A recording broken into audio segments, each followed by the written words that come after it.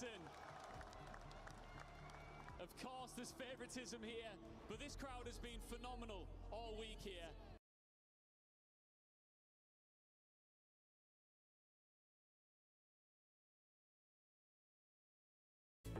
Out of a lot of them yesterday. Yeah, once Tanwu's on fire, we know him throughout the years, he will get everything cooking, right? And he got all the kills yesterday. They're able to perform. They're able to be in, you know, that 45 to 50 points plus, right? But the most crazy thing of today is the top 4 is not playing. They're all in Group 3. Everything is going to be open for play today. And that is big. Whenever we look at some of the pace setting that was coming in, Team Liquid started off the day very, very strong, managed to keep up a decent point total through the entirety of the day. Love to see that because this is a squad that's had expectations galore on their shoulders for so long. But the squad that kind of caught me off guard was Shadow. I mean, I love Setsuna as a player, but I had some expectations, but not that level of expectation. Yeah, them being able to come in today with just, you know, 25, 30 points total, they would be straight in the final. It was a huge surprise and a huge thing. Of course, we got 6 more games to play of PUBG Battlegrounds on the Qiddiya City grid, so that's going to be amazing to get things kicked off. Everything's going to be changing up today. New opportunities for a ton of squads that are going to be joining the mix, and I know there are a lot of fan favorites, most notably Falcons, who's done great at EWC time and time again. But we've got to dive into the action right now. Let's go ahead and throw it back over to 7 and see what's going to be happening next. So that's going to be amazing to get things kicked off. Everything's going to be changing up today. Thank you, Avenger and Matt Rim, for that breakdown of what happened in day 1. As we switch now here towards day 2, I'm pretty sure we'll get a chance to see the overall as well from all those great performances that we saw in day 1. And coming into day 2, honestly, with groups. Thank you, Avenger and Matt Rim, for that breakdown of what happened in day 1. As we switch now here towards day 2, I'm pretty sure we'll get a chance to see the overall as well from all those great performances that we saw in day 1. And coming into day 2, honestly, with groups.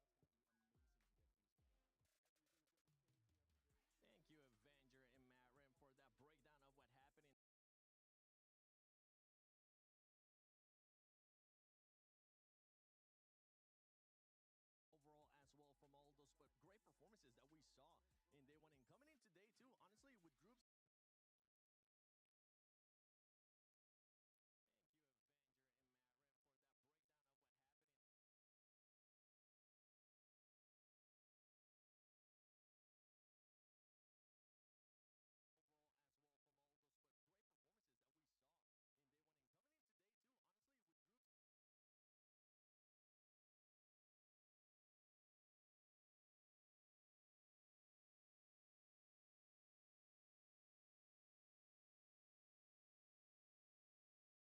from all those great performances that we saw in day 1. And coming into day 2, honestly, with groups. And that's the most important thing, is you're not playing for first year, you're playing for top 16. And so if they can get even just 15, 20 more points on the day, they're looking pretty good for that cutoff. Here's the message for today, right? If you watch the World Cup, you saw a certain team from across the pond maybe pull their strikers a little bit early, maybe get a little defensive. And there's a temptation for that when it comes to these world level events. You can't do that. You can't do that. We learned that watching England. We're going to learn that today for those teams that play defensive. You got to play your game, and you got to get a great. Pretty good for that cutoff. Here's the message. So message for today. I need them to keep coming full steam instead of trying to shore it up and say just full steam instead of trying to shore it up and say just save my points. Won't change anything. I know sometimes squads tend to, if they perform that well, for example, the likes of Myth, right? They want to maybe take a chance to try something different. Myth might be a little bit different because they're so far ahead. And you know what? Since we're talking about Myth, let's talk about our Sony story of the day, because it is Myth. The way that this team was able to perform yesterday, we said it already. Avenger and Matt Rim said it as well. 3 wins out of 6. Nobody expected that. We didn't expect for them to continue on the momentum that they have from PGS 6, but it was also the performances of the players. Yeah, I mean, let's compare that to what it's like to play this game normally, right? What's your win rate? It's not 50%, I'll tell you that, and it's not against the best players in the world. Individual performance were phenomenal. Jacob looked good, right? We talk about Kiss, but Baron and Scappy were really putting work in there. Scappy was scrappy. He was surviving when he needed to. I liked watching those guys. I feel like Scappy was, I don't want to say saving them because they didn't really need to be saved, but in those games where they definitely didn't get as many points as they wanted to, Scappy was there scrounging for those points, right? And he was able to get a couple kills here, keep them alive, maybe a few more placements, and that's really important. And on top of that, the amount of confidence that these boys have built just in that first day, as Martin said, they've already qualified, as far as I'm concerned, for finals.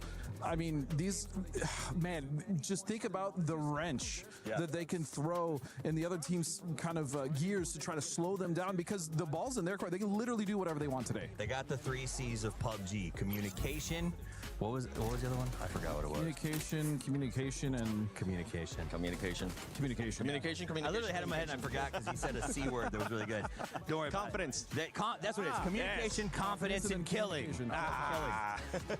Yeah, I mean, the way that this squad was pushing people, they honestly didn't really give a damn what it was in front of them. They were just pushing them, and I'm hoping that that aggressiveness continues on today because it was quite impressive. Another big surprise yesterday was Twisted Minds. Remember, we were talking about this squad, Godspeed, saying how are they going to be reacted? The first game, super slow, and then after that, they were able to figure it out. It's funny that we kind of think of them as a surprise. I mean, even with the tab, you still have that core 3, but I think what's most important is Twisted was playing Twisted's game yesterday, right? They were able to get center early on circles that they wanted to get that early position. On the games that they couldn't, they made sure they cleared out their edge, and that if they were going to go out early, they went out with as many kills as possible. You heard Martin rattling off the stats. They were absolutely fragging. Example, do we really need to talk about him? He's one of the best players in the... He's the GOAT. One of the GOATs. He's the GOAT. If not the GOAT. Yeah, that's a fair argument to make. So Twisted Minds, I think the only thing that surprised us is how fast they came out of the gate versus how fast they normally do, which is much slower. This is why systems can work, okay? They are a system team. They build very aggressively on how the game is meant to function,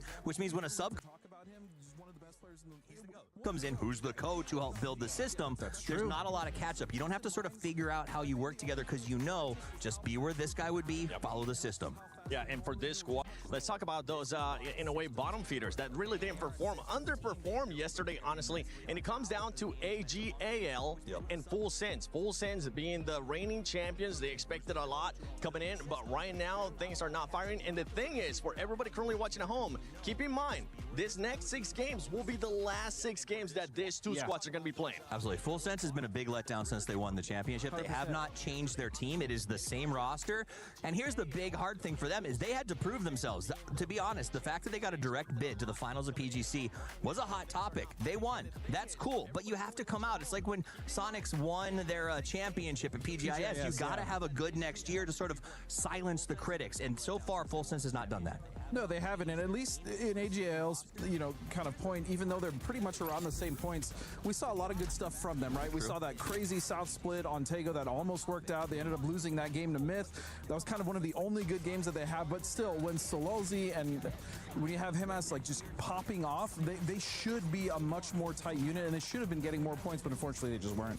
Yeah, and for that squad, I mean, they have to get wins. Honestly, they have to find a way to be consistent with what we were able to see out of Myth yesterday, out of Twisted Minds in regards to consistency. We just haven't seen that out of that squad. What is something that you would like to see in regards to points, Toffees, when it comes to those squads that are towards the bottom? We know, I mean, we just heard Godspeed saying about that cutoff, right, for top 16.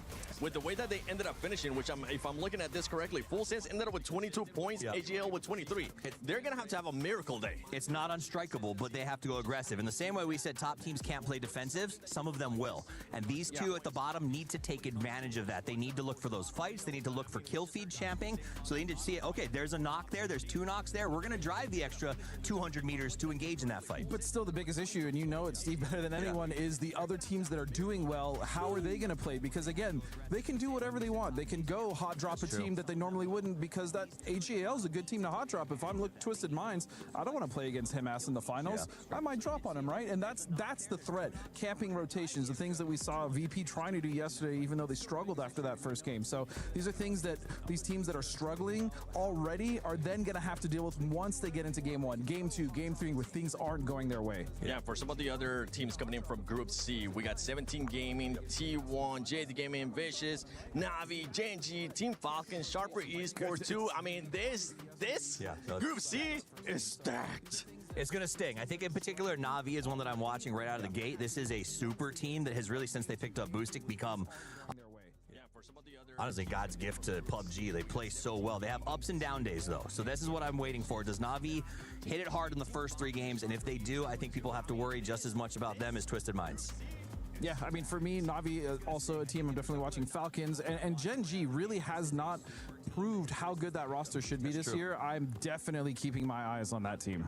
For Falcons, what are the expectations coming in? I mean, we saw what happened with Falcons in the past, too. There's been rumors that they might be changing IGLs for this event. What are we looking to see out of that squad coming into today in regards to performances? You know, I talked to their coach this morning. He said everybody feels good. The attitude is great. Communication's working. I don't believe there's any IGL changes. I think, if anything, there's a bit of over-talking, but I think they're going to fix that. My expectations are they have to perform. We all know the Falcons and this event are tied together in every way. So they've got big expectations from the club, and if they can stand up and hold that on their shoulders, I think they'll be okay. Not that it matters, but they have big expectations from you, just because I want them to be able to do well. We're the ones. We have the club championship at stake, too. There's so much going on there for the Falcons. You know what? We actually have an interview with the Falcons. Hey, I'm here with Tiggleton as he's just joining us here for day number 2 of EWC 2026. How are you doing, Tig? Decent. Slept well. Good 9 hours. Nice, nice. Okay, right. Well, I guess my first question then for you is, obviously you've come into this tournament here, day number 2, and I'm hearing there's a little bit of a change going on the Falcons roster. Tell me about it. I don't want to talk about it. Keep it under wraps for now, and you know it. Maybe we can talk about it if we play well. All right, okay. You're going to let the results speak for themselves. That's fair. I guess another question is, has Shrimsy had the breakfast of champions? I think we all had the same military egg slop. Like this, it's about the sustenance out here. You know, there's no joy. The dopamine will come from the game, not from the breakfast. Okay, so how are you feeling about the games in general? Obviously, you were able to watch day number 1, how those teams are kind of playing things out. How are you feeling coming into this, considering your preparation, as well as kind of how you match up against these teams? I mean, we watched Myth yesterday, and we realized the tournament's already over. Just going to try qualify today, and then get second in the finals. You're giving me no inch here, are you? No. All right, get out of here. Thank you very much, Tig. Good luck for today. I'll see you in a bit. I'm casting.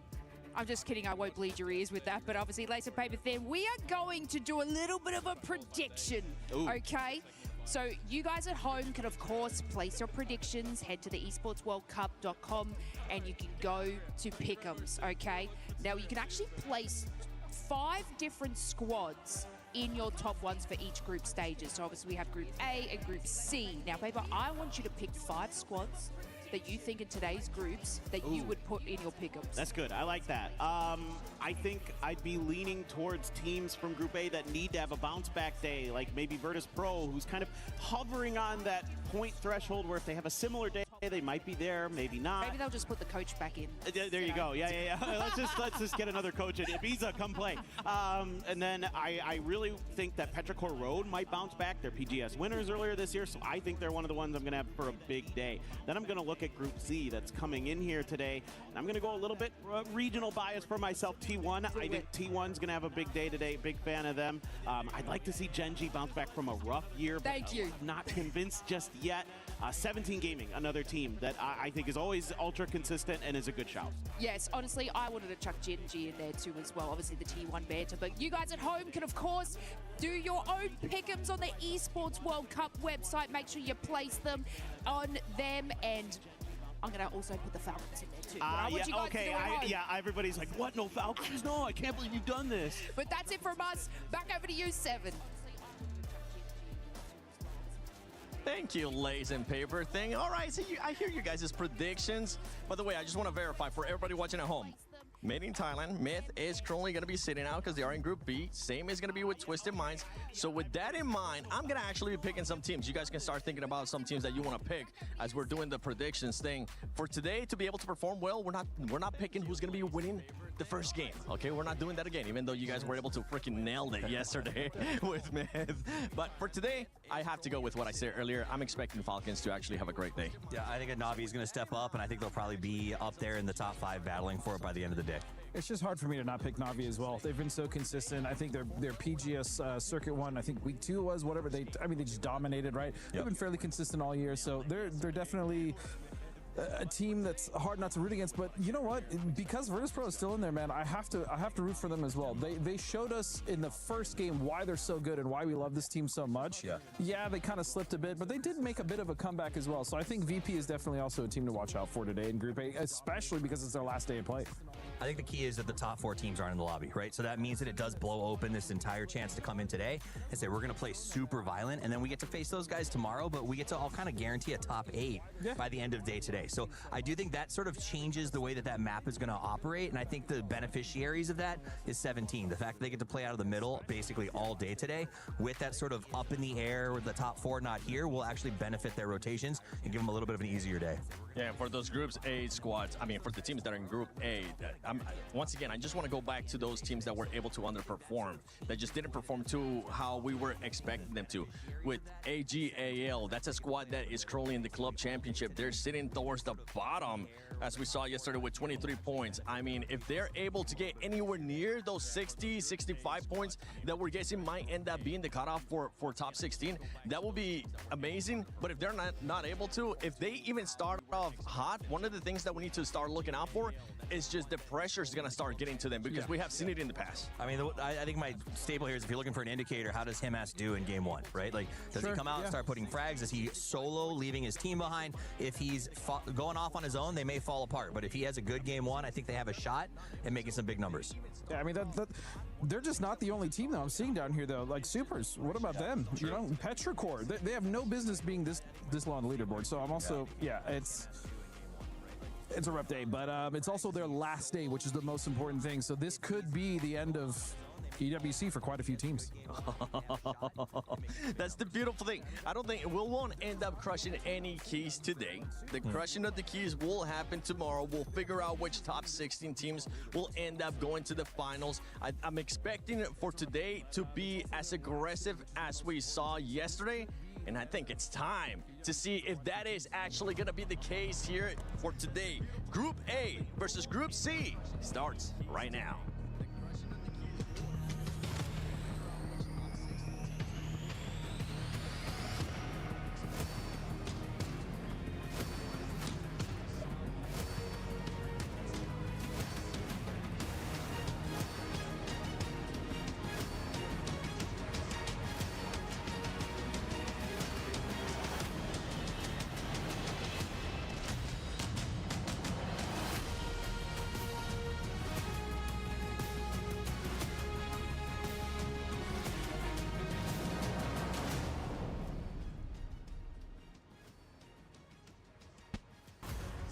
Teams took to the stage yesterday and made their mark, and today 8 more teams will have a chance to make a first impression on the Gadia City grid. In day 1, we got some insane performance coming from Mist, Twisted Minds, Team Liquids, and GAM Esports. But today, there is new faces on the battlefield.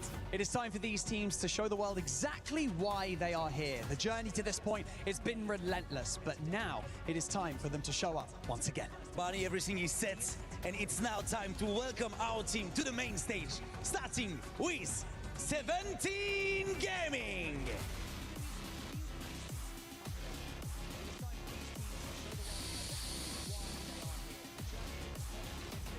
Navi!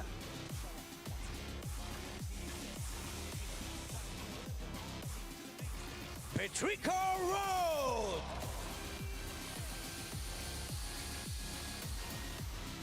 T1!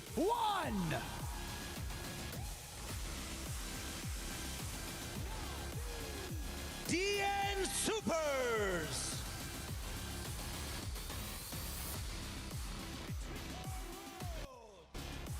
Tai Lu!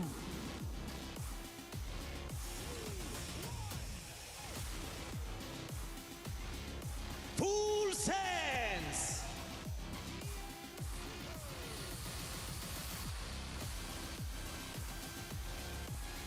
Gen G Esports!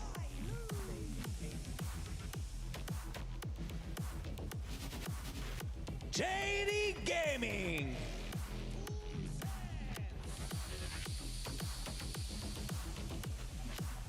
The Vicious Esports!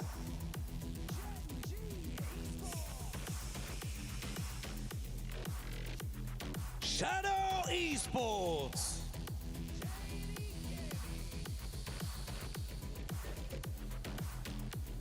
Sharper Esports.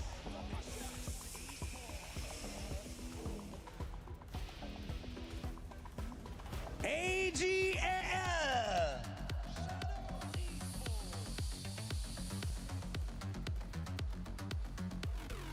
Virtus Pro.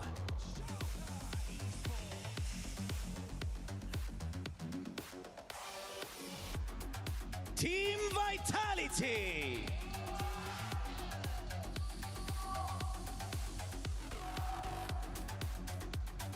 And finally, your reigning club champions, Team Falcons.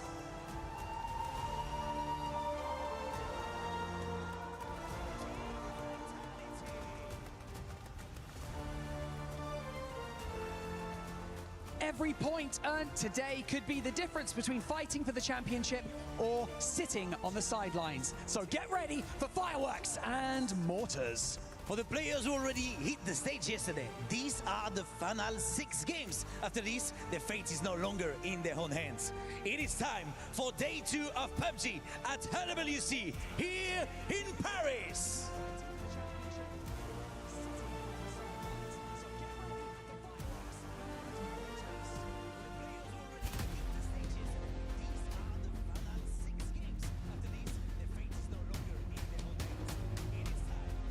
针对这一次 EWC， 我们准备的还是很充足的，然后我们也对我们的实力还是很有信心的。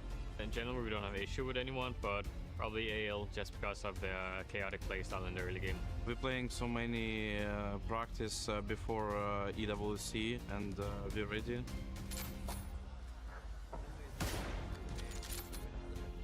Our biggest rival is maybe VP. VP is a very strong team, and they really work hard.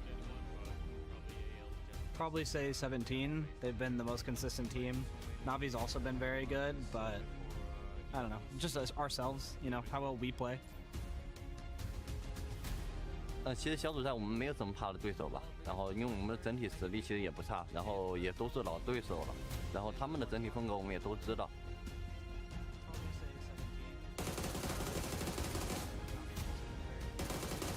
针对这次 EWC， 我们准备的还是很充足的。I don't want to not fight anybody. I want to fight everybody. We're gonna win. We are a really strong team, and I am confident, and we can make to the final, and we can win this tournament. Hello, hello, PUBG fans, as it is time to get groups A and C underway. Matchroom Paperthin going to be taking you through the first couple of games as, yes, guys, Falcons are here. I know chat's been going crazy for them, waiting all day yesterday, but now finally arriving and confident on top of that. Oh, for sure. I mean, that team is always going to be confident. You feel like they have a shot going into every event. We're always going to be talking about them because of their history and their success that they've been able to find. So definitely a team to keep your eyes out for sure. I think a lot of teams in Group A that I really have some big questions about, you know, VP, the Supers, who we just saw in that video, talking about how they feel pretty confident to win this thing. They did not have a good day. They need to do a lot better. I mean, with VP, the question marks aren't as big. It's more just like, well, you're better than that. I was expecting it to be a little bit higher. You could see that there was a little bit of dishevelment that was happening within the squad, but I think that they still should be all right. But this is also a much harder lobby than yesterday, in my opinion, specifically. But I know there's some differences on that one way or the other. Supers, though, I just got to ask, bro, what's going on? I just, to me, when I'm looking at them, I don't feel like they're confident to take fights. I think in this meta in particular, yes, it's very, you know, early center circle heavy. Like, you're trying to play for kind of the hedging your bets against the chaotic circles in that regard. That's why I think a lot of teams are kind of going for that. But they often weren't looking for those third-party opportunities, weren't looking for kills. And this is something I mentioned on the broadcast yesterday, that when you look at how they've done in PGS this year, they're one of the few teams that they do like way better in placement points than kill points, and that is a rarity and a, you know, something that you just can't be doing in this game right now. The mind-boggling one for me, hands down, mind absolutely boggled by AGAL. First game, 14th, 0 kills. Second game, 14th, 3 kills. third game, 9th with 0 kills. Finally, we got a second place with 11 kills, and I thought maybe they were coming alive, but then no, it goes back to 12th, 0 kills, 13th, 3 kills.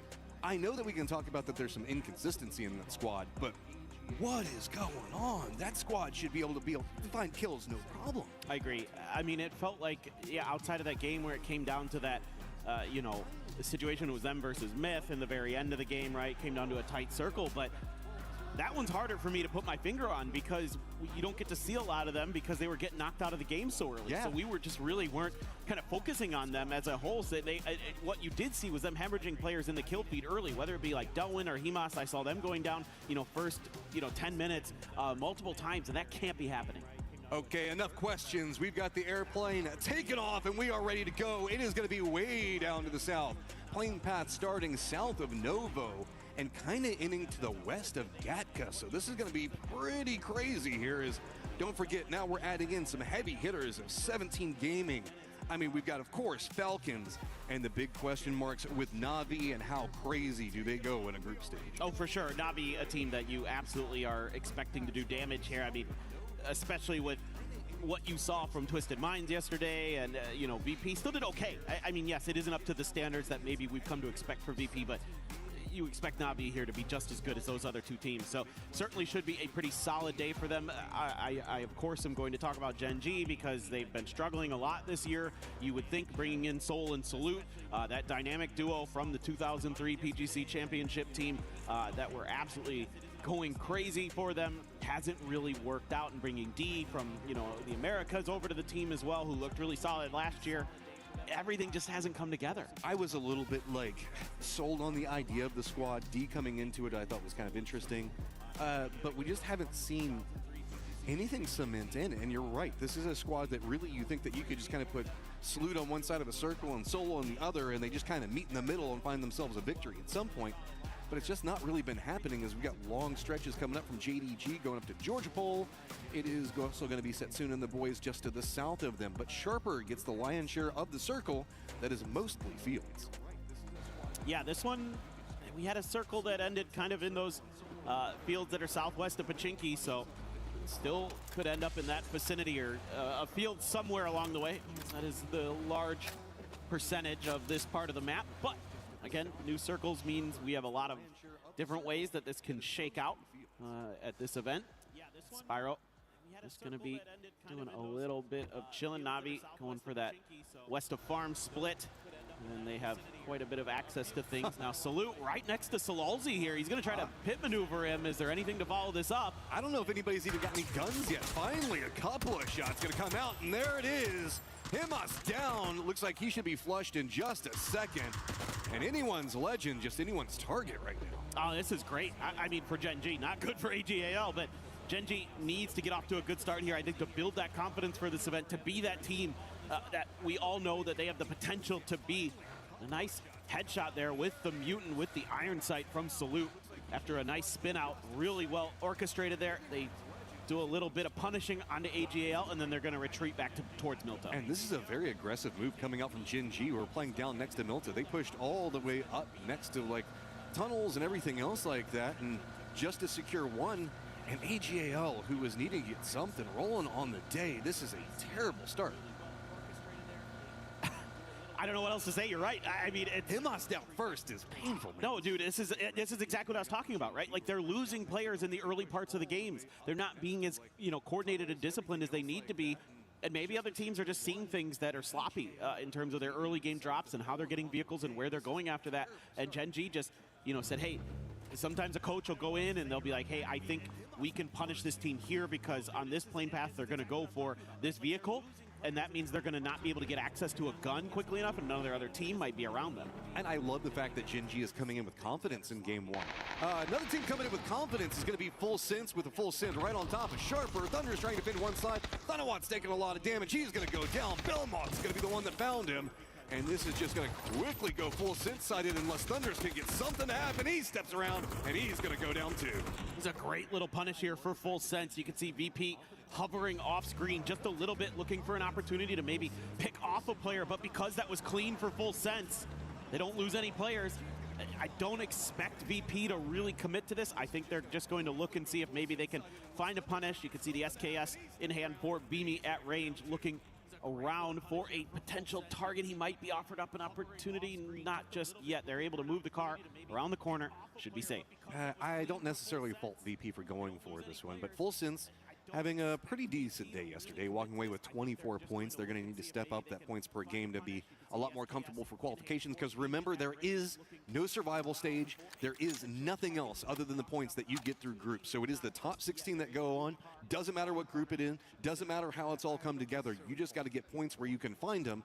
Full Sense on 24, you got to feel like that was a little bit more hazardous, but Lucarux does find out Belmoth in the open. That was 2 free on the other side of the wall. You got to take that. Oh, this was well thought out by VP.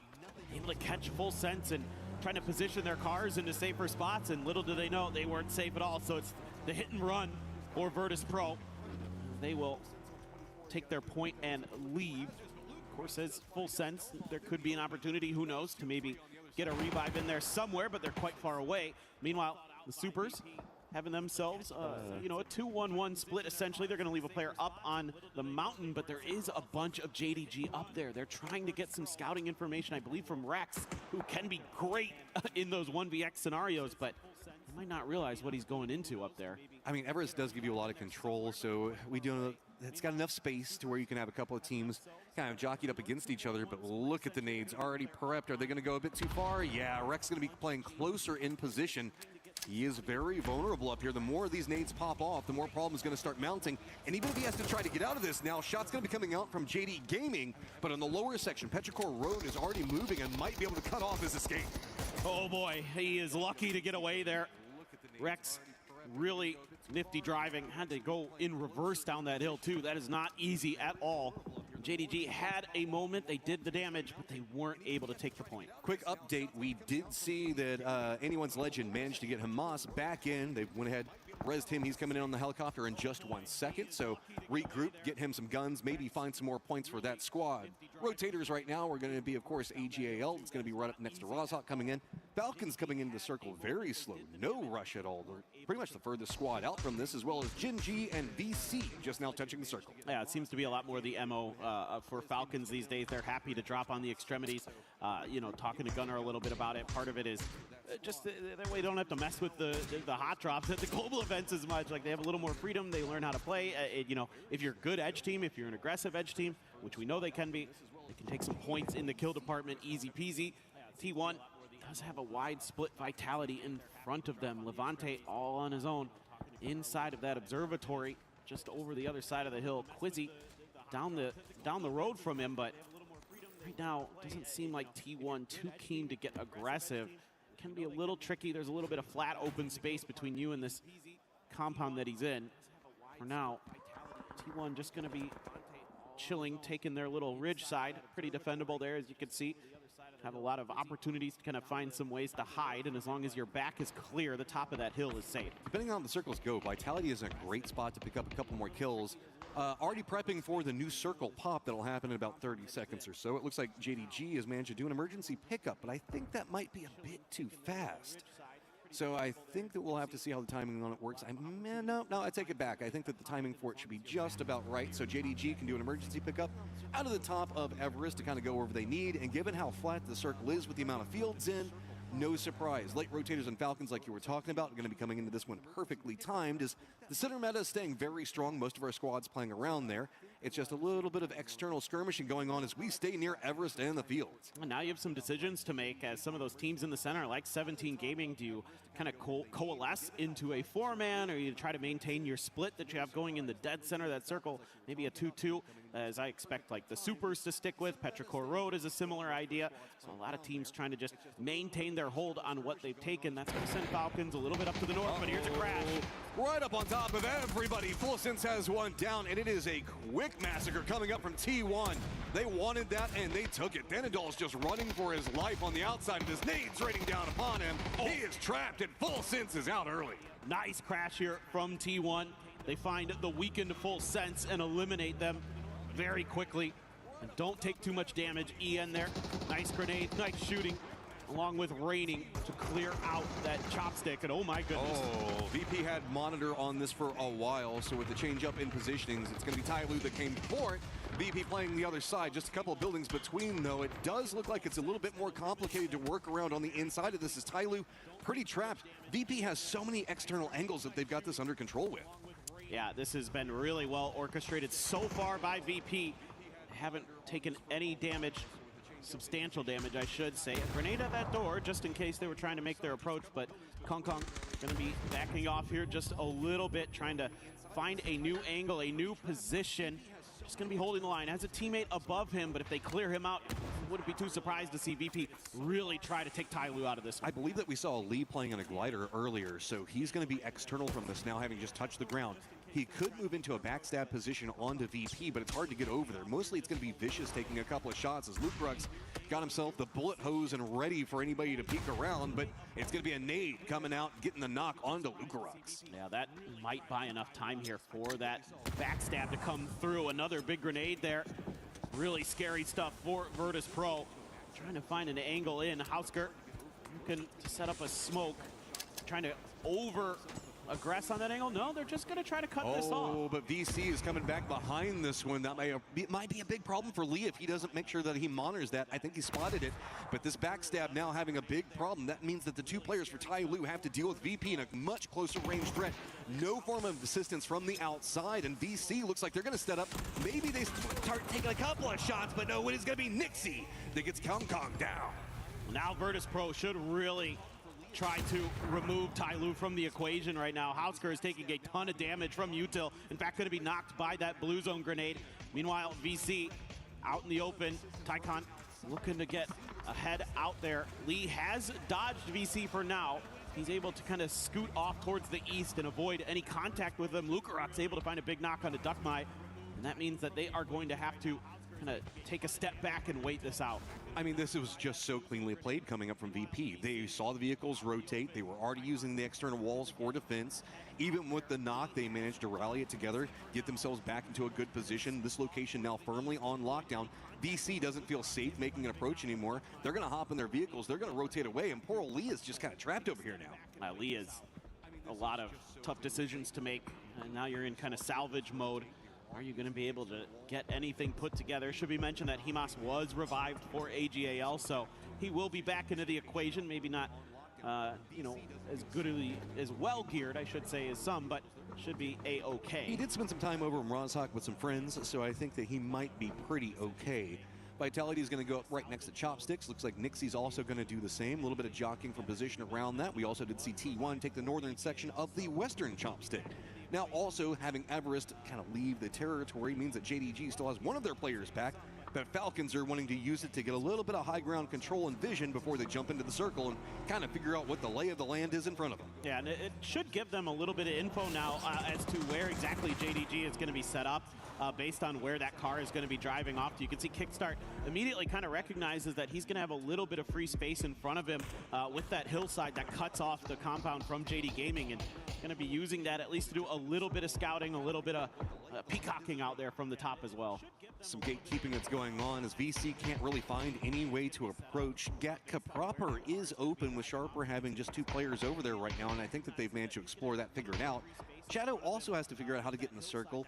They're right on the edge of it with their compounds, but it's a little bit dicey as they do have Super on one side of them and Falcons on the other. But, I mean, Simon for VC is going all the way back up to Everest. The other players just, they can't find a path into this at all. Well, Simon is trying to get some info for them, I believe, trying to find some open space in the circle that his team can get into, and if they can't, they just got to group up and take a fight. So that may be plan B.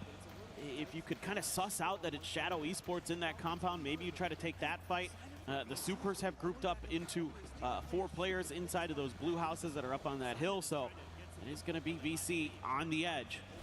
So we've got essentially a Chopsticks game that's brewing. So T1 in a great position, 17 in a great position for it. Shadow taking the shots at VC, keep corralling them on one side. VC can kind of go up and touch a little bit of Everest and, yep, rotate right back down into it, but that's going to put them on the Supers pathing. There is no way to really make it past this unless you just run right by the Supers as fast as possible. Remember, Supers have been taking shots over at Shadow, so I think that they can squeeze by here. You're now in the fields. Where do you go? If you keep going south, it's right into T1. If you go for the compounds, it's going to be 17. Yeah, I think the edge of the hill here is about the best you're going to get with the tractor and the hay bales potentially, or are they just going to keep going and try to crash something? Or maybe the other chopstick very open. Nice find here for VC, actually.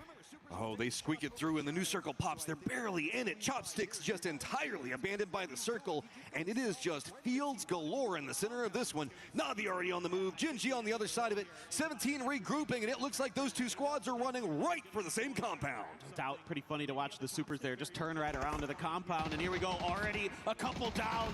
Bean ran over his teammate. He's going to go down to Ferris. Oh. A huge grenade from Spyro takes down Soul and Gen G on their last legs. Navi just comes in full control on it, finally starting to have a couple of knocks as Salute manages to make some magic happen, but he is in a ton of trouble the way that this is all set. Hackett already knows where he's at. Looks like he's just doing a nade just to make sure and keep some control over the territory. So Salute's got one building, but the way that this has all gotten set up, it's pretty much Hackett versus Salute and nowhere else to really go. Oh, Nate's gonna bounce pretty awry on that. Is anyone's legend now gonna get involved? Nowhere else to go. It's time to just crash. Yeah, BP's here too. They've seen that kill feed. They know where this fight is happening. Salute runs out of ammo. They're gonna drop downstairs to try to hold the line. AGAL taking down Navi. Salute able to weaken them up enough that he's maybe bought himself a little bit more time in this game, but how much is that gonna matter? VP, AGAL squads that played yesterday, needing some more right now. Navi in trouble right in front of VP, and AGAL still just trying to deal with Salute on the other side of it. Finally, he goes down. It is going to be Hamas that manages to get him. Navi still just trying to deal with all the utility being thrown right on top of him, and VP is just absolutely massacring anything that they come in contact with. Yeah, playing a really aggressive game here today, and AGAL, though, able to take a slightly better position as far as the circle is concerned. A little bit of a better angle as things go along, and plus VP still has to clean out that second story in their house. It'll be a little bit tricky with AGL having oversight, but Ferris actually takes down Himos there. So all of a sudden, things may be a little bit easier. Let's see what Ferris has in store for us. I mean, he's got the stairwell. He's just dropping smokes, trying to stall this out as much as possible, but VP has enough controlled territory that they can play around the external sections of the building. Looks like maybe trying to prep up to see if they can get some nades onto those points. Already realizes where Delwyn is, and Ferris, man, he is just being a problem for anyone's legend. VP just kind of letting him do the work. He's now kind of really annoyed both teams that are around him still, and they want to get him dealt with. Nixie went for the grenade outside, but couldn't get it to connect, and they still don't have that confidence to try to make the push up the stairs, trying to work it out. Well, I mean, VP can't. They're afraid if they make the push up and Ferris gets the knock onto one of them, anyone's legend's just going to pounce right back behind it. Ferris knows this, so he's just trying to keep control on one side. Lukrux does get him on the outside, so finally getting some control over that building. AGAL having a much bigger lion's share of the compounds, though. Yeah, the fact that VP doesn't take any damage from Ferris there is really, really nice in terms of having, a bunch of players knocked and they can't get back to 4.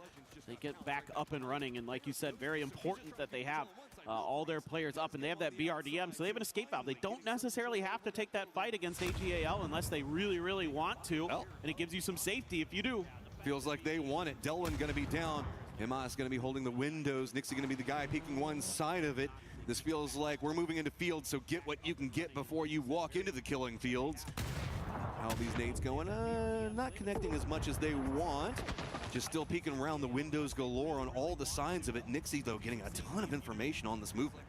Yeah, he has taken quite a bit of damage, but you're exactly right. That information led to Corexi being able to coordinate with the frags, get that first big knock onto AGAL. The fight can continue. Look who's showing up behind this, though. Lee might have something to say about this, but more players dropping for AGAL. Beamy getting 2.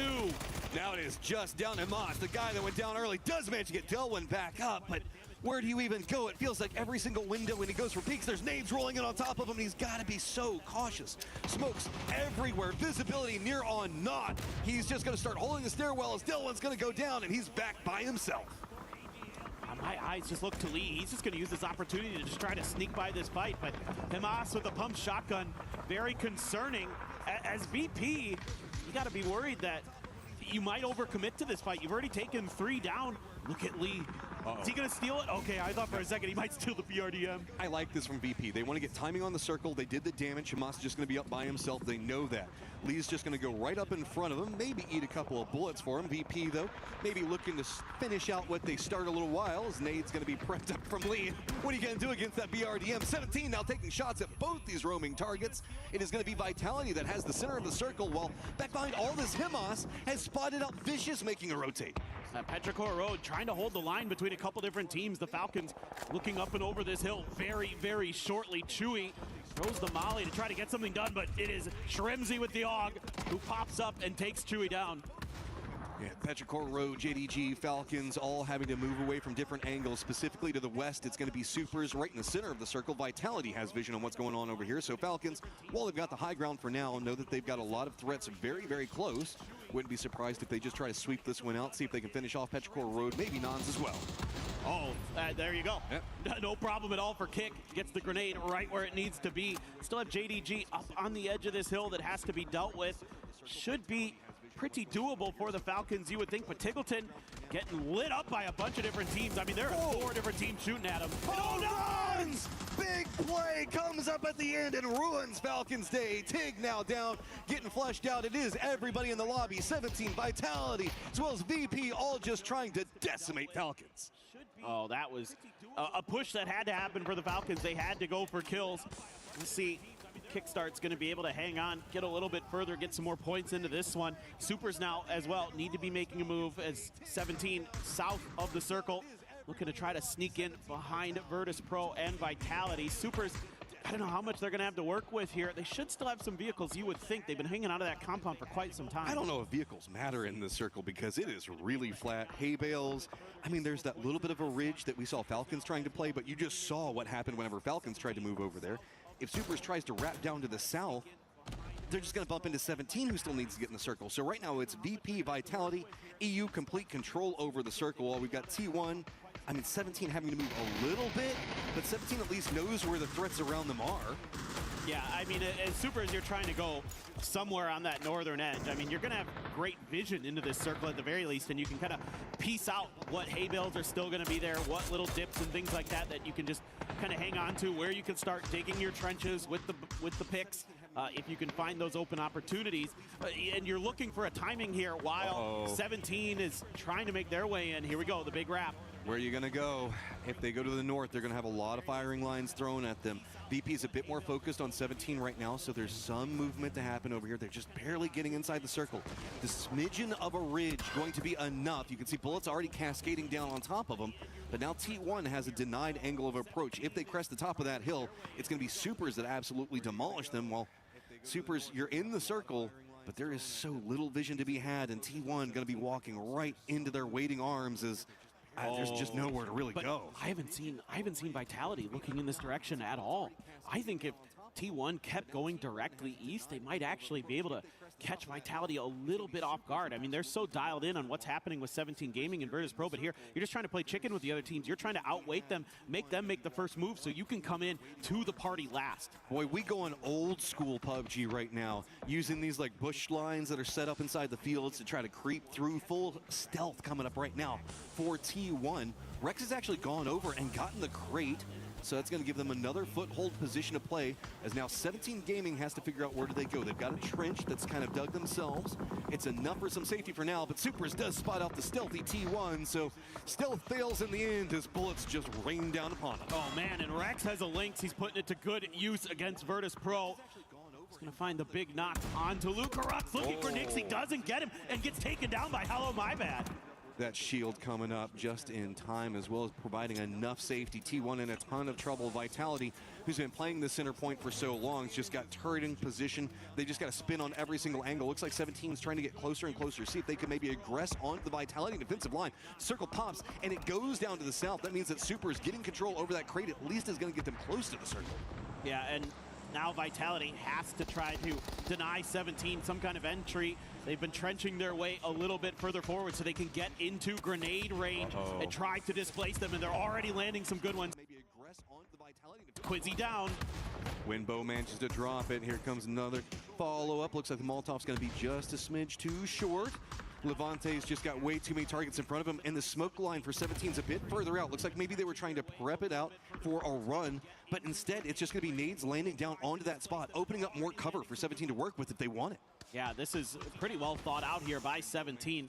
They've been able to keep themselves very much alive. The Super still trying to get Rex back onto his feet.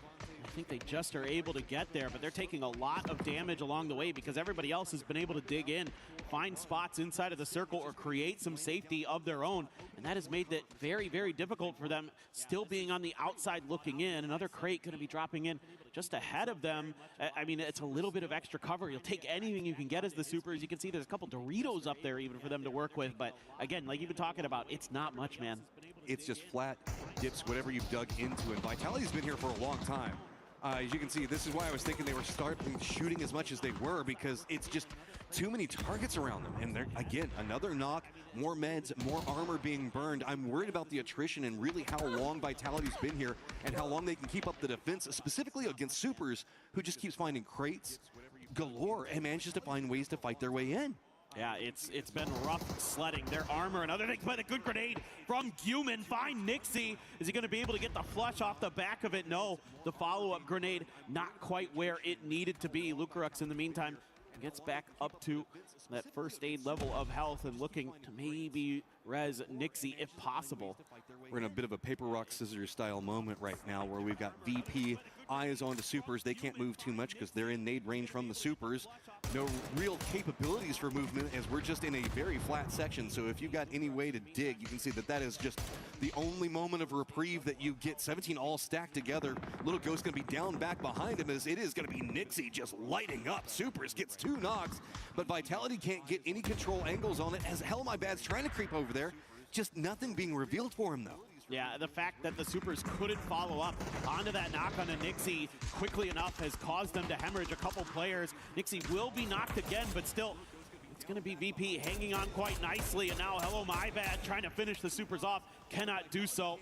Haven't going to be able to stay behind the safety of some of these crates and other things that have, again, just barely given Supers enough entry into the previous circle, but they have further to go to get into Circle 8. I mean, Vitality's just barely in the circle. They've got no smokes from what I've seen left. Just a couple of bullets to work with. 17's going to be pushing from the south. You have to assume it's going to be on the Vitality line. Do they have enough tools to work with? I mean, Vitality really wanted to deal with Supers, but they couldn't. VP is just comfy, cozy over there into the east by comparison. They've got a good double up with eyes onto Supers. They've got Beamy with pretty much center control going on right now, and Corexy that's just supervising what's going on between 17 and Vitality. Yeah, and you can see Xiao Wu is on sapper duty here, trying to dig his way forward for his team. What in the world, Rex? Just found a huge grenade. That was that dip that Lucarux and Nixie were sitting in, and all of a sudden the Supers may have just bought themselves an extra life in this game. But look at the path that they have to walk through. There is nothing in front of them. Not even any shrubberies to use. It's just going to be full run and gun. If they lean Vitality side, there's not a lot really going on over there, so maybe they can find some way to just push their way in. Rex down to just one more shot, but he's got eyes on to VP.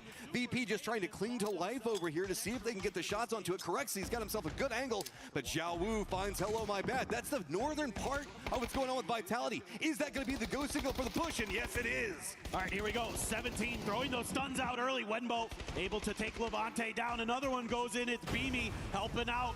17 Gaming just a little bit here, but Quincy springs into action. Tian can't quite find the finish just yet. Looking for that final bullet. Is he going to get it? Oh, somehow Vitality survives with the assistance on the outside from VP and Supers.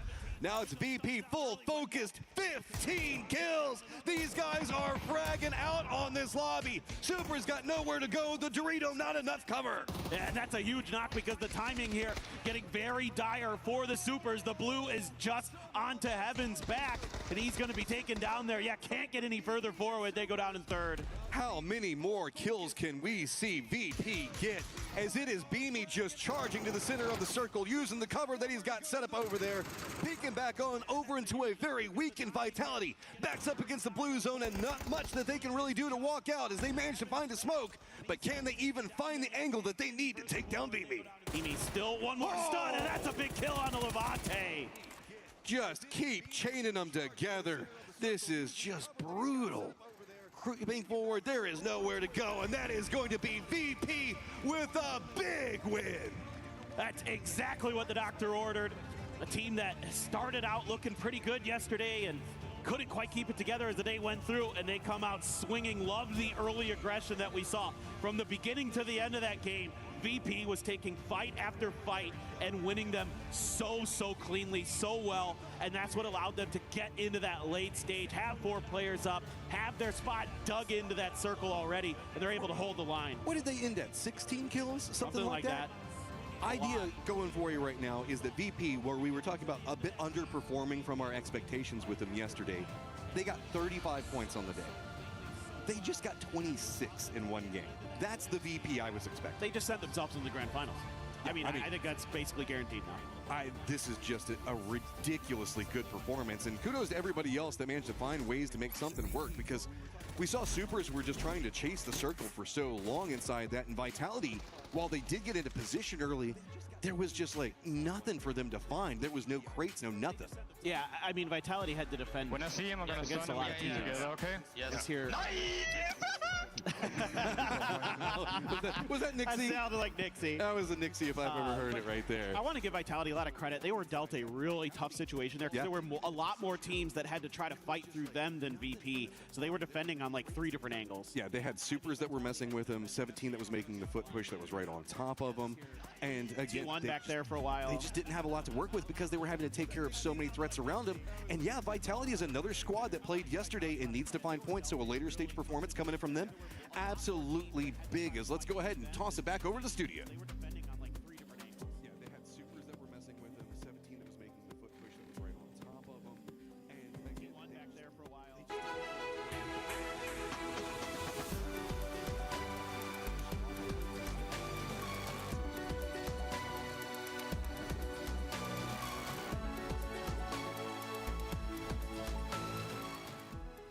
Everyone is playing, you're not yet. EWC Play is your all-in-one platform to compete in fantasy, pick'em, and quests for a grand total of $300,000 in prize pool. Build your dream fantasy team in 5 different games and track your score with live results tables. Predict the winner of every game, every group stage, and every tournament. Complete daily and weekly challenges to earn boosters that help you climb the global leaderboard.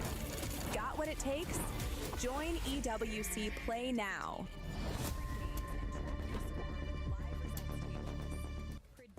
Hey, Kalaris here at the Esports World Cup for 2026, and I've got myself Salute here as well as Maddox to do the translations here before day number 2's games do start things off. So my first question for Salute, of course, is coming into day 2, which is their first day of gameplay, how is Genji feeling about their preparation and going into these first games? 일단 살로트 선수 첫 번째 질문은 일단 오늘 파리 경기장 와서 오늘 첫날 또 경기신데 지금 기분이 어떠시고 좀 어떻게 준비하실지 궁금합니다. 일단 파리의 날씨가 너무 좋기 때문에 컨디션이 너무 좋고 그 다음에 경기장이 EWC에서 너무 좋은 데를 제공해줘가지고 좀 마음 편히 준비를 하고 있는 것 같습니다. Yeah, I mean, the Paris atmosphere is very good, and the weather is really clear. So, yeah, I mean, feeling really great. And also, the EWC actually provided a really good stadium for us. So, yeah, it's actually a very good atmosphere to prepare. Fantastic. And I guess my follow-up question to that is, did you guys get to watch a lot of what was going on yesterday? And what do you think about some of the performances from those teams? And are you concerned about some of those teams? 이제 두 번째 질문으로는 이제 어제 경기 한번 보시면서 이제 슬슬 준비하셨을 텐데 어제 경기 중에서 좀 이 팀은 진짜 좀 걱정된다. 이 팀은 진짜 경기해야 되는 팀이다라는 팀이 있었는지 궁금합니다. 일단 저번 대회 때부터 좀 미스 팀이 되게 잘해진 것 같고 굉장히 경기되는 팀인 것 같습니다. 굉장히 현재 폼이 좋고 4명 다 자기 위치에서 할 거를 다 잘하기 때문에 그 팀이 현재 제일 잘하지 않나라고 생각을 하고 있습니다. Yeah, since the last PGS, I think Myth has been definitely a titan. So yeah, I think their gameplay is really great. Their form, all of their 4 players' form is actually really great here, and also their cohesive plays are actually showing off. So yeah, I think that Myth is actually the one to look for. Makes a lot of sense. All right, 감사합니다. Thank you very much. Go to the Salute. Oh, so good. Oh, Genji! Oh, what a win! Interview, please. No, come back, please. actually the one to. It's okay, Kalaris. You got your chance to do the interview. But if you're VP, if you were able to do the pick'ems earlier on, you're feeling quite happy right now because this was a squad that was averaging about 5.8 points, and they absolutely smacked it coming into this one. Welcome back, everybody, to 7WG, joined by Godspeed, Lace, and Toffees. Lace, VP, showed up today. Yeah, look, after I'm not even going to say it wasn't a bad day yesterday, right? It was mediocre, a little bit mid-range, but I feel like because they witnessed Twisted Minds and Myth, and they know where the goalposts are, they came out exactly how they needed to and prioritized eliminations in this one because they know what they need to catch from the other groups. And look, I'm feeling just a little bit bad for Group C at the moment because, you know, they're just coming into this chaos. But my God, baby! 1,000 damage coming out of that game. I think they hit just over 15 eliminations when I was sitting there. And of course, An earned chicken, right? They earned a chicken dinner, like... Oh my God, what a great start for VP. It was. I mean, 7 kills for BGMI alone, phenomenal. But a lot of that for me came out of that sort of kerfuffle at, I'll call it yellow marker, because that's all anybody ever puts when they rotate. It's like, go to yellow. It's a crappy compound to be in. But what we saw happen there was that sort of Na'Vi fight with Gen G opened the doors for a lot of different teams to come in on Crash or Transition. VP left before killing the last man, and they did it at the right time. That put him in a great spot, and that BRDM let him stop right on top of Tyloo, who had just gone through the trouble of digging a hole with a grenade to lay down. They were like, oh, well, thank you, Tyloo. We will take that spot. And that was the crazy thing about that game as well, as we look at the leaderboard here with 27 points for Virtus Pro. I mean, they, as you stated, in that compound, they had to deal with AJAL. They had to somewhat deal with Na'Vi. They had to deal with Gen G, right? All those teams are coming down to the southwest. Well, I'm saying VP had to deal with all those teams as they were down there, and then they got that BRDM. They were able to shift into that field, which I also just want to talk about this as well, right? Like, how many times, Steve, would we have seen that field ending before and be like, man, it's just cooked for all the teams out in the open. The fact that there is now defilades and the nades can create cover. You have a pickaxe. This is so cool for me to see because before these fields were it was just death, and now teams are finding cover, creating plays. It's so sick. So, Seven, I know that you haven't had a chance to be on this patch since they added the digging. Yep, I love it. This game was a showcase. Probably one of the coolest. Exactly. These fields traditionally have just been an absolute, I mean, honestly, terrible situation to find yourself in. Yep. Yeah. The fact that 17 lasted as long as they did, the fact that Soup on the north side, I thought they were cooked early, but the Soup boiled over. They got in the circle, they dug the hole, and they made it work. So I do think this has been a pretty good case study for how the pickaxe, how the destructible trade can be a benefit. I think it's one of the best additions they've added, personally. And when I was talking with Kalaris yesterday after the show, he asked me, what is the one thing that you're enjoying the most so far? I was like, the digging. It just changes the dynamics so much of certain areas. We got a chance to see it yesterday, but as you guys just mentioned, we just saw it perfectly in that scenario. And the BRDM, I want to see a little bit more of that splat maker because I wanted to see them being able to run some people over with it. Yeah, I mean, I think that BRDM has been a huge staple so far this game. Yeah, I love I'm not the biggest fan of it, but historically, Godspeed has not been a BRDM lover. And it has gotten stronger with the nerf to the Panzerfaust. There's a few less counters, but it's been very good. We've seen it over and over again. I do think, sometimes the pickaxe a bit overpowered. Maybe a few changes for like the durability or things like that would be good. But the holes, I love the fact that we can change the terrain. Yeah. I also want to give a shout. Another thing that was added not long ago was res beacons. We saw a trap at a res beacon in that game, and we'll get back to that. But right now, props for Virtus Pro, man. 7 kills for BGMI. That's what you were talking about too, Lace. BGMI with those 7 kills, and honestly, a good pick-me-up and a great start for this squad, considering what was happening yesterday. As you were mentioning, not really one of the best days. Today, they started off hot. Yeah, and like I said, they really need to have that momentum because, they know what's coming for them in these other groups, and they really did hone in on those eliminations and all those kills there. But I sort of want to move more maybe to our teams that didn't do so well and that I had on my books. My favorite segment. My favorite segment. The losers. So AGAL. I had high hopes for Gen G. They came out, got their first elimination on AGAL. It was looking kind of bright for them. You know, we've got two of our Korean teams here today. T1 as well, sort of facing it off. T1 actually did a lot better than I thought they would. They were more up that leaderboard with about 9 points left over. But yeah, these Gen G, not a great start for them. It was looking like they were sort of going to move up there. But yeah, honestly, Salute was holding that team together in that entire game. But unfortunately, I guess that confrontation where we had, it was AGAL and then VP and obviously all those third parties, it just wasn't looking good for them. I did have high hopes that Salute could get out of that situation due to the third party arriving, but it just didn't plan out that way. The problem for me, and I'm glad you brought up Gen G, is that their whole year has just been disappointing. When you look at the roster, you have Bean, you have Salute, you have Soul, right? You have D. These are players that in their, well, I say in their prime, they're really not that far off it, or if they're not still in it. I mean, these are players. Salute at one point with Soul was one of the best players in the world. Like, Soul was one of the best players in the world, right? We all said it. He's incredible. Him and Tig had a little set off. Where is that? I need to see that. They just Gen brought G has back been this roster, no? They sort of but all year they have been floundering, and I need to see something more. This is the biggest test they're going to have, and so far, the first game wasn't great. Now, I have to give him a caveat because that circle was rough. That whole circle, Steve, we saw a lot of teams having to go. Those fields traditionally underneath Everest have always been really rough to play around. So, I mean, you got to give him a pass, I guess. I guess. That's right. I mean, I want to see team not be getting a pass in AGAL. I want to see a little bit more out of that They need squad. more, too. They have 5 more matches left, and it's not going to be enough. But I know we do have something awesome coming this year, and that is none other than ENC.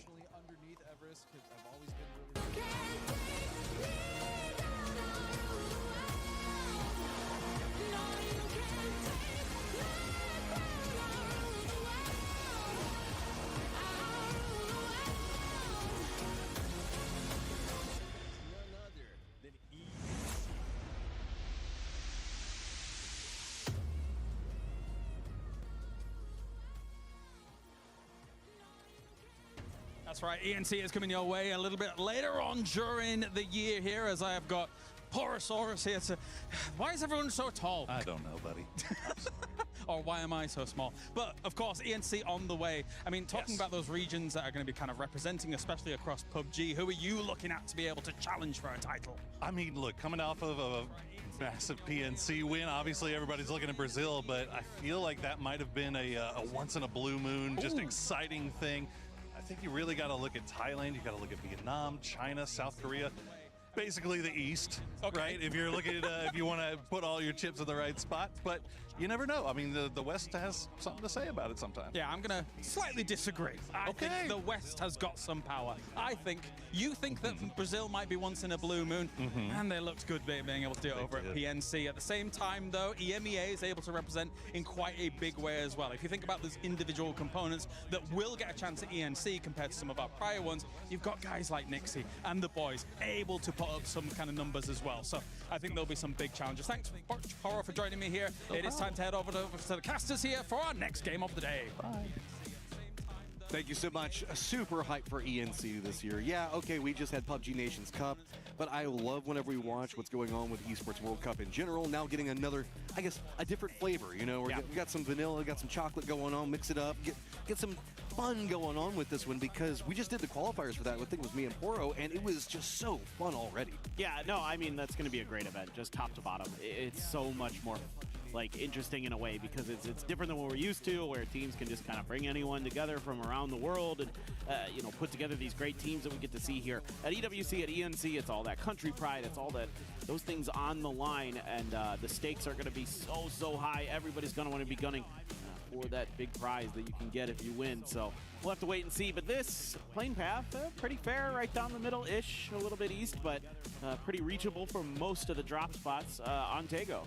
Do we get another Northern Tago? Because while we've gotten the double up on Tago, it feels like it just keeps pulling back over. It's one of two things. We either get Song On with like 50% of it water, or we are up next to Shipyard and Army Base.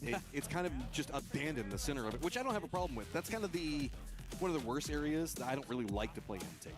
Ah, okay. I mean, I kind of like most of Tago. Actually, the only place I don't like is the swamps by Hosan Prison. That part is not fun to play. I kind of like that area because you can do like all the foot pushes around on those little mini hills. Yeah. Now, competitively, it's a lot harder, of course. Yeah, it's the driving, actually, that ends up just getting down over there, I guess. We're up by Shipyard again, though, so Gen G that's been their drop spot here for this game. And Falcons going over to the airport, and they will be A-okay once they get situated. I love how the fact a lot of players joke that they don't like to go airport on this map because it feels like they're cursing themselves to go to the airport early if they go there. But Falcons, not necessarily too afraid to play around it, feeling pretty good. This is a circle where we don't have too many teams in it. I mean, really, we've got, what, a little bit of T1, but Gen G is going to have inside track on good positioning. While we've got the map up, I want to point out there's a whole bunch of kind of flatter, more open terrain, of course, over into the east, leading into and around airport. But whenever we come into Shipyard, that territory just to the south of it has got this, I don't want to say big hill, but biggish hill that's over there that a lot of teams can kind of fortify around in different sections of, and kind of creates a fortress for everybody that's kind of playing in the, I guess, the river that's more to the south, it's more open and flat, and then to that eastern territory. Yeah. The hill around it is one of the bigger ones on Tego for sure. And there's a decent amount of trees and other things to work with that's up by that Shipyard hill. So there is a lot of room in this circle, even though there's quite a bit of water. There's still options. They aren't great in some cases where you might have to kind of hang out at the edges of the fields that have kind of those berms on the outside of them that you can try to hide underneath and wait things out a little bit, try to make your moment. But the real thing I have in mind right now is the fact that this circle's so far away from everybody. Like you mentioned earlier, not a lot of teams starting in it means that there could be one of those situations where teams run into each other while they're rotating or something like that. Well, I mean, look, this is a early emergency pickup already called from 17 Gaming. I guess maybe wanting to go to the opposite side of the circle. No harm in that. You know, if you go to the eastern area of Shipyard, you can get your back up against the water, push in, know the fact that you don't have to scout as much, going to make you feel a little bit safer. Maybe this is just going to be one of those things where you have a couple players go up, or nope, it is a full commitment. I was going to say maybe they're just doing some scouting with it. Nah, they want to avoid all of the mess because we have been seeing Shipyard a lot this year. And it is just dicey over there, man. I mean, we just talked about PUBG Nations Cup. Brazil had a massive game coming out of Shipyard. Yeah. No, I mean, you can fight out of Shipyard pretty well. Again, going uphill in a situation like this, a little bit easier sometimes, especially with the amount of cover that you're going to be afforded in parts of this area of the map. So, yeah, I think what 17's doing perfectly fine. I wouldn't be surprised to see them, like you mentioned, go to the complete opposite end here. They're going to see Gen G underneath them, kind of center-ish. So I wouldn't think that that would be where they want to get out. I think one of them just got tagged in the middle of the airport, guys. Falcons rotated really quick away from airport. They already have Gustav that's got a foothold in those hills that we were talking about south of Shipyard. But it looks like they've got a couple of rotation options. I think that they're just going to get more control over that southeastern hillside. A couple other squads going to be rotating over there pretty close to it. Petrichor Road going to be right back behind it. Tyloo actually has one Dragon that got stuck behind Petrichor Road, so the rest of the squad going to be in front. Is, yeah, 17's pulling, and they are going as far to the northeast as you can get on this map. Yeah, I think this makes a ton of sense. Yeah. Looking for maybe some vehicles that didn't get scooped up along the way, and, you know, Wenbo's already got one for the team, and VC going to roll into Shipyard proper.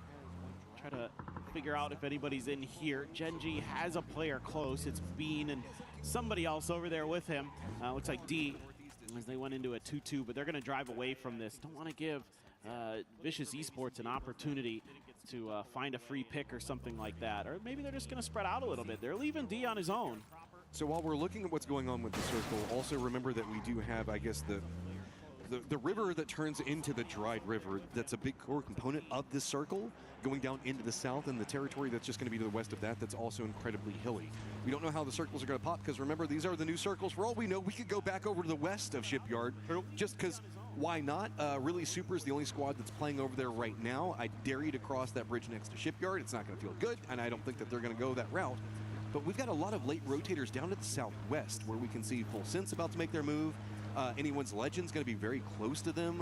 Sharper's going to be back behind that. Even Shadow down there, is a lot of squads are like, nah, man, I don't even want to go center on this one. I'm just waiting for Circle 2. This is what I'm a little worried about for Gen G, is D's all on his own. He needs to get the heck out of here, man. He is getting surrounded. He's going to have to do some damage. This is a very interesting push coming out from VC. They see an opportunity. They abandon Shipyard. They go for the hillside, get themselves a decent spot. D's going to be playing the other side of it for now, but this is pretty vulnerable, specifically with 17. Hearing this firefight, they're also moving in pretty close. So the longer this goes in, I like this. A side rat coming in from Gen G on the side flank of it. D is going to go down. Is this going to pull Gen G off of it? No, they're going to commit. Bean gets down, duck by. Well, they have to at this point. I mean, D was dead to rights if they didn't get there quick, and being able to at least buy a little bit of extra time. Tycon will at least take the point for now. VC has established themselves. They've got their position taken, and Gen G has to retreat, so that's going to be blue chip on the ground. I like this from Gen G. They wanted to go for D, see if they can maybe get him out. Yes, they have a high ground position over that compound, but they know too many people are going to be vying for positions on this hillside, so they need to get out very quickly. 17's already just going to be in the north of them. Vitality already over into the east. To the south, it's going to be Falcons, and T1 kind of close as well. So abandoning that position, while it did cost them D, does also mean the fact that they can get into a better defended position for all of their neighbors that are due to start messing with them sooner or later. I think the mistake there is just leaving D in the beginning, and I talked about when VC goes into Shipyard, that compound that D is in is actually pretty easy to encroach upon from the Shipyard spot. So that's exactly what happened. When you're on your own, you can't really defend that. Super is going for an entirely different strategy right now, as it looks like it's all the way up into the north of Shipyard entirely. They're out in the water. They're going to go ahead and wrap into that section of it. Should be pretty okay. So with VC kind of abandoning this spot, Super's going to find it for near on free. Yeah, but the Supers are going to have to get it done on foot now. Not going to have the luxury of having, you know, a Dacia or a US or something like that as they try to make their way forward. Now, the good news for them in a way is that everybody in front of them is a little bit split up for the most part. VC's pretty coordinated, like in terms of being pretty close to each other, but like Sha Wu, for example, who's on the edge of one of those warehouses in the Shipyard. Human can just do a little bit of scouting out there, make sure nobody's coming up behind him. He can watch the bridge a little bit. Hide behind the cargo barges over here. He's got that pier that he can kind of keep an eye on.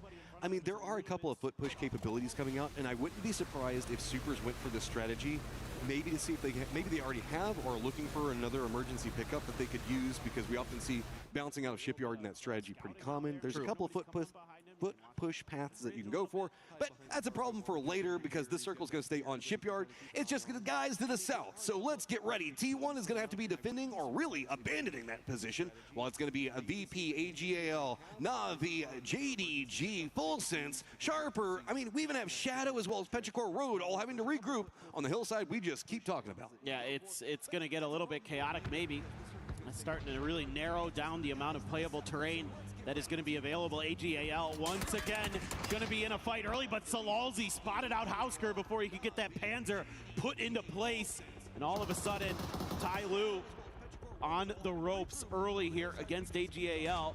Lee was getting, I think, called back in or something here. Falcons taking a bit of a fight against, I believe, Vitality out there. Tittleton's going to take a point for them, but Kong Kong trying to hold the line. Some grenades are going to hit him, though. He's going to throw a stun in response, but if that frag, oh, it almost got him. The longer this goes on, the scarier it gets. JDG still needs to get in the circle, and they're going to be wrapping over here. They might choose to third party. AGAL feels like they've got the momentum already set up for themselves, but they don't want to overextend onto anything right now. They want to try to reset the pacing just a bit more, see if they can get any of the knocks. Lee's on the other side of this right now. Has a lot of vision on at least Sololzi on position, but this is kind of isolated. Not too much he can do. Nade's going to land pretty close to Sololzi, but it's going to bounce a couple times, so continue on its merry way. It's going to peek around, and Sololzi just denies Lee to do anything. Yeah, point blank there. If Lee had cooked that frag grenade a lot more, he could have maybe gotten Sololzi there, but it wasn't cooked at all. He just kind of tossed it in. Meanwhile, Delwyn is trying to use the edge of the smokes. Yes, indeed. Goodbye. To try to do something about this. Hemas hits his teammate. That didn't go good. Well, you know, if you go with explosions enough, sooner or later there's going to be a problem. One Dragon, now the last one up for Tai Lu, but only one up. And Himas, as he's trying to go for the res as fast as possible.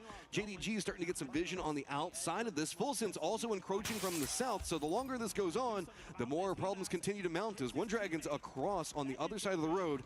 I don't know if he's going to go for anything else here, as it's just going to be pretty defended. I mean, he's going for a couple of peaks, but nothing's revealing itself. This looked like it was going to be a pretty clean fight for AGAL, but it's gone very sideways, very fast. Sorry, I saw that Vince deny the grenade, and it just reminded me of whenever Barney denied the shot coming up from Kolaris earlier today. Right. That was just full rejection. Yep, just denied, absolutely. I mean, not that it would be hard to stop Kolaris. He isn't, you know, the most athletic. He was trying. He was trying his best. But his best is never going to be good enough, Matt. I forgot you guys have bad blood. That's part of the lore. yeah, the lore, yeah, exactly. All right, AGAL looks like they should be able to get their fourth man back up, and poor old One Dragon living up to his name as he is all by himself down here, as JDG going to go ahead and move away more into the west. Looks like Full Sense doesn't really want to get too involved in this. Vitality actually calls an emergency pickup just in case. They're not going to need it. Circle pops right on top of them. And good old Supers, now you got to figure out how you get out of Shipyard. Of course, a couple of pads, but it looks like 17 is going to regroup. And I'm more caught up in what's going on with T1, VP, and VC right on the edge of the zone. Yeah, for sure. That western edge may get a little bit bloody. You know, full sense now just setting up a bit of a barricade on their edge of the circle to keep AGAL pinned in if they try to encroach on their territory. Nixie just doing a little bit of a fact-finding mission. I mean, this is incredible from Zawalzi right into Lee. Really nicely done. Now, if we get to see the follow-up from Himas, it didn't go so good. And this right here, that's your teammate there, bud. I mean, I get it. He was trying to get it around the corner to hit the other player, and Delwyn kind of walked into it. While that was going on, Nixie does get dropped. That's I guess a minor problem for VP. T1 has a side position just down to the south. That's going to stall out any knock onto VP on this approach. Is really going to throw off the pacing. Uh-oh, Ian flanking back behind this one. Gets a good angle. Luke Rux is going to go down, and VP with 2 players already knocked and a BRDM just waiting to be stolen. That's huge for T1. That is such a nice find. I mean, we saw how valuable that BRDM was for VP in the previous game, and they're able to deny that one this game. That's awful for Virtus Pro, who played so well on Erangel. Here on Tego, not going to be able to recreate the same magic, most likely. Yes, Beamy and Crexy, very, very good, but as a duo, nigh impossible to be putting up double-digit kills. We'll have to wait and see. Is Heather kind of right behind Beamy, driving in his general direction? Nowhere to go. It is going to be Supers making the push to the south, right as VC is making their rotate, hops inside of a vehicle, and Simon just gets instant drop by Heaven. T1 hears that firefight. Looks like they're trying to backstab, see if they can get a piece of what's going to go on. Falcon's also going to be to the east of this with some minimal vision. Trees are going to deny out a lot, but it's going to be enough to make it complicated, as that's going to be another knock made from Rex. Drops on top of Duckmine. Yeah, he's able to do some really nice damage up there, is Rex, because Heaven was really in a lot of trouble. Had to go prone into the smoke to get the heal through. Like this from the Supers, they got to clear an edge, and if they can deal with VC, at least make them weak, then they're going to buy themselves a little bit more space. Now, the concern, of course, is going to be that Falcon's also going to be up ahead of you, and you got a little bit too far ahead of the rest of them. Did Rex there, and he pays the price. He almost gets knocked by Falcons off screen. Meanwhile, the rest of Supers trying to find some kind of safety into this next circle, and they're getting harassed the whole way in. I mean, there's a couple little divots and shacks that you can play, but none of it feels super good. At least get you away from the Na'Vi firing line just to the south. Anyone's Legend also going to be approaching on a similar vector to this and maybe distract T1. So with DL down, it's going to be Tig that managed to get the shot, but I think this is pretty safe from that firing line. And now T1's having to focus back onto Anyone's Legend, so that should be resible and safe. Shack Life, best life for now, is it's going to be a circle pops and moves away yet again as, man, Super is just chasing the circle. Yeah, now it's just good, even more difficult. There are going to be more and more teams fighting for this territory. And taking that knock on a DL, really painful. That helmet going to be very beat up. And Delwyn does find E-End off screen. Falcons here just staring down. And anytime the Supers try to pop out and do much, they're just going to be getting lit up. You're a lot of shots. That's going to be Anyone's Legend getting vision on T1, as where Petrichor Road going for a regroup. They were running a bit of a 2-2 split. Up to the north, we also do have Shadow getting very close to 17. A lot of individual fights starting to break out. It's VC now trying to backstab onto T1. Type just denies out as much of that as he can try to get, but there's nowhere else for him to really go. He's got to deal with the looming large threats in front of him. Heather at least has the BRDM, but Vicious is going to go down. Not too many options as Na'Vi realizes they don't want to push into the circle yet. Instead, they're going to push in the face of all those squads that are stacked up on top of each other. See how much more they can get. But Cumin actually gets typed there. It's just that BRDM that's left for T1. They took a prize and they can't do much with it. The Supers fighting on a lot of different fronts and getting knocks, but they're also losing players along the way. There's DL back on the ground again. I'd be curious if his helmet is even still attached to his head at this point. Rex takes a headshot, so all this gear is just getting absolutely destroyed, and along with their players, Rex falls to Shrimzy's hands. Super's just having to chain res while they walk into firing line upon firing line. Mas up on top is going to go ahead and get more damage onto Na'Vi and force their line and force their hand right into the Supers. Nowhere else to really go, but Shrimzy's going to get a piece of it. Na'Vi is going to go down, and now that's more space for the Supers to deal with, but Falcons are very focused in dealing with Supers, while 17 feels like they're trying to take shots on the other side of Falcons. It's going to get a little weird here on this western edge. Himas, not sure who got that knock. It was Himas indeed who got Heaven. So Heaven out in the blue, and it's going to be quickly bled out. But Beamy all of a sudden springs to life. Virtus Pro split out very, very wide. Beamy made himself a foxhole, and he's going to profit from it. Almost finds another. I mean, this is just kind of hunkered down over here. Remember, we saw them take those 2 casualties early, so they've just been hiding over in this location. Human going to be his closest neighbor now of anyone's legend right on top of him. Falcons can't go into the path of the circle that they wanted to, so it's going to be Gen.G and the compounds with defense. 17 behind that one. Falcons just got to send it, and it's going to be right onto the other side of what's going to be going on with VP. Correxy right in the mix of it all, and he's going to go down off this rotate from the Falcons. Yeah, this is nice for the Falcons. They're able to get kind of an already established position for themselves, a rock, a foxhole, a little bit of safety. They can potentially get this res unless Heather has something to say about it. Tanadol as well. That's a little bit of damage there to kick. Here goes Heather. Is he just going to drive into that? Oh, he just missed it. He could maybe ridden into the back of that car. He might have been able to get a knock. Just a heady play coming up, stay on top of the car. Oh, no! I thought he was gonna flip it. Kickstart, making a kick flip there with his vehicles, and it looks like they're trying to see if they can contain Heather. I don't know, just buy enough time maybe to get everybody inside the cars. Do they have a Panzerfaust maybe in the back of one of them? Well, now they just have to light it up. I mean, they've got to try to wear through that armor, but look how healthy this BRDM still is. I mean, maybe 75% health left here. Gustav lucky. Oh, there's the run over. He got 2! That's big. That is terrible. Full sense just watching on the outside of this. Falcons were having such a good game, finding so many kills, and to have it start coming apart this way, now it's just going to be an easy nade toss right into the thick of them all. T1's Heather as a solo takes down the Falcons. That was such a tricky spot because of that BRDM. The Falcons there. I mean, Gustav got lucky on the first pass through. He had just gotten the health in when he got hit by the BRDM, was able to survive it because of that. And then still the reset there for Heather, and he is going to slurp up a lot of good util. I feel so bad for the Falcons on that one. It felt like everything was going good. 7 kills, 3 players up in the circle, and then good old BRDM T1 rolling right through your life. You can see that they went from feeling good to suddenly like, oh, I don't even know how we could have done anything there a little bit differently. Sharper now on approach to the circle, JDG to the south, as Full Sense has got control over to the west-ish, but also kind of to the south, as they're running a very wide 2-1-1. I'm very curious about JD Gaming. What are we going to be doing here?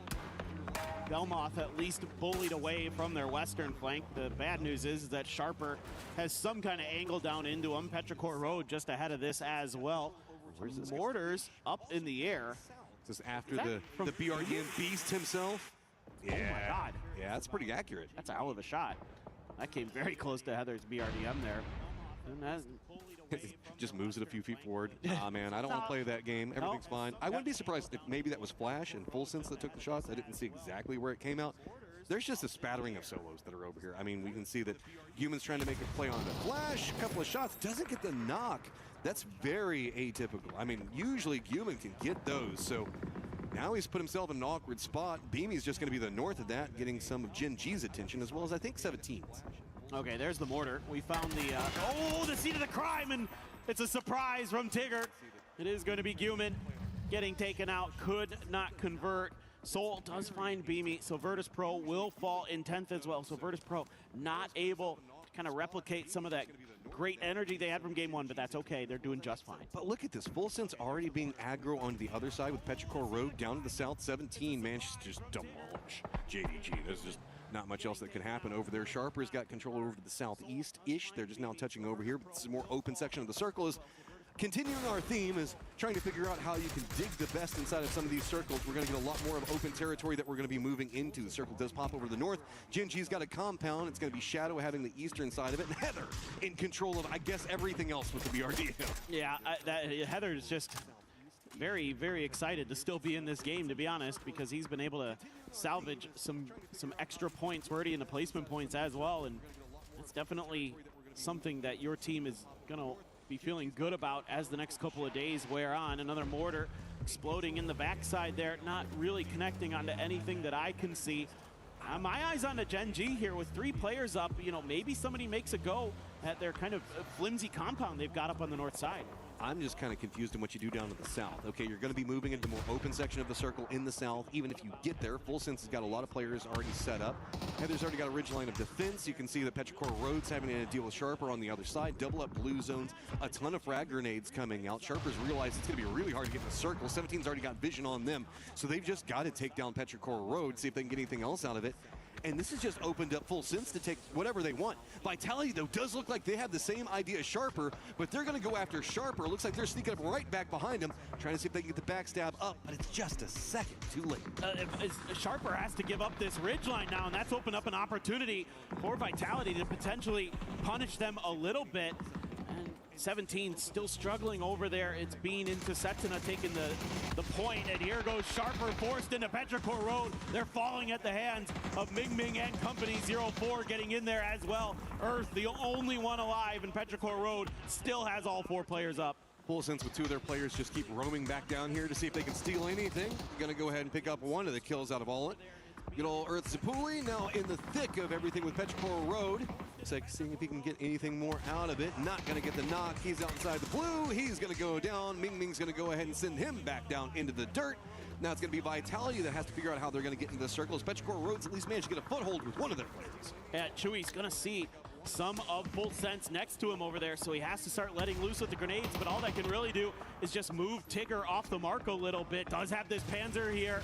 And the fact that he hasn't used it just yet, kind of concerning. I'm not sure if Full Sense has spotted this. Maybe Belmoth got a view of it. I'm worried for Petrichor on the other side. It's been Shadow taking a lot of shots at Vitality, so Vitality just has to go further down to the south, and suddenly Petrichor Road finds themselves pinched yet again. Petrichor Road spins back on it quick. Ming Ming gets the knock on Levante and makes it look easy, but that's going to be a surrender of position coming up from Petrichor Road, and while we do see Vitality fall, Full Sense has got control of the south. Yeah, this has been a really nice, kind of slow and steady game. Tigger will be claiming Ming Ming, knocking Petrichor down in 6th. Yeah, Heather just vibing. I mean, nobody's going to mess with him for a while. Now, there was that Panzerfaust that we saw in one of those vehicles on the southern edge that Chewy from Petrichor Road had. So I'm wondering if Full Sense was able to scoop that up, and that may be the thing that ends up spelling Heather's demise. Meanwhile, Shadow Esports getting deep into another game. Let's see if they can get another win. We saw it yesterday. They shocked us, and I'd love to see it happen again. Most of the circle is going to be to the top of the screen over there where you see Heather kind of roaming around. Gen.G's got to leave their compound position. We also do have Shadow that has to push their way in. Heather's just kind of roaming around trying to see where he's not going to get shot at, to see how much more placement points he can. Actually, he's going to jump back out, take a couple of shots. Very bold plays coming out is I think that Heather's found himself a bit more than he wanted. He's got Full Sense to the south taking shots at him. Gen.G to the east of his position. I mean, poor old Heather. You just want to be left alone. No one's going to be happy with that when you're in a BRDM, though. I think it blew up. Yeah, it's gone. He has been flaunting it, to be honest. True. He's just been roaming around in front of everybody, be like, look at what I've got, guys. Yeah, it's like, you know, the oligarchy over there. Well, finally, he's going to be going down. Soul will take him down in the end. That BRDM only had so much health, and eventually gets blowed up. This BRDM still very much alive, so Shadow looking to see if they can maybe get a little bit further into this circle, digging. I mean, you got quite a way to go here, Hansy.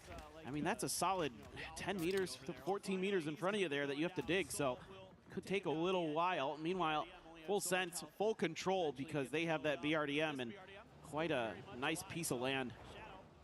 Most of the high ground for Shadow is going to go away, and even if you keep digging more forward, you're going to start putting yourself in a vulnerable spot. So yeah, I like this go for the rocks, not quite yet in, but at least now you're committing down onto one squad because there was no real way. You had to either go Gen.G side or you had to go Full Sense side, and Full Sense has been doing such a good job on covering their movements. Every single time that they need to bounce into a new position, they've been roaming around. I'm talking these guys are putting in the miles. They've been over into the east, over down in the south, control of the west, time and time again, finding a new position to play from. Yeah, well, the kills haven't been, like, astronomical for Full Sense. They've been really good at not, like, giving up themselves for free to other players. Now, Hansy does go down, but Flash going to steal that point away from Gen.G's salute. That's huge, you know, that they get these points where they can. Full Sense, you know, are defending PGC champions, want to do better than they did on day one. Up to 36 points now. So far, I think Shadow just knows that this is cooked. Yeah, Tigger's got a present waiting if they peek around. So Shadow's going to go down. The underdog story is still trying to continue right now as these guys make it in late stage yet again, finding some kills. But it's just going to be the lineup between Full Sense to the south and now Jin Ji to the north. Saw Soul with a Mark 14 there. So he's picked up some level 3 weaponry for himself. Bean does have that Panzer, so if there's kind of an overstep from Full Sense with their BRDM, he might be able to punish it. It's just how aware, again, is Full Sense of that? They might just try to drive at it. I'm a bit nervous for Jin Ji here. They do have this hillside, but it doesn't feel too good once you actually get into the circle. So they're going to try to go for a counter pinch on this one, but nice shot's going to come up from Tigger. That's 2 down. Jin Ji had a plan, and it was instantly destroyed. Yeah, they're looking to try to do that exact same thing to that BRDM, and Tigger's having none of it.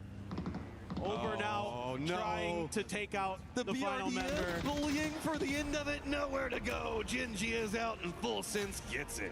Yeah, that's a really just sturdy game from Full Sense. Just kind of navigating a lot of tricky situations where maybe if you overcommit to something, because there's a ton of fighting on that southwestern edge where they're sitting, they're able to just kind of keep everybody else at bay, find their points where they need to, avoid any big damage, any big fights, get that BRDM and get the win. Yeah, I mean, it was just a lot of squads kind of stacked on top of each other, trying to go for full defense, while Full Sense was slower in their roams and approach, and it felt like consistently had control of the southwest time and time again in these very wide controlled angles where they were trusting each other to just really have each other's backs, and if anybody approached, instantly counterpounce, push them off. Jin Ji on the other side of that, just kind of holding down the compound for as long as they needed to. Yeah, I mean, Jin Ji there, again, kind of losing that player very early in D. The fact that they're able to get as deep as they do with just 3, not bad. Able to find a few kills here and there, not too bad. Let's listen in. Yep, that's nice, yep. That's just, again, it was a steady game. I'm so glad we got the victory team comms coming out from that whenever we saw the BRDMs rolling around instead of what we got with Falcons, because those had to be the quietest of calm.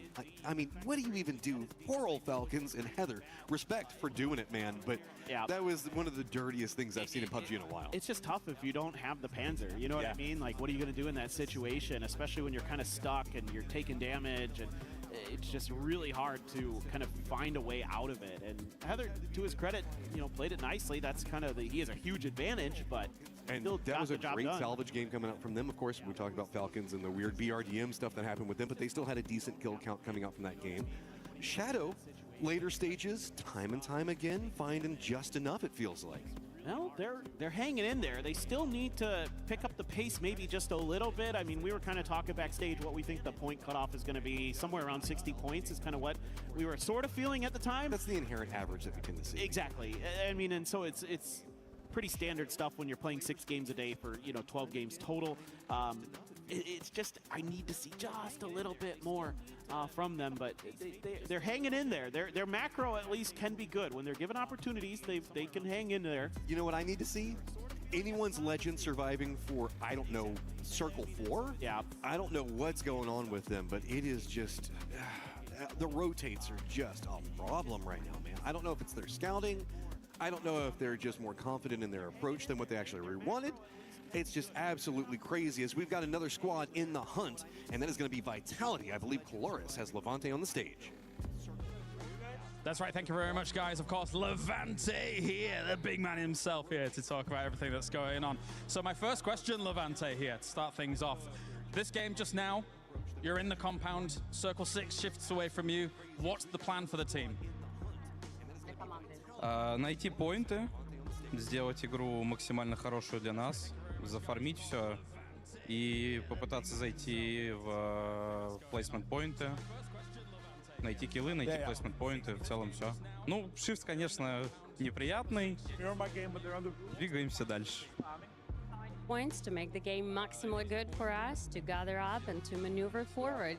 Yes, indeed, the Circle 6, the form, okay, not so good for us, but we're moving forward. We are going ahead, finding points. That's it.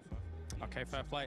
And overall, what was your kind of impressions of yesterday? What went down? Do you think that you could have had a little bit more points on some of the certain games? What was your perspective on day number 1?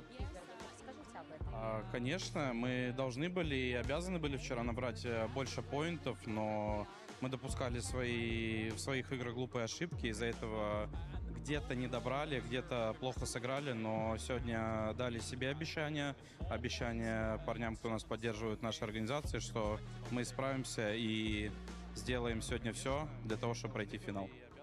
Oh, yes, indeed. Yesterday we must have had to score more points, but somehow we failed to do so. Nevertheless, we have time, we have today. We made a commitment to ourselves, between the players and to the guys who are committed to that we are going to get those points, refocus, gather up, and move forward.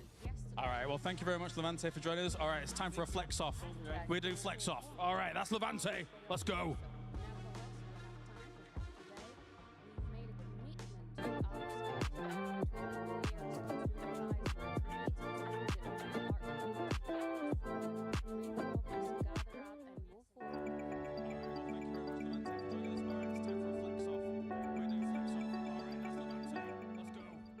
He thinks he can come in here and play my game. He knows nothing. Let's go! Tyler 1, you're done.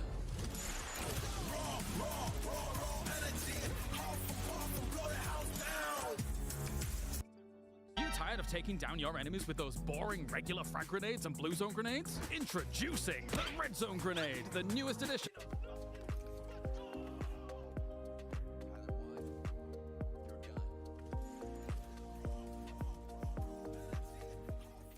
Grenade, your savior when one explosion isn't enough. Coming soon to your PUBG lobby. Visit roll before using. Make sure it won't bounce back into your playing zone and don't use it in a closed environment. Common side effects include friendly fire, blowing up vehicles, and destroying terrain. Consult with your team leader or coach before safe use.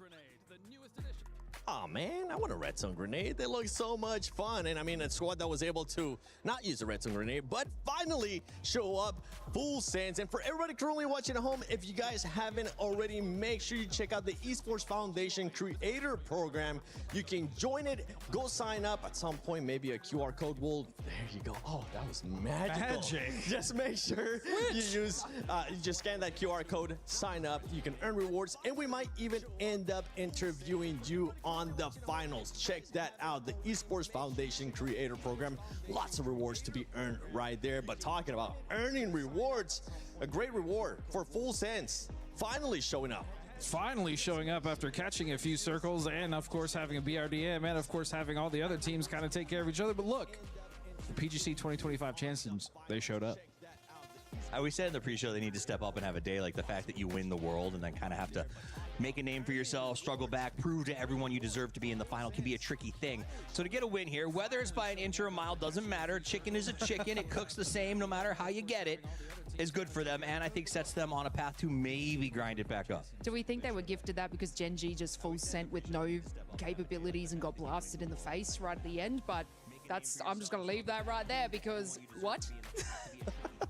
Also, just to point out the fact that Full Sense had that in the fact that they still had that late into the game with multiple BRDMs coming around, it's like Genji could not have expected they would have a Panzer there. Right, no, because the weight of the Panzer, and especially like using it lately, it got nerfed, it's hard to move with, It's not the counter that it used to be, so people just stopped using it as much, right? So the fact, you can't expect that. The BRDMs, it's like, oh, when Batulin uses it, nobody stops him.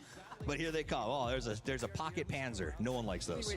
I'm glad you guys are talking about that stuff because I got a chance to finally see the Splat Maker in action. That BRDM. By the way, well, you'll get a chance to see it. The one I was actually talking about, it's none other. Wow, this one. Oh my God. That's what we're talking about. That ending was beautiful. And then there was another one that hopefully we'll be able to show later on because Falcons, my goodness, Falcons. What were we thinking at one point as we look at the team stats right here from Full Sense? Yeah, I mean, we were having this conversation about Falcons before. I was like, oh, they were kind of gifted a great zone, and but they lack that ability to defend their position. And I mean, it just took T1 to sort of use the exploit against them.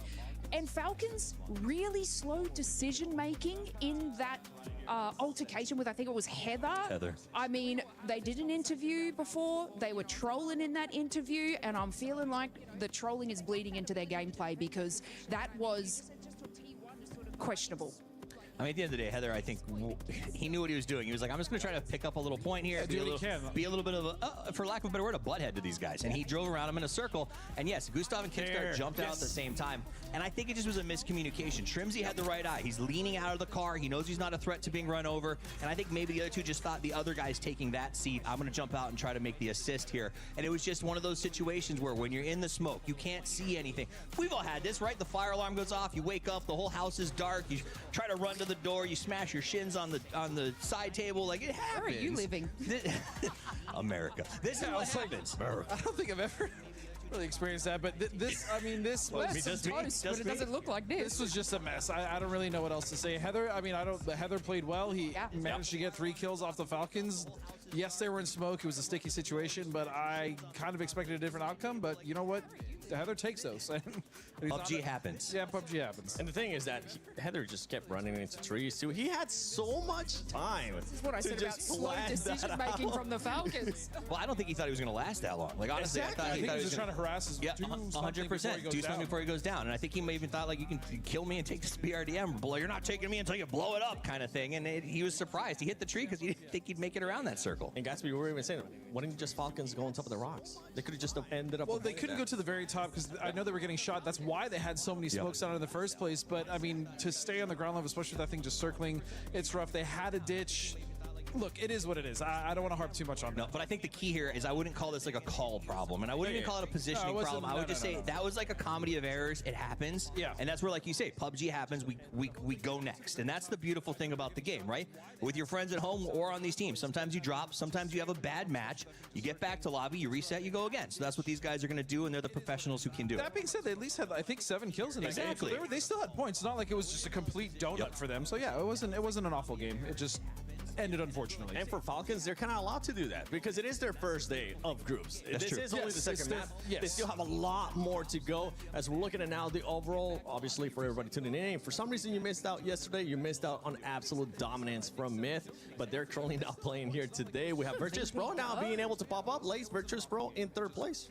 Yeah, I mean, Virtus Pro is pretty much qualified at this point. Yeah, like it's just like an exceptional game from the start, and this is what like a lot of teams are sort of lacking focus on, is taking those massive games in the early stages, and that's exactly what VP are doing. Like I said yesterday, it was kind of like a mid-range game for them, but they're sitting up in that top 3 because they know their competitors from yesterday. Let's talk Shadow Esports for a second, all right? Because they got to the late game that time. They're at 44 points. Here's why we have the conversation.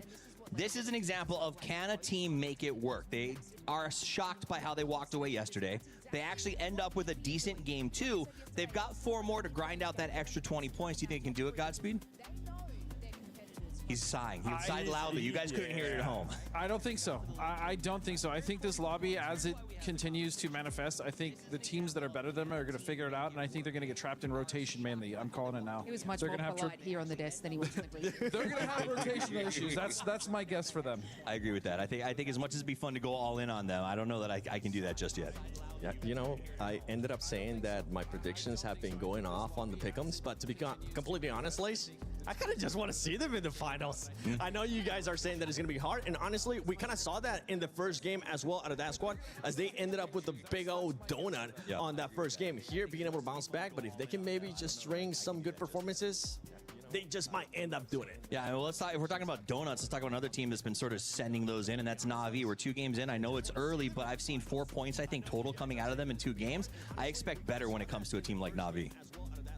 And I would agree with you, but for whatever reason, they just haven't been able to get it together. I don't know. That team, it's difficult for me to pinpoint what exactly the first 2 games. The first one, Circle, was rough, right? Yeah. Second one, still, it's rotations. They couldn't even make it in. So I think that's definitely something, as long as they can just, maybe the first 2 games, they weren't feeling it. Maybe they kind of had to go a little wider on their rotation than they wanted to. But either way, they should. I still think Na'Vi is okay. I'm not super worried about them. They didn't really get to capitalize on like a many eliminations in match 1. So that was probably their sort of time to get the points on the board. But yeah, game 2, I just didn't even see them show up. I just saw Vitality's get sent in. Their last player getting, patted on the back by the coaches, looked like he was masked up and not feeling great. So that could something maybe get our team on the floor to go look into. Because again, Vitality in that race needs to be on their game. And if they're doing it with a player who's not feeling at the top, like that is something that can have a massive effect on the team. It hurts your comms. It hurts the speed of your thought. It really can get in the way. Yeah, well, for this squad, especially for all the squads that are in Group A, you do have 4 matches left. For some of the other squads in Group C, you still got some time. You know, Falcons will let it slide. You did end up getting the 7 eliminations. I just wanted to see the Splatmaker in action once again, but I'm hearing we have something amazing with Kalaris and Avenger on the stage. That's right. Thank you very much, guys. Of course, there's a lot of great players here, but we wanted to talk about some of the very best so far here from Esports World Cup 2026. I am with Avenger, once again, another very tall person here to talk about everything that's been going on so far, and we'd be missing the point, I think, if we didn't start with good old Kiss Magic. Yeah, we have to talk about, of course, him coming here, changing into the French Kiss, getting 18 kills in just 6 games. Not playing today, but still leading that is just insane, right? Sure, we've just played 2 games so far today, and it's all up for grabs. After the second game, Levante actually jumped into the second place of overall damage, still behind Example. Yeah, got to hear from him just before, of course. He's able to, you know... He's flexing on the lobby. He's muscling everybody out of the way. He's one of the very, very best here so far. But of course, as you say, in terms of that damage done, yeah, you don't quite have Example here to be able to keep that going. But you say, what, 2 games still in hand, and he's still able to put up those kinds of numbers? I think Levante is something like 3,000 damage, and Example, with 2 games less played, is 3,500 something, so still leading by more than 500 damage, having played less. So, yeah, crazy amount of damage done yesterday. Remember that game on Miramar where he was on the roof, fragging out, getting tons of damage, but few kills, but he was farming that game. All right, well, that's the bronze. Let's talk about some of the brains here as well. I mean, I'm not going to stick with Twisted Minds right now. Sure. I'm not going to talk about Battlers because he's always kind of in the focus of all of that. I want to go back to Myth. Because Jacob, really, with what they've been able to do so far, with PGSs as well as yesterday, that's a scary formula. Yeah, every time we talk to them, every time we hear from kids, like, yeah, they're praising him so much, the way that he's putting them into these situations where they're able to frag out and get into positions where there are 3 or 4 alive. So Jacob, very much so. For this year, I've been so impressed with him, so hopefully they can continue to push that on. All right, well, thank you very much, Avenger, here. Of course, you should keep your eyes on all of these players. It's time to go to the commentators here for our next game of the day. Okay, got about 4 games left on the day and 4 games left in the livelihood of a whole group. They've got to make sure that they get everything that they can get right now. We talked a lot about Levante and the capabilities, but this is a guy that's got to make sure he gets points at the end of the day. No doubt. I mean, he's had a nice day so far. One of our top fraggers here throughout these first couple of games. So that's a nice start for Vitality and Levante, but still work to be done for sure. I mean, you can't take it easy right now. You got to keep up the pace, got to keep pushing to make sure that you finish this day as strong as possible. You don't want to leave kind of that point cutoff anywhere that feels dangerous. And I'm scared because the desk was talking about it. Na'Vi has been kind of non-existent so far. There's going to be a point where that stops being a thing. And once that happens, they're going to start eating up the points around them. I mean, there is a world where maybe that Na'Vi just doesn't have anything big that happens on the day, but that would just absolutely surprise me. AGAL needs to get something big going. We can look on the other sides of this, and if you are a Shadow fan and they are in the hunt, they only need a little bit more. They just need to find something. It's really them and Vitality. Can they find just enough to really squeak in about another 20-ish points? Yeah, for sure. There's still hope for Shadow Esports and, you know, for Indonesia. I mean, definitely something to be said about this team and their way to at least get deep into games. Like, they're relying a bit on placement points. That's good enough to at least get you into that grand finals. Potentially, we'll have to wait and see. I want to talk about Na'Vi just a little bit more because I think this is a map where they often can really start to rack in the kills. We've seen it in the past with Hakatori, and especially when he'll drop like 9-10 kills on this map, go absolutely crazy here. So definitely going to be one of those teams on this one that I am keen to see pop off. Weird circle into the plane path that is going to bounce pretty far down into the southwest away from it. So that means that T1's going to be in a pretty decent position.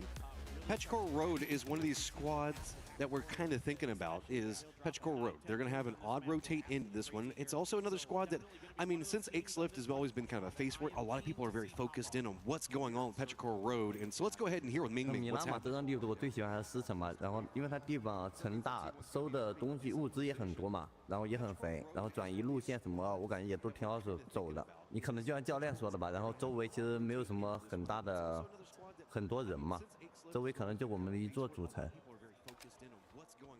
Quick, easy, efficient. Petrichor Road. Pull that into your game a little bit more. Quick, easy, efficient. Find some stuff, man. That's all I play for. I just want easy and efficient. That's what I'm all about. So I'm glad to hear that. You know, one of our all-time great players in Ming Ming definitely knows what's up and definitely keeps it simple, and that's my kind of gameplay. So they start out in Impala here but the circle went west, more Monte Nuevo. Okay. I got a hard question for you. Okay. Is it good for Petrichor that they're tied up with Anyone's Legend right now, or is it bad for Anyone's Legend that they're tied for Petrichor Road? No, I think their power levels aren't too far off in a lot of ways. I think it's really well. Really? Here's the way. I'll say. Look at me, Asia paper thin, and say that sentence to me again. That you think that Petrichor Road and Anyone's Legend are comparable. Hear me out. I think AGAL probably has a little bit more firepower, but I think the brains. I think their power levels aren't too far off in a lot of ways. I think it's really. Here's the way. Look at me, Asia paper thin, and say that sentence to me.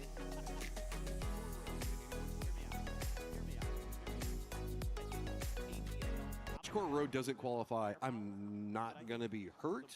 If Anyone's Legend doesn't qualify, there's going to be a lot of people that are going to be. Things that I had on my radar for today, when we were doing the pre-show segment with Lace, I was like, I think both of these teams have a lot to prove here today, and for various different reasons. And they're very good. Each team has a superstar fragger with Ming Ming on Petrichor Road and Himas on AGAL. Two players who can take over a lobby when they're feeling it. It's just we haven't quite seen that big pop-off from either of them yet. How stylish is it?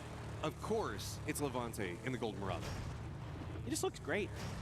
He's just flexing on everybody. Yeah, it's a natural fit for the man. I think we should find a way to get him a gold card in real life, yeah? Okay, we're going to have Vicious in the center of the circle. JDG is December 12th, also kind of getting over there. The area east of Monte Nuevo is getting a lot of the attention in the rotates right now. A little bit further east of where we can see Vicious going is going to be 17. North of that, T1, Falcons, a little bit of Vitality over there as well. Coming out of Picado to the north of it is going to be Supers. To the south is going to be Na'Vi. But VP's making a wrap right in between Na'Vi and JDG right along the road. Ooh, that was a good grenade there. Did 40 damage to E-End. So the Falcons trying to put some pressure onto T1, but this is the strong side of T1. They're in a 1-3 split with Reigning quite far ahead of the rest of them, and Falcons is just committing to this. Shrimzy leading the charge with the M249. The grenades are going to splash out, but they're not hitting the Falcons, so far, T1. I'm scared. It's Heather on the side of all players for Falcons to be going against right after that last round. Heather, though, not finding the opportunities that he got inside that last game just quite yet. In some trouble, and their couple of shots going to connect and not going to get the knock. Seeing if maybe a repeat was going to happen, doesn't find it. Nade's going to be prepped up. They're a bit clustered, so it looks like they're trying to get some space away. Shrimzy is going to get the knock on the E-End with the molly. I was just about to say, if that molly flipped into E-End, he's in trouble. Type trying to get in here to do something. Heather trying to hold the line, but now Falcons is kind of dug in. I mean, Type's got to get Tiggleton down, and he hasn't just yet. See if he can find any more. Just a couple of taps from the bullets. Tig's doing a good job on juking away, but there's just too many T1 players on the outside. Tig's going to go down, so you've sacrificed Tig to get control of the building. Can you get anything else? Heather is now close range threat. Reigning and Type now regrouping. Now Reigning had to drive back to try to relieve some of the pressure here. So far, Falcons haven't been popped. Oh, what a bunch of shots from Heather. Gets up into the window, and Gustav had no idea he was there. Man, Heather is just like Falcons kryptonite right now. See if they can get enough timings on this one. This is very far to the north. No other squad's really capable of third-partying any of this, so T1 can just kind of take their time. Dancing around the outside of this, maybe Sharper could go for a wrap back around, but sounds like we have a C4 being prepped and ready to go. Runs around the outside, but it's going to be Type on the defense. Falcons out real early. Like that C4 there because it forces Falcons out into the open where T1 has control. That's beautifully handled. They could even potentially get a revive. There is that station that's just to the north of this that they could go for. We do have Vitality, who eventually made their way over here, but if they were looking to try to third-party this fight, they are a little bit too late. They will at least be able to take the space for all the trouble that T1 just went through. And Falcons as well, out early again, a tough go of it. Oh, no. Yeah, right as soon as we saw him walking over. Okay, whose fault is that? The person driving the car, I'm assuming? I mean, we were just bigging up Levante in his cool car, and then he does that. I mean, look, when you're vibing and you're just kind of like rolling around, yeah, you know, sometimes. Maybe he's hating. Yeah, just a little bit. Oh, we see me rolling. Hating. Okay. Showing age here as Petrichor Road is going to be wrapping down to the south. Full Sense is going to have the upper area of Chumacera under control, but nobody else really holding down Chumacera. Monte Nuevo is going to be Tai Lu. And then it's going to be Brickyard for AGAL. Most of the other squads kind of a bit spattered across the hillside. I'm very curious about Shadow Esports way up on the north, doing a very wide wrap, but that's off map, and that's kind of like them playing for Circle 2, you know, trying to get a pre-rotation in potentially. 17 and kind of a normal split in the center. They're going pretty wide. Most teams are. The Supers as well, split along the Picado Mountains on the south edge of the power grid. Meanwhile, Petrichor Road trying to get in their cars a little bit earlier, see what's available around the edge of Chuma Serra and potentially a little bit further forward. So we have two different ways that we can kind of see this. Well, really three. If we pull back over to power grid, that's going to favor Vitality, T1, Supers in their positioning. Go more of that Chuma Serra staying center area. Really, that's going to make the power grid players a bit sadder as they're going to have to come down from the hillside. And we go power grid, so that means that this is what I was afraid of. Look down into the southwest. All those squads are now going to be wrapping into a more open area of that power grid hillside to the west. I mean, sure, there's a couple of trenches, or you have to commit back in the lower sections around Picado Graveyard. This is really weird because we've got that giant hillside that comes south from San Martin leading into Picado. Yeah, this is a tough circle because, like you're talking about, Matt, that area in between Monte Nuevo and Picado, you want to take space early, take compounds early, because if it ends in there, like you were mentioning, that it becomes really difficult if you don't have a compound to fight through that part of the map. But now there's a lot of mountain in place, so there's actually quite a bit that teams have to work with. Ukarux is getting tagged up just a little bit by Navi from range. This has opened up that area in between Monte Nuevo and Picado. You want to take space early, take compounds early, because if it helicopters up in the air, some emergency pickups being heading back home to Picado after being gone for all of a circle. Other side of Picado, looks like Genji is going to be trying to take that to the south. Volsense is going to be ramping it back behind Petrichor Road, as well as Navi. AGAL with their emergency pickup could be going literally anywhere. Shadow still nowhere near the circle. They're going to be coming on the other side of Monte Nuevo, as it is going to be Vicious going for more of an approach onto that lower hillside coming out of power grid to the west, as well as Tai Lu taking control over that just a bit before them. I want to talk about where Sharper is right now in relation to kind of the circle and how much control they have. I mean, they have everything from San Martin all the way down to halfway into this phase 2 circle. That is a huge amount of space they've given themselves. They're very spread out though, so there is opportunity maybe for a wide wrapping team to punish them, but if nobody does, I would expect that Sharper is going to get pretty darn deep into this game potentially and look to do some real damage here, but we'll have to wait and see. T1 does end up getting back up to their full strength. Now, they did have a knock on the outside of the power grid area there, and there's that emergency pickup. So this is, where does AGAL go? This is what I'm looking at. Sharper, if they can keep AGAL from getting in the middle of everything and causing problems, should be A-okay, and that's damage done. Oh, is it enough to get the knock? They do manage to make landfall. So Crash into a great position right above Genji on one side. Well, I say a great position. It's at least a safe position now, and it gets them away from all of those crazy reps that they wanted to do. Is this just the solution? Anyone's Legend, their rotates have just been detrimental. Let's just call it honestly, every single game. So maybe emergency pickup, just crash somewhere and get control over it and just start fighting your way out of that. As you can see, AGAL recognizing that their eastern edge is dangerous, so they have to put up those smokes so they can try and find a way to not fall underneath Sharper's grasp. They're worried about players getting into grenade range there. Jedi looking to see if he can get anything, but right now AGAL going to use those rocks nicely. The problem is staying on that edge of the rocks can be a little bit tricky. You can find some holes to hide in for sure as AGAL. Okay, more power grid, more problems for everybody on the outside. Specifically, if you're south of Picado, it sucks to be you. VP, they're going to be on approach. Looks like they're going to be leaning into the VC side of all of this. Navi is just going to be the other side of that. Full sense tail in. Petrichor Road just full on send as JDG airborne for the time being. And good old Shadow going to be back behind it all. Looks like VP is going to go for a more northern wrap, try to bounce around the western section of what's going to be going on with VC. And I don't necessarily fault that. Genji looks like they're mirroring it over into the east. JDG is losing players in the air. I'm pretty sure that Levante got the kill as they were parachuting in. Yeah, indeed.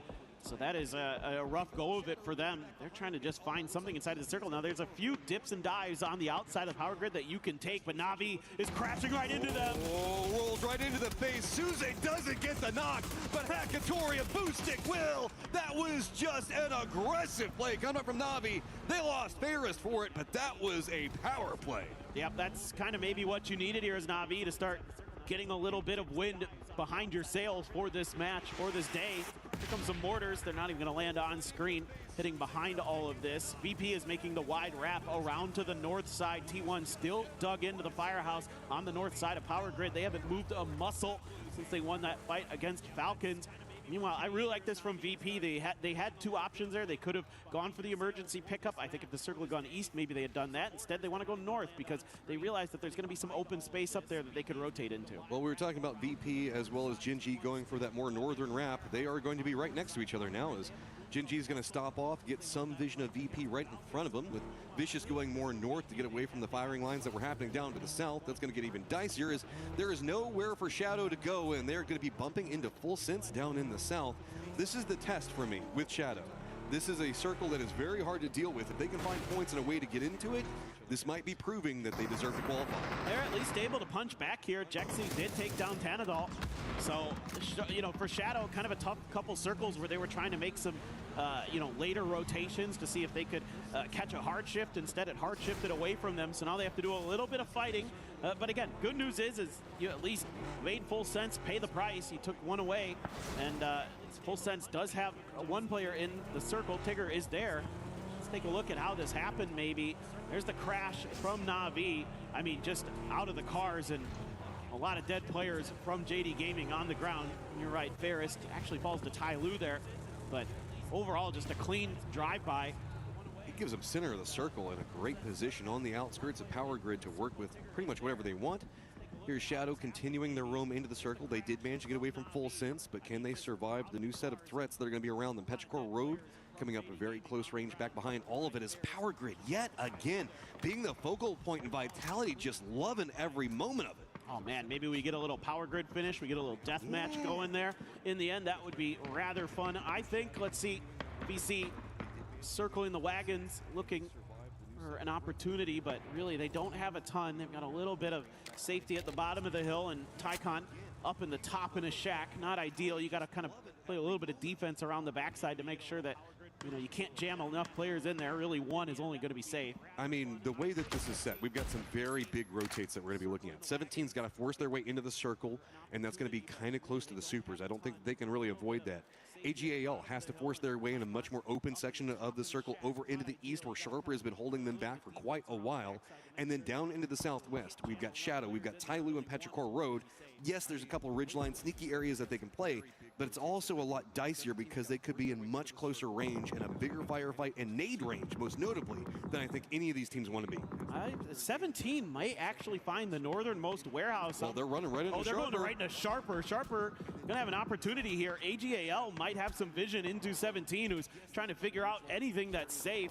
Meanwhile, Pau just gonna make his own safety, digging a little bit of a foxhole there. Okay, well, 17 makes their wrap. Petrichor Road also managed to get very close to Pau, so maybe that digging could be important for him in just one moment. Shots now starting to come out on the 17 on all of their approach over there. Jinji is also going to be the new target of 17 in their wrap. Petrichor Road at least finding some safety, and here we go. We've got 17 now stacked up. Jinji going to be right in front of them. They did at least manage to bypass Sharper as well as anyone's legend, but Jinji, where are you going to play from this one? They've got to be careful. They don't want to overpeak because it's going to be T1 with supervision of this. Yeah, those are good shots, though, by Soul. He did more damage than he took there, so he's at least able to afford himself the opportunity to move his car back just a little bit while 17 has to regroup. Knew he was in grenade range, so wanted to try to get out of that as best as he could.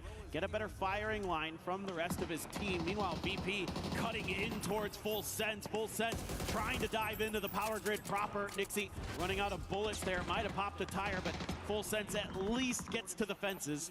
Where we started with Falcon's death is where everybody seems like they're focused on getting to. Full Sense does find a nice little position to play for now. VP is going to now have control over everything into the west. Tai Lu still got to get into the circle, and it's going to be Shadow. Actually, Hinsey he's gotten all the way into Power Grid by himself. The other players for Shadow are right on top of Tai Lu, and it looks like they're just full on stealth as Tai Lu's literally driving over them right now. I mean, I wouldn't think that would be possible, but it is. I mean, they've done it, and Jexy actually finds another kill there. Type knows that Full Sense is out there. Jexy gets two, one with the barrel, one with the Mark 12. Looking to see if he can finish this off. Tai Lu getting absolutely shredded. Another angle is found there. It's actually Beamy from VP who gets that. A grenade almost finishing off a player of Petrichor. Circle is popped. We're keeping in most of Power Grid, but we're going to move into the more open sections of the south and the hillsides into the east. Petrichor Road still has to vault over what's going on with Supers as well as Vicious in front of them. Luckily, Tai Lu falling off to one side has denied out a competitor onto one angle of approach. But I don't know how Petrichor Road can fight their way into this. There's just too many squads around them holding too many angles. Ooh. If they fight their way into the north, they're going to have Ewan back behind them. If they try to go east, it's just going to be VC holding them out. Yeah, Rex is driving way on the southern edge of this right now. DL was watching from the high ground, giving a little bit of just couldn't quite get there in time. Yeah, so he's going to go down, and Human trying to do what he can here, but now the Supers are at a man disadvantage compared to Petrichor Road. Grenade not going to do much there to our IGL, and he looks over towards Chewy. Can't do much. It's actually VC putting him down. Okay, Bob saying head needs to start popping some heads as it's just him and what angle of approach you go for. VP with nowhere to go, they're going to run back down into the shadow defensive line. Good shot's going to find or on at least one knock off the start onto Lucarux, but you can see VP already has the information. They know exactly where they need to focus their targets, and Nade's already running right down on top of Jexy. Doesn't get the knock, but running in, it's going to be Kamal's right into the face of VP, not finding the angles yet, at least getting some damage though. Oh, actually, I think Hansi is getting some damage into the backside of Virtus Pro here, who are trying to fight tooth and nail. This is kind of turned into a tricky situation for VP. Looked like maybe they could have taken a favorable fight, but Shadow, little do they know, at an extra player already up towards the power grid proper. Jexy going to confirm the point and use these blue zones to scooch ever so much closer into the threat range. There is a res that happens for Virtus Pro. Okay, also Vitality has some angles of vision what's happening over here. Nixie, though, just shuts down Kamal's. Nothing to be had there. VP on a rampage, trying to push their way forward. Jexy taking a lot of damage. He's going to go down. That leaves just one up for Shadow right on the edge of the zone, but VP still needs to get in the circle. They've got VC in front of them, and they're trying to avoid the Vitality firing line. Look how weak Beamy is. I mean, he's 1 HP here, so anything that hits him is going to put him on the ground and basically put him out of the game with the circle that close to them. Meanwhile, somehow the Supers have kept themselves going, took Petrichor Road out of this. They only get a couple kills out of it, but still in the game. Maybe can get into placement points if they can find some level of safety there on that eastern side. And there's that shot connecting into Beamy. He's down. Nixie into trouble as well. Tycon springs from the shack, instantly deletes Corexy, and Nixie just going to go out. VP gonna fall. VC just too defended in their position. They were having to hold down this for so long just due to the way the Supers were playing this. Supers are just sitting at center of the circle. Well, no, maybe let's just go all the way to the north of the circle. So let's make it full on Korea over here as it's gonna be T1, Jin G, and now Supers all right on top of each other. All right, I mean, T1 is now gonna finally have to make a move. The circle has kind of kept that compound in for some time, so they're making some fortifications that they can, but these are outside of the new zone. There is a little bit of ability to potentially go into that northernmost warehouse where I think the Supers are going to go right now, so they're going to be beat to the punch there just a little bit. AGAL on foot, looking to maybe do some damage on the edge. Clear 17 out before they have to make another move, but they still have Sharper, danger close, and there you go. Getting some shots towards them as they try to cross. Soul might also get some vision if they're not careful, so the foot push has got to be aggro and it's got to be fast. Pimas can get into this angle. I think that he's spotted out. Does he know exactly how much he could get? But 17 moves quick. Looks like maybe Zhao Wu spotted it. Quick counter move, and Soul is going to be able to get the knock onto Heather. That's going to start the catalyst of things happening into the north as a couple of shots are going to be enough. 17 now moving closer to Jinji on one side of it. Tian just walks right up in the face, gets a knock onto Soul, but it's getting dicey over here. It gets counter knocked by Bean. All right, Bean at 5 HP, takes down 2, the barrel, but he's going to get backstabbed by EN. D trying to hold T1 back to save his team, but he's the only one alive. He's in the blue, and he's in trouble. 17 ends up getting taken down by Destroy's grenade. D just trying to throw everything he can at this, but it's not going to happen. AGAL wanted a piece of that and couldn't really get it. Delwyn still having to hold back Sharper, and T1 just dominant position over in the north. 8 kills already, and they're starting to stack them all together. Anyone's Legend doesn't really want to approach on that angle anymore. Instead, use the hillsides. They're starting to focus more down onto Sharper in the defensive positions that they're playing, while the Supers, who were all the way up next to T1, use the fence row to come all the way down and get into a great position, center of the circle. I mean, if T1 doesn't lose any players here and they can keep those vehicles relatively healthy, they're going to have a lot of outs potentially to get outside of that warehouse and lock it down if it does a hard shift to the west again. AGAL swinging back down towards Sharper now, looking to take more fights, looking to rake in more kills. They've only gotten 1 here for being so fighting so heavily out on this edge for so long. That's not much considering the caliber of this team, and Tanawat putting him back down, and he's getting shot from a bunch of different angles. It's EN who gets the knock. A lot of squads that need big games since they played yesterday and couldn't really find anything. Going to be in good positions for the circle. Anyone's Legend, though, just getting picked apart. Too many different angles, and it's going to be Sharper finding everything. What do you even do off of this? Now Sololzi looking at T1. Type's got control over the warehouse. Sure, we still have Shadow up and Hansy looking at everything, but Vitality's got such a great position in the circle as well. It just feels like Sharper's got all of the East on lock, and there's nowhere for Sololzi to go. I'm loving the way Sharper's been playing this game for the most part. They know Sololzi's on his own. Ian wants to finish what they started. Don't want to let him go over to the blue, and not going to happen. Heather's grenade is going to do it. 10 kills for T1 in this game so far. Ian immediately has to prone down. Here comes the grenade barrage from Na'Vi. Knew that VC was going to be getting close. The follow-up, still not going to find any knocks. Good movement there to avoid much damage. T1 active, really quickly running into the face of Sharper, realizing the way that this circle's pop they want to go for. But Denawat's going to defend. Ian's going to go down. Hakatori's got eyes onto VC, trying to get control of the southern area, while it's going to be Na'Vi trying to keep control over everything in the center. We also have movement happening for Vitality, going to be keeping eyes on what's going to be going on with Supers. All of this just stacking on top of each other, while VC finding an angle of approach. Yeah, this fight, though, for Na'Vi's position, one of the most important in this circle. Supers are going to go down to Vitality. Tanawat getting over there, raining down with Earth. And all of a sudden, Sharper continuing to thrive. T1, a nice game in the kill department, able to get decently deep into it. But Sharper has put themselves into a spot where they can continue to cut through some of these other teams. Na'Vi, 3-player strong, holding against VC so far. How long can Shadow solo survive, and how much can Vitality get here? The solo is going to be creeping up in the warehouses around Power Grid, while Vitality just wants to make sure nothing's going on over into the north. Sure, Navi's got control over the circle itself, but really it's going to be Vitality and point totals that we're going to be keeping an eye on. As, yeah, Hansy, I think they know where he is. Kicks around the side, and that's going to be all she wrote for Shadow. At least man should make it into placements. Very decent, but here's our top 4. Sound cues gave that away. I could see Hello My Bad tracking him with his arrow from the map, so he knew and heard him. So Hansy not able to keep himself obscured long enough from Vitality's detection to get any further into this one. Decent salvage game, again, up to 50 points here for Shadow Esports, so they very much could be in that grand finals. They're on pace to get there. They get 6 points in this game, I believe, if memory serves me correctly, and that's plenty to continue to have the point pace you need to find yourself playing in the last 3 days here at EWC 26 and PUBG Battlegrounds. Tanawat takes down Hakatori. This team is on fire right now. Yeah, Hakatori going down is going to make the defense of the center so much more complicated, but Boostik's still up. He's in a vulnerable spot. He goes for the peek onto it. Sharper going to be trying to put the damage in. That unlocks VC to counter-wrap to the south of this. Navi's position that they were playing from was so strong, but VC's got a man advantage on position, and this is also drawn all the attention down to the south and allowed Vitality to get out Power Grid. Tycon here looking to take Spyro down, but it's Tanawat's blue zone that is going to find it. Tycon looking to steal the point. Clicked on the head once. Just needs a couple more bullets to land there, but there's pressure from Vitality. Na'Vi gone. Tycon doing some heavy lifting there in front. Sharper needs to recover.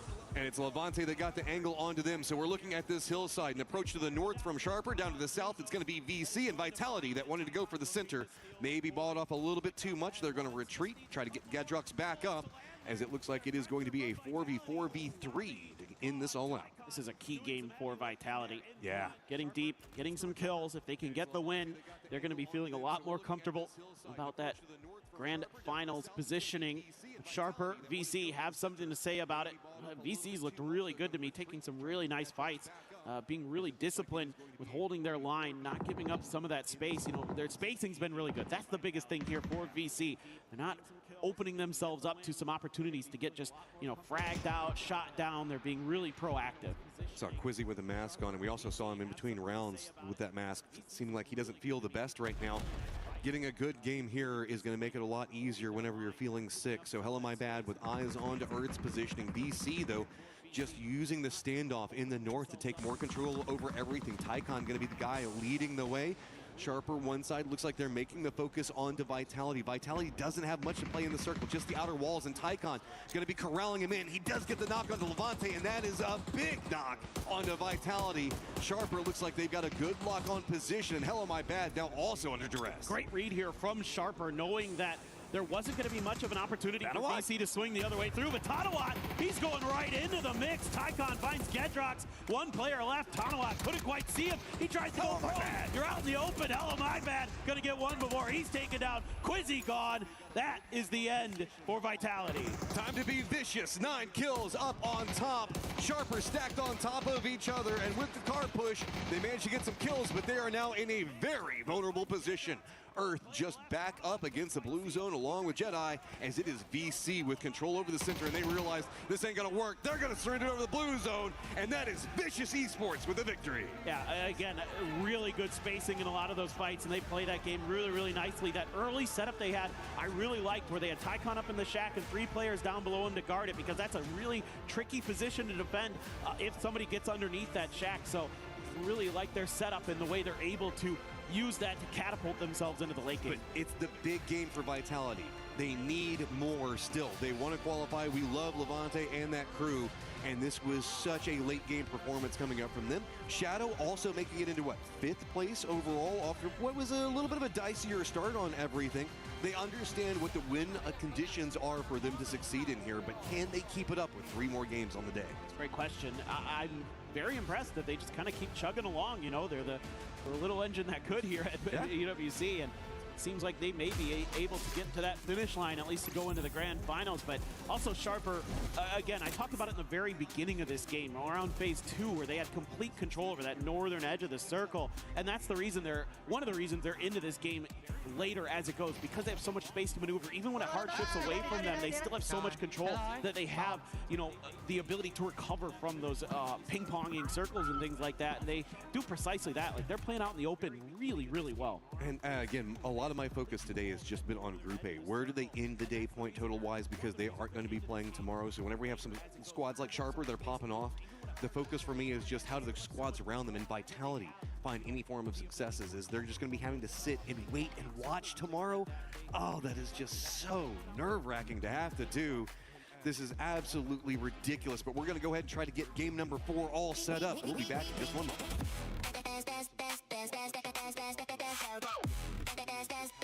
We book Esports World Cup.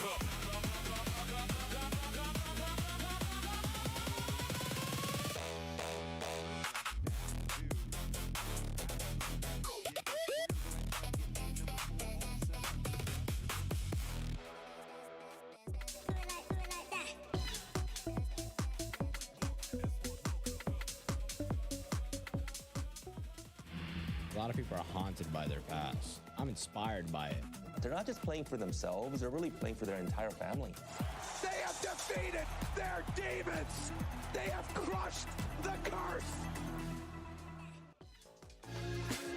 Oh, hello. We are here for the Sony Media Tour at the backstage of the Esports World Cup 2026. So let's take a look at everything that's going on, as we have got some of our players already getting their hero shots done as well.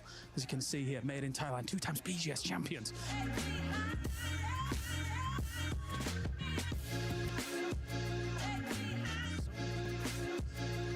Look at the size of that tripod. Whoa. for such a small phone. Size does matter. All right, let's take a look a little bit further on. Kiss, what a legend, what a legend. Maybe we'll chat to him a little later on. Let's move on further down, of course, though, as we've got a lot more other stuff going on. I can see Team Liquid in the distance here, getting all of their media sorted. We're getting a lot of introductions into how all these players are setting up, how their feeling is for the tournament as a whole, of course. And you can see they're getting mic'd up as well.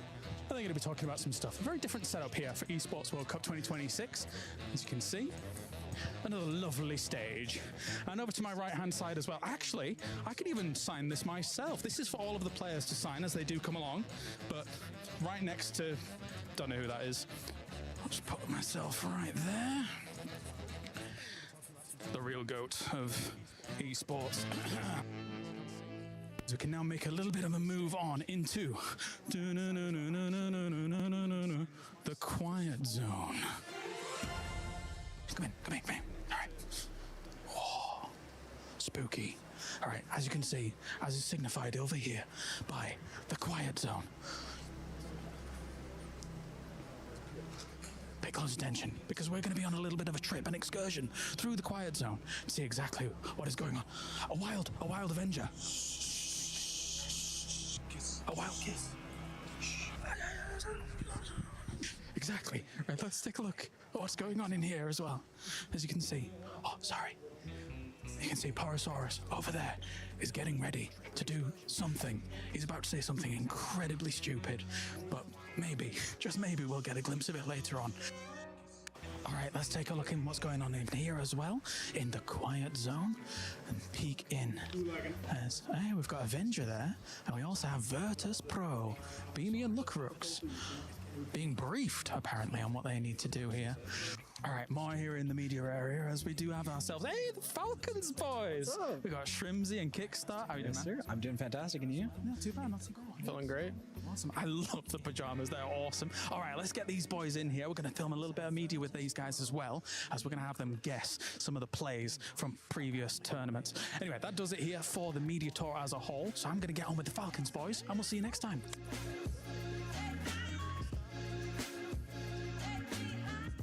All right, guys. It's going to be the quiet. All right, let's try that again. Absolutely not. Absolutely. One more opportunity to see players in their natural habitat. Nothing. Spectacular scenes here at the Esports World Cup.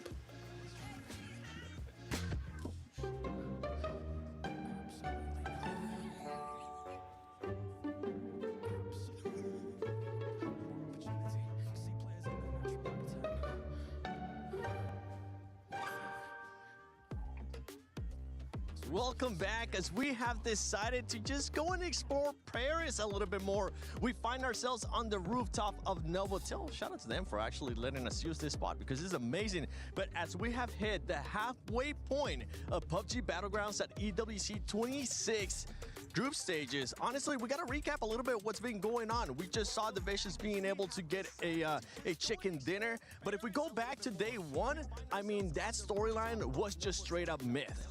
Yeah, I mean, if that's what we're doing, if we're saying let's take that halftime, let's look at where we're sitting in the tournament right now.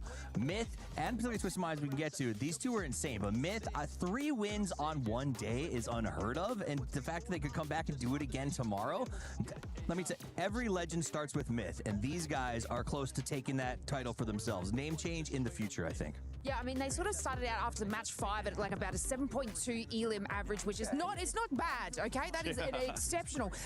But before that, they're actually on a 5.5, and that was because of the several chicken dinners that they have, and that amazing match 6 where they got like 5 eliminations and that win. And I mean, that's exactly why this team is bringing it home. They are going to be bringing it home. And the scary part, if you're a Myth fan too, or if you're just scared of Myth, what they're performing, is that today they're getting a break.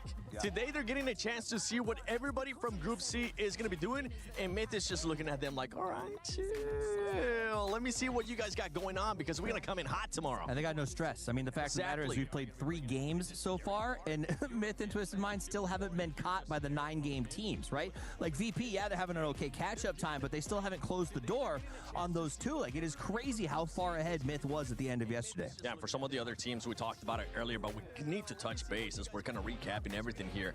Full Sense finally ends up showing up. They get a win today, but they need to start being more consistent because now they're going to be going into their final 3 matches, and if that consistency is not there, tomorrow they're just going to be sitting down, watching the show list, just biting them nails. Yeah, I mean, today is all for them, so they need to really do something there. I mean, it was a little surprising, I guess, from the first kind of group stages that we had, but, you know, they do know what's ahead of them and what they need to pick up on, and look, it's an okay job, I feel. Like, it needs to be a little bit more aggressive, I feel. The problem is when you look at the leaderboard right now, you think, oh, maybe they're okay, maybe they're in 7th, but you got to remember they have 3 games up on 16 of our teams, and that is time that has to be made up somewhere. So for those teams, even Shadow, our defending world champions, everybody who's got those 9 games played, just because they look like they're in a good rank now doesn't mean it carries over, which is even more stress-laced because that means they don't know what happens tomorrow. They have to put up, I would say, easily 12 to 15 points higher than they expect to make sure that they are still guaranteed the advance. Could you just imagine playing this and then watching the games just from your hotel room going, oh, no. Did we make it enough? Did we make it enough? I mean, it's crunch time right now, but yeah, I would not want to be in that position.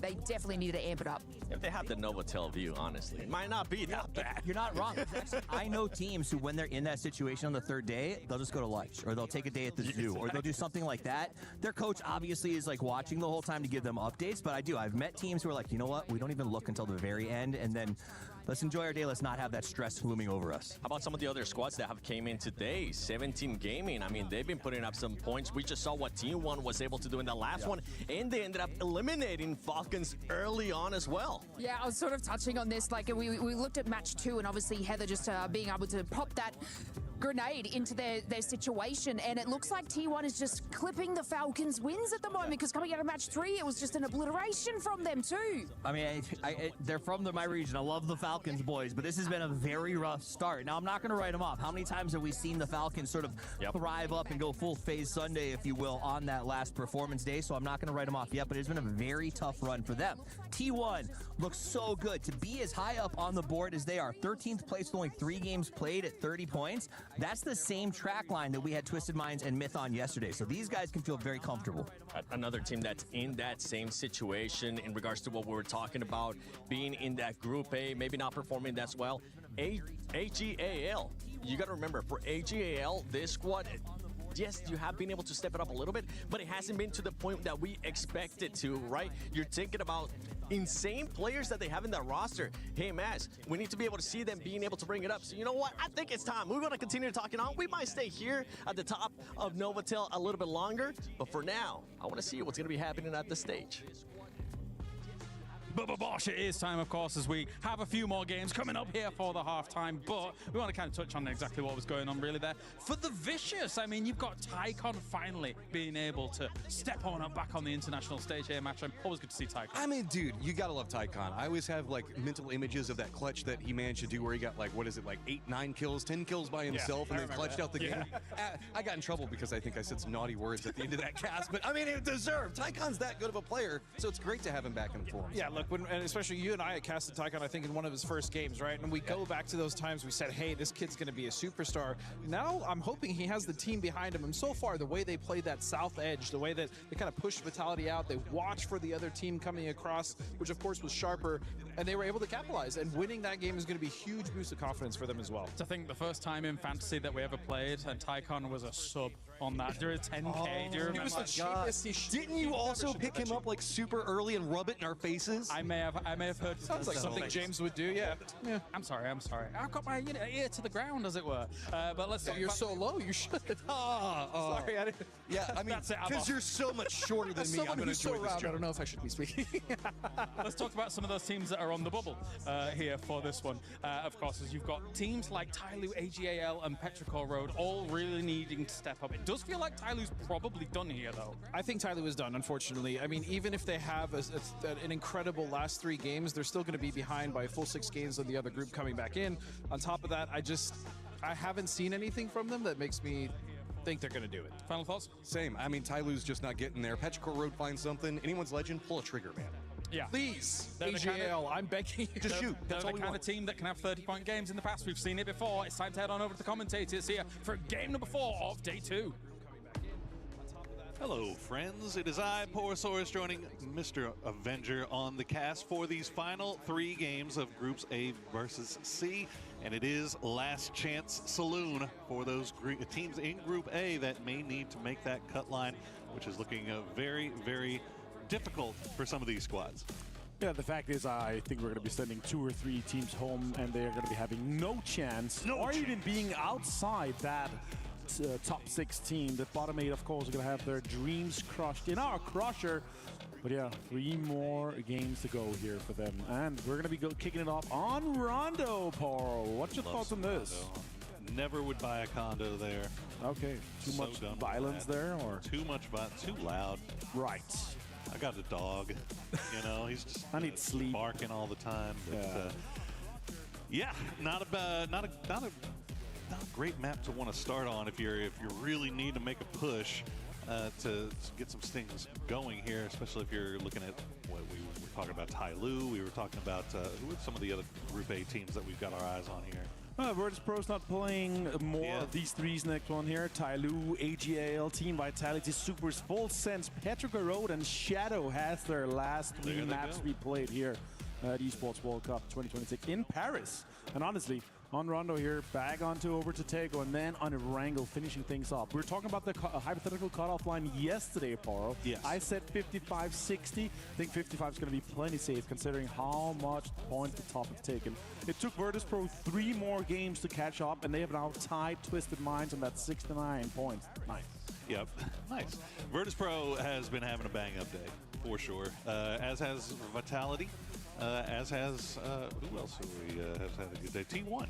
T1 has been popping off today. 30 points on the day so far. But, yeah, I mean, still work left to be done, obviously. But with 3 more maps to go, I think those guys could be feeling a little bit more confident. Yeah, we're giving a little bit of a hard time to Falcons here. But the fact is, there is 6 teams below them that have had worst performance. That is Gen G, it's Na'Vi, and it's AGL. But let's hear what Tyloo has to say. 船厂的仓库物资比较丰富，然后转移的路线会比较偏多一点。 Well, there you go. Yeah. It's a short interview, and it's also been a short pleasure of them today. Unfortunately, 1 point in 3 games. 19 points yesterday. They're on 20. Currently very, very far down the leaderboard. It's going to be a little bit rough for them. Sure, there are some other teams that have obviously only played 3 games so far. Na'Vi, Gen G, AGL, Petrichor Road, and JDG have also a very low amount of points today here. 12, 10. It's somewhat low after 3 games. But then again, we've seen it before, Paul. We have seen these chicken dinners with double digits, and it can definitely be happening for JDD here with a Jiaotin home turf circle for them. They've only had 7 points so far today. This is their game. This is their chance to turn that around. Yeah, this is, you know, we were having discussions in the green room prior to the game and talking about teams like Tyloo. You know, China as a region have delivered some very impressive performances this year so far. The switch to TPP obviously working out really nice for Petrichor Road for 4 a.m. But it feels like that region is getting very top heavy. And once you get past, you know, Petrichor 4 a.m. 17, it starts getting a little loosey-goosey down there as to how much success you're going to see from them at an international level. Yeah, and 17 Gaming has had uncontested spots most of the time throughout today here. They only have 2 more points than Falcons. They've not had the best of games so far, and they have fantastic loot. But for this circle here, they have a pretty easy entry towards that central stadium area here. JDD's always getting ready, and they're already taking some of the best spots right now, looking to see if that gas station is free already. AGL coming in from that northwest side over to Bailey. They're going to have quite the space here. And considering how far northwest this circle is, Paul, I'm really wondering how many teams are going to try to backfill it. You know, we have Falcons in the north. Sure, they're going to come in from that. But how many teams are going to try to swing around? You typically see this on stadium circles like this where everybody immediately tries to send. You see such a cluster towards the center because those positions of power, those strong positions are so comes at such a premium. Right. These teams are willing to make those high risk, high reward sends right towards the dead center early because they are so convinced that it is going to end up paying off for them. So we'll see now that we're getting a little bit later in. It's four and a half minutes. That's late at this point in a circle like this, but so many teams still outside, still fighting their way in. It's going to be interesting to see how many try to go and still send towards that center or who will just kind of play around the fringes. Yeah, about half these teams already looking at how can we get into this circle, try to get some of the priority here. And also, let's break it to you guys. Rondo in general, especially for land ratio, is this area has so much unplayable terrain that is counted in land ratio. It has water, it has these high ground, it has these pillars. Now with this, that we don't have land ratio, we're gonna have some wild circles. We could be ending on straight next to the rocks on stadiums. It's gonna be really interesting to see how the teams apply the strategies that has changed just since this meta has just updated just a month ago.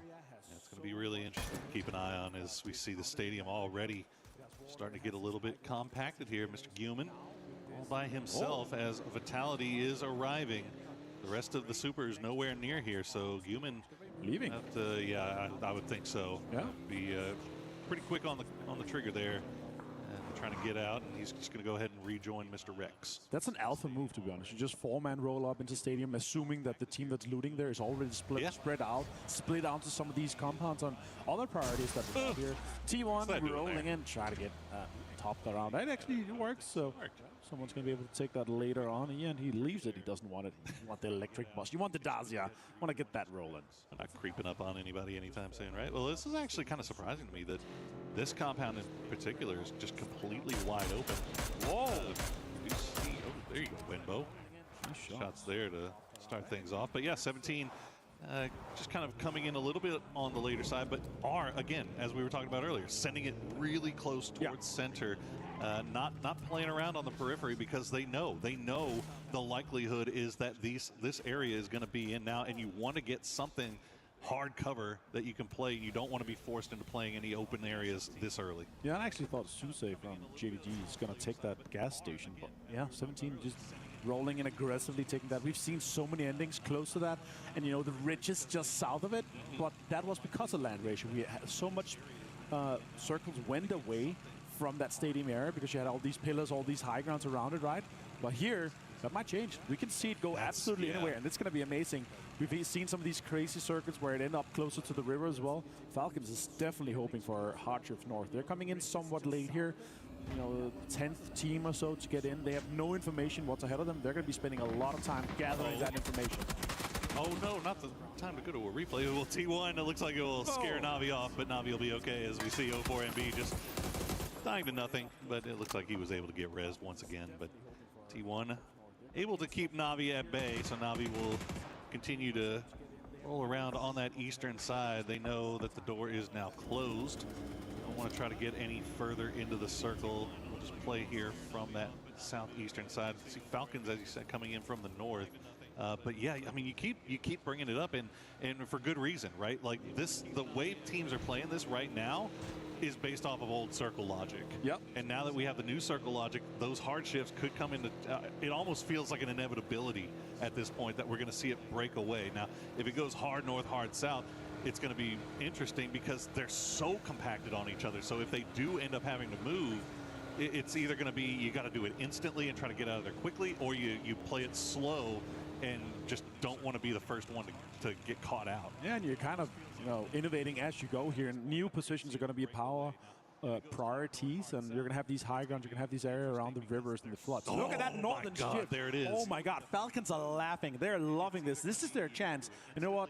I can give you the live commentary of the comps right now. It's going to be like, guys, we're fed. We need to win this. Blessed. Hashtag blessed. Well, immediately you see them turn back around. They're going to go for whatever high ground they can find right there. You can see just off to their northwest are those pillars that they can play around. And it looks like Kickstart already in the glider kind of looking over in that area. But they're going to see a boatload of vehicles down to their south starting to head that way. So they need to make a decision quickly as Virtus Pro is going to run into Sharper. Sharper had a great game last round, and they're going to start off here by getting the knock on a Nixie. Getting a big name down right there. He had 2,500 damage when he started today here. Sabalui gets it. Lukarooks also has been found. Noxon confirms coming through. VP, sure, they've already gone through. They're already in the final here, but that they still want to get points. This is still the absolute best practice you can get if you're already qualified for the final. Goodness gracious, once again, just a portable red zone of grenades being sent over here. The utility being such a major factor, and Sharper not scared to go ahead and send everything they have in the bag there to go ahead and secure those 2 points off of Virtus Pro. Virtus Pro, the rest of the team will go ahead and escape, as now we see 17 running into Supers. They've got Falcons just off to their north, and you can see Shadow just off to their east. So this is not a fight that I think either of these teams really want to invest too much time in. And yeah, there you go. Both of them are going to pull away immediately. Smart. That's the way to go about it, right? You want to make sure you can stay alive as long as possible. Full Sense here going for an E-pick up on the southern side. This is huge. We could see so many teams coming in and taking away these pillars from some of these teams that are on the lower ground, right? Kickstart, sure, he's in the glider, but if 4 guys land on the high ground pillar above Falcons here, that's going to put so much pressure onto them, actually. And we have the river in play, also doesn't matter with the land ratio, but these 3 or 4 really tall pillars around the compound where Falcons is, that's going to have quite the impact if Full Sense is able to grab 1 or 2 of them. And it looks like that's what they're going for right now. I would if I was them, and they're going to actually, I mean, if they can get up there, they're going to have time to set up too, because we also have another E-pick up that's coming from east to west.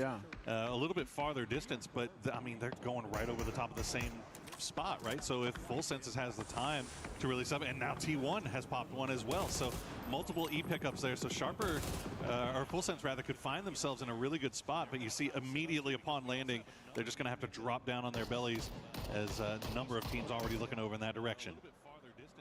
Yeah, Falcons hunkering down this compound. This is quite a strong compound here. You have multiple sides of cover. You can be in the roofs, and it's really difficult to breach unless you breach from that northern area where the rocks is. Just this direction that Gustav is looking at. But they're fully aware that Full Sense is taking some of these northwest pillars, but we're going to have this next circle pop. Let's see where we go, Paro. All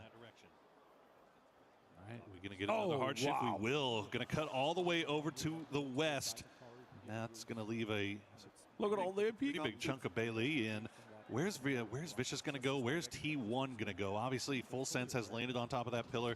Right now, you see Falcons currently content and hanging in their compound. Why wouldn't they? As you see a number of teams trying to make their way past. It looks like they're going to be able to do it. Vicious not going to pop the chutes by the towers. Instead, they're going to continue going all the way over to Bailey.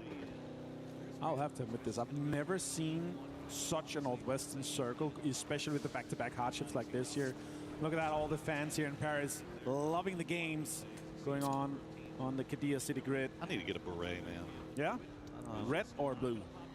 I mean, honestly, the red one is looking pretty nice. You have to go with lipstick as well then. That's kind of crazy. But look at this, 17 being absolutely getting in here as T1 is flying in above them. Delvin finds 0-4 and B from Petrichor Road. Shots coming in. AGL, they need to have a good game. We have just 3 more to go. Happening on the south side of the circle, you can see there's still 60 alive left in this game, as there are a number of fights going on here. T1 have run into 17, and 17 proven to be a little bit more of a hassle to clean up than Falcons was for T1 last time. In fact, they will go down as T1 gets eliminated in 16th place. We'll see if 17 has the time to get those revives on before they get crashed.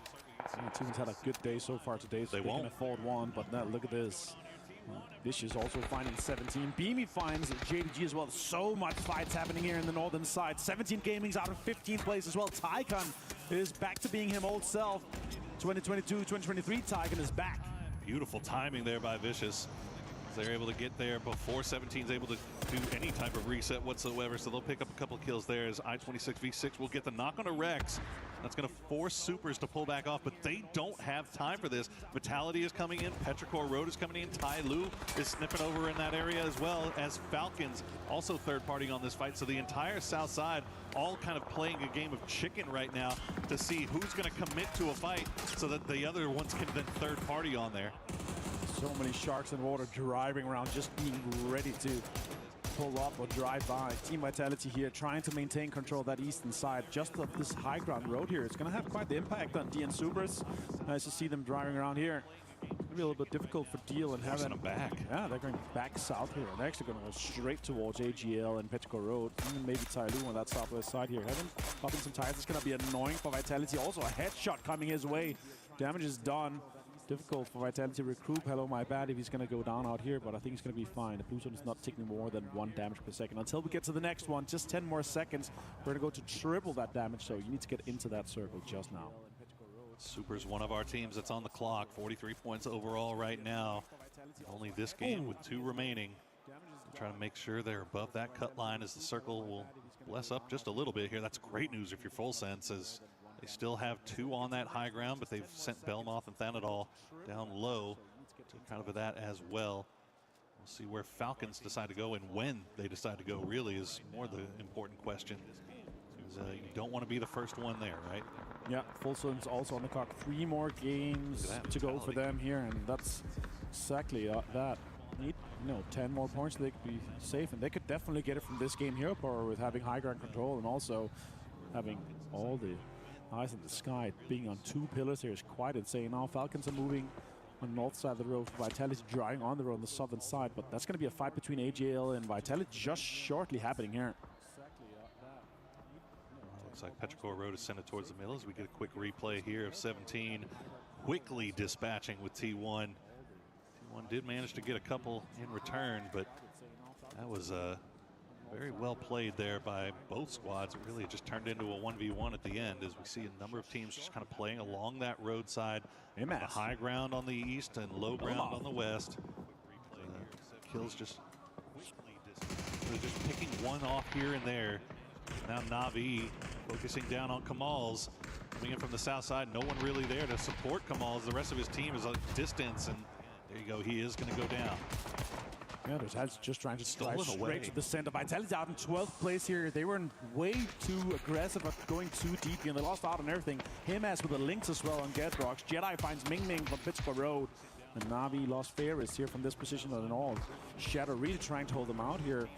The usual Na'Vi would do a straight pull up onto this position, but they have so much strong terrain here from Shadow. They're inside the circle. They have rocks to peek from. Very difficult to take away from them.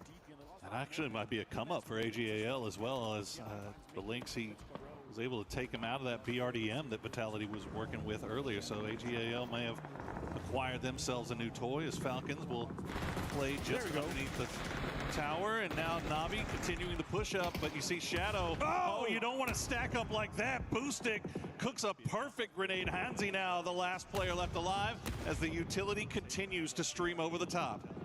One more for Boostic. Could get a triple nade. Nah, it's just more damage than the knocks already, and they're going to try to make the most of it here. More damage is being done to them. More nade coming their way. That's a great peek. He gets Spyro down. It's just Boostic. He gets him down. Hansi out. Shadow Esports out in 10th place here. Now it's 7 kills for Na'Vi. Good work there from Boostic. 480 damage for him. 4 kills in the bag. 7 total for Na'Vi as they starting to find their footing here late in day 1 for them. Rest of Full Sense not able to really pull everybody together and respond to that. So Belmoth just holds on to the high ground as we circle center up once again on the circle. Donut indeed. Sharper and Tyloo sparring off to the west, but they have to find a place to play now. You know what? The slice of pizza on the south just looks like perfectly it's AGL's. This could be their game. Look at that, yeah. They have quite the control in the corner there with the intersection of the road. That is such a strong position. You can reach up and you can look over the ridges and just apply so much damage to everyone. Delvin already setting up that spot, so that's great for them. Falcons now considering, are we going to make a move here? We're going to try to make more control here in that eastern side. I don't think they're fully aware that Thanadol is close to them, but they're definitely aware that Full Sense is up there. Let's see what AGL does, though. Yeah, AGAL, yeah, I briefly saw Himas on a mortar. Not sure where those mortars were being sent to, but you see Falcons stacked up the way they are. It gives you pause for sure. As we check back in with Full Sense with that high ground. They are going to have to leave it now, though, but they do have a foothold in with Thanadol just on the other side of this column from the rest of the Falcons.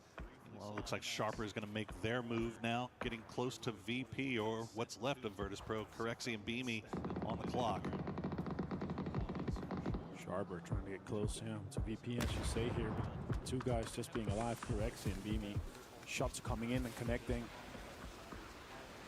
Coach is on screen here. You can see Gunnar somewhat nervous, it looks like, but he knows how important this game is for them. This is definitely a double-digit potential game here. AGL is setting up quite aggressively. Tyloo actually getting close to sniffing this out as well. As you see, BGMI trying to boost up and survive. He's got an AUG and a Panzer in the back.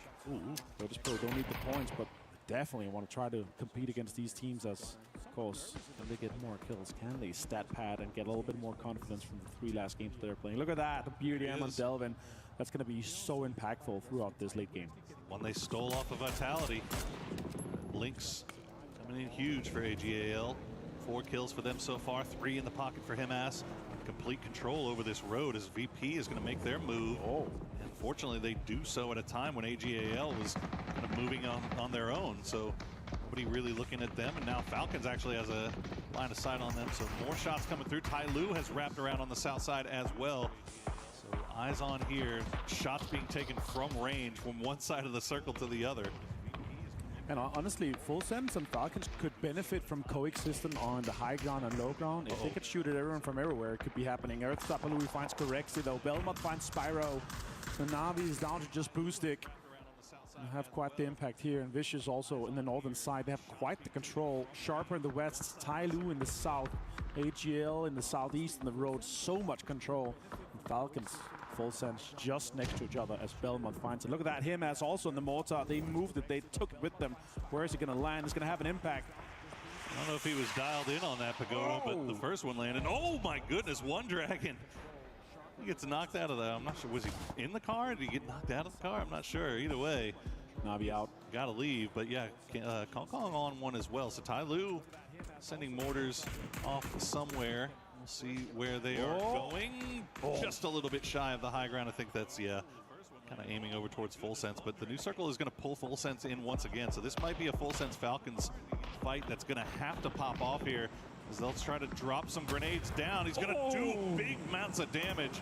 Not going to get the knock to start things off, but that one might. Oh my goodness, the one bounce off the rock, keeping them alive as Falcons just hear explosions ringing in their ears. That's going to be rough. You're going to have to spread out just a little bit more. You cannot have 2 guys that's that close to an 8 here. They're 2-2 stacking, trying to spread out, trying to apply some of these utilities that they have. Headshots are coming in as well for Shrimsy. Now all the smokes are being applied here. They're slightly in on the lower side of this rock here. But now peeking over, peeking across. Ticket gets found from Destroy from AGL from the other side of the road here. Lots of impact. BGMI finds 2 on Vicious. Simon and Tyken is down. Of course, BGMI had the Panzerfaust, and now BGMI's got a BRDM of his own to play with. Oh, well, what's left of it. Either way, he's by himself. He can maybe survive just a little bit longer. See, he'll at least use it for cover, if nothing else, as Vicious will try to make their way in, see if they can finish him off. Meanwhile, Falcons trying to take out what's left of FullSense. They have just been hanging around, getting shot at by AGAL from the low side. Gustav will find 1, he'll find 2, and now it's down to 1 for FullSense. Tigger left alone here now. He's going to have to make a push for it. Can he make it happen here? Shrimsy on the absolute front here. Utilities being deployed. Now nades are coming out as well. Shrimsy might have... Oh, great peek on him, but the nade's going to do a little bit of damage, but they're going to be fine here. Now they're inside the zone. They're going to be able to reset a little bit, and they're taking the PGC 2025 champions out of this game. 6 teams left, 20 players left alive. That was a good fight for Falcons there. Clean fight. And obviously, AGAL was kind of pressuring them, so they weren't able to set it up the exact way that they wanted to, but they were still able to come out on top, so well played by them. AGAL just exerting so much control over this lobby from this southeastern side right now. They are a problem that everyone is going to have to deal with here eventually, but right now, Falcons the only one that have their eyes. Himas finds Kickstart with the links. Tickleton finds Dogby. Vicious is in. Virtus Pro is out in 6th place here. And what an effort from BGMI here. Well played by them. Now we're down to AGL having this much control here. It's going to be so difficult for the rest of the lobby. Falcons trying to survive as much as they can. And look at that. Southern shift straight onto AGL. This is their chance to make it to the finals. If ever you needed a game to go your way, AGAL going to hit this one as Delwin gets the knock on the kickstart once again. Falcons just getting pressed from all sides. Now Vicious taking shots over there, but now Sharper has actually got a flanking angle over here onto AGAL, so they can't focus fully on Falcons anymore. They have to be looking over towards Sharper. 642 damage there on, I think that was our Zapalui that we just looked at, but you see what Falcons are having to deal with. It's not great. It's not great at all. Yeah, it's going to be difficult. No utility left, no smokes in the M7, everything, just nothing. Obviously, their focus now is trying to get out and get Vicious out of the game and eliminated here. There's 2 potential kills on them and also the point for placement. That'll be a 3-point play for them. But let's see how this applies here. Sharper also a potential big game for them here, and they need it. 18 points so far before these 3 games here. So now they're going to be pushing up even further. Gustav finds Stanawat from Sharper. He's going to be able to confirm the point. I'm not sure though. Tanawat kind of getting caught in no man's land there as the rest of his team still playing on the other side of the hill. They're going to have to move eventually. It looks like they're focused in on Tai Lu right now. They've kind of given up, then it all for dead. Can't really blame him as Tycon will just spray through the smoke, see if he can find something. He's going to get some damage, but not going to get the knock. But Powell will. He'll find Gustav. He'll find Kickstart immediately following. And now Vicious, there you go, Tig is going to get the return knock. Tycon's been spotted out. Let's see if Tickleton's Mini is still popping. It's a 1v1 here versus Tycon, but a lot of cover here for Tycon to play around. Absolutely. Stolen kills left and right and center. Him as finds Stanawat. Huge rate. As well. Yeah, it is. Him as is finding Thunders as well. Takes Sharper down. One Dragon goes down to Sharper. It's a big 3-way fight by the big teams left alive. And now without just Jedi, Hausker and Kong from Tai Lu. Falcons is out in 5th place. Tai Lu showing signs of life here at the end. Kind of talking about them prior to the game, saying that they don't really have much of a chance. We don't have a lot of faith in their abilities to come from behind this point, but yeah, good night. Sweet Tycon. Of course, it's going to be Delwyn that gets him too, isn't it? Well, AGAL, we were saying earlier that they looked to be in a fantastic position to secure a win here, and now they have complete control as the circle will pull to them once again, and Tai Lu is up against the wall. Tai Lu's on the clock. We're talking about them. This is their chance to put points on the board. And they need to win. They need the points. They need the kills. They need a lot. Yeah, they need everything, basically. Especially considering they had 1 point in the 3 first games of the day here. And so far now with 2nd place, 6 points for placement alongside the kills that they have. So it's a good one for them. But I don't see them winning this game here. There's a 4-man strong with full 3 gear, with FAMAS, with Lynx. I don't know how many bullets Hennes has left, but Hausker is taking lots of damage here. He has a Panzer. Could have an impact. I don't know if Delva's going to be too greedy with that beard and getting too close. I don't think so, yeah. I mean, you could see just the way that AGAL is posturing right now. They know they're in a 4v3. They're not going to take any super high risks here. They have control of the circle. They have everything they could possibly want. Oh. And we'll see Tai Lu. They're going to put 2 in the vehicle, try to send it, but that's going to get absolutely lit up immediately. Kong going to have to hop out, and he's going to get spotted by Sololzi. Somehow, Hausker is still alive. Is able to get behind a tree as the Panzerfaust comes through, but he will get the knock on the Delwyn. One Dragon. They'll spot him at. But, you have to imagine Tai Lu kind of in a tough spot. There's no way. You're not going for that res, right? That's crazy. Delwyn with a, oh my god, the confirm from Hausker and Tai Lu here. Great utility usage from him. 6 kills for them so far, and a 12-point game considering they going to be pushing up until 13. Still going to have 2 massive games. Shots comes in. Himas gets so much damage done on to Hausker. You're not going to get that res. Surely One Dragon's going to get absolutely slaughtered with all the utility being thrown in his direction right now. The red zone comes through, and that's going to do it. AGAL clutch out a huge victory for themselves here at EWC. Absolutely cinema here for them. They were looking actually pretty rough so far today, but that game was their absolute victory here. What a way for them to do it. They were in 33 points going into this one here, and now with the chicken dinner, with all the kills they're able to get here, they're going to put themselves into 50-plus area here, so that's going to be close to finals. That was a team that we had very high expectations of coming into yesterday, and obviously not really delivering in a big way. I mean, it was an average day for sure, but they needed more if they were going to secure their spot. Well, more will they deliver here today, and they've still got 2 more games left to play, but fantastic work by them all the way throughout this game. I mean, taking that roadside and honestly, just as soon as they were able to take out Vitality, it was almost just set in stone from that point on. Yeah, absolutely. As we look back here, Himas absolutely slaughtering Hausker here. What a great way. And look, 6 nades. Himas had 6 nades when there is just 1 player left standing. The bombardment of the red zone just starts here, and look at that. 5 kills, 7 kills I think he ends up on here. What a way to do it from, and also tons of damage to come in. Very cool, calm, and collected there, aren't they?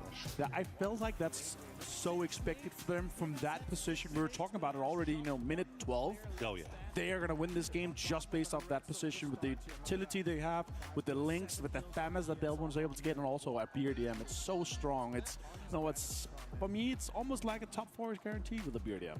It almost feels like it sometimes. Well, we have seen teams kind of run into trouble with them sometimes here and there, but I mean, when the position that they had that time around, it was going to be really, really, I mean, I don't think we saw anybody even take a shot at AGAL there for about 15-20 minutes. Well, there you go, 23 points for them, and that's going to do a load of work to securing their spot here in the grand final. Vicious Esports and Ty Lu, though, showing out here at the end.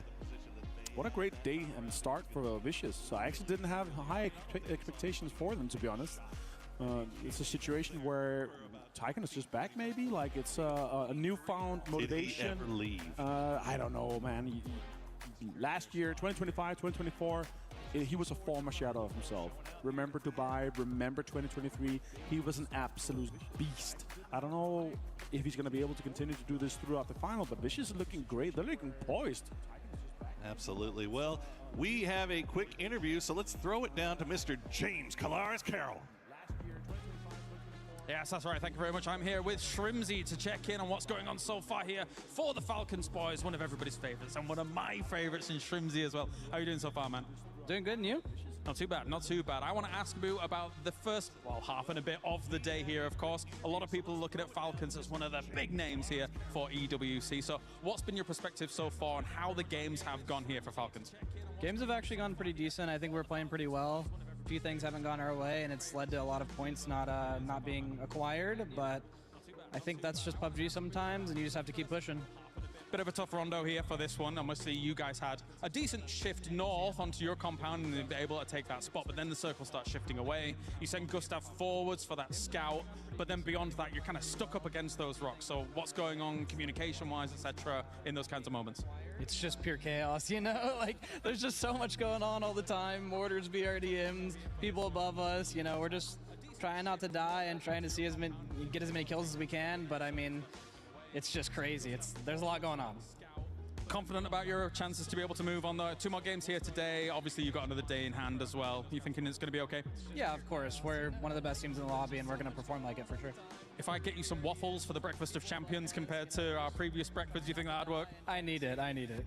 The Breakfast of Champions, very important here for Shrimzy. Thank you very much, mate. You can get them back, as now we head on over to even more here from the EWC.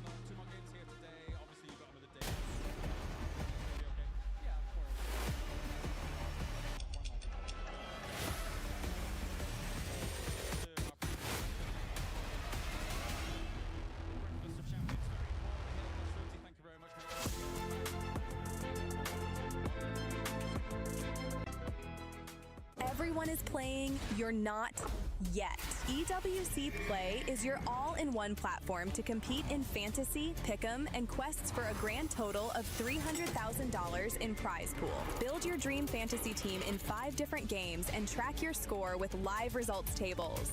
Predict the winner of every game, every group stage, and every tournament. Complete daily and weekly challenges to earn boosters that help you climb the global leaderboard. Got what it takes? Join EWC Play now.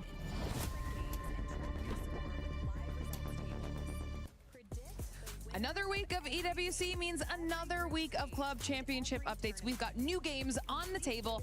We're hanging out with Ton to give us a little bit of insight about what's been going on over at the Lenovo Legion Gauntlet. Yeah, MLBB very much underway, starting with our group stage, which we've got going on all week long, into playoffs next week. But we're very early doors here in MLBB, but it's going to be really interesting, especially when it comes down to Club Championship. We've got a lot of the big boys in there, and some of the teams that actually really need to start putting their foot down.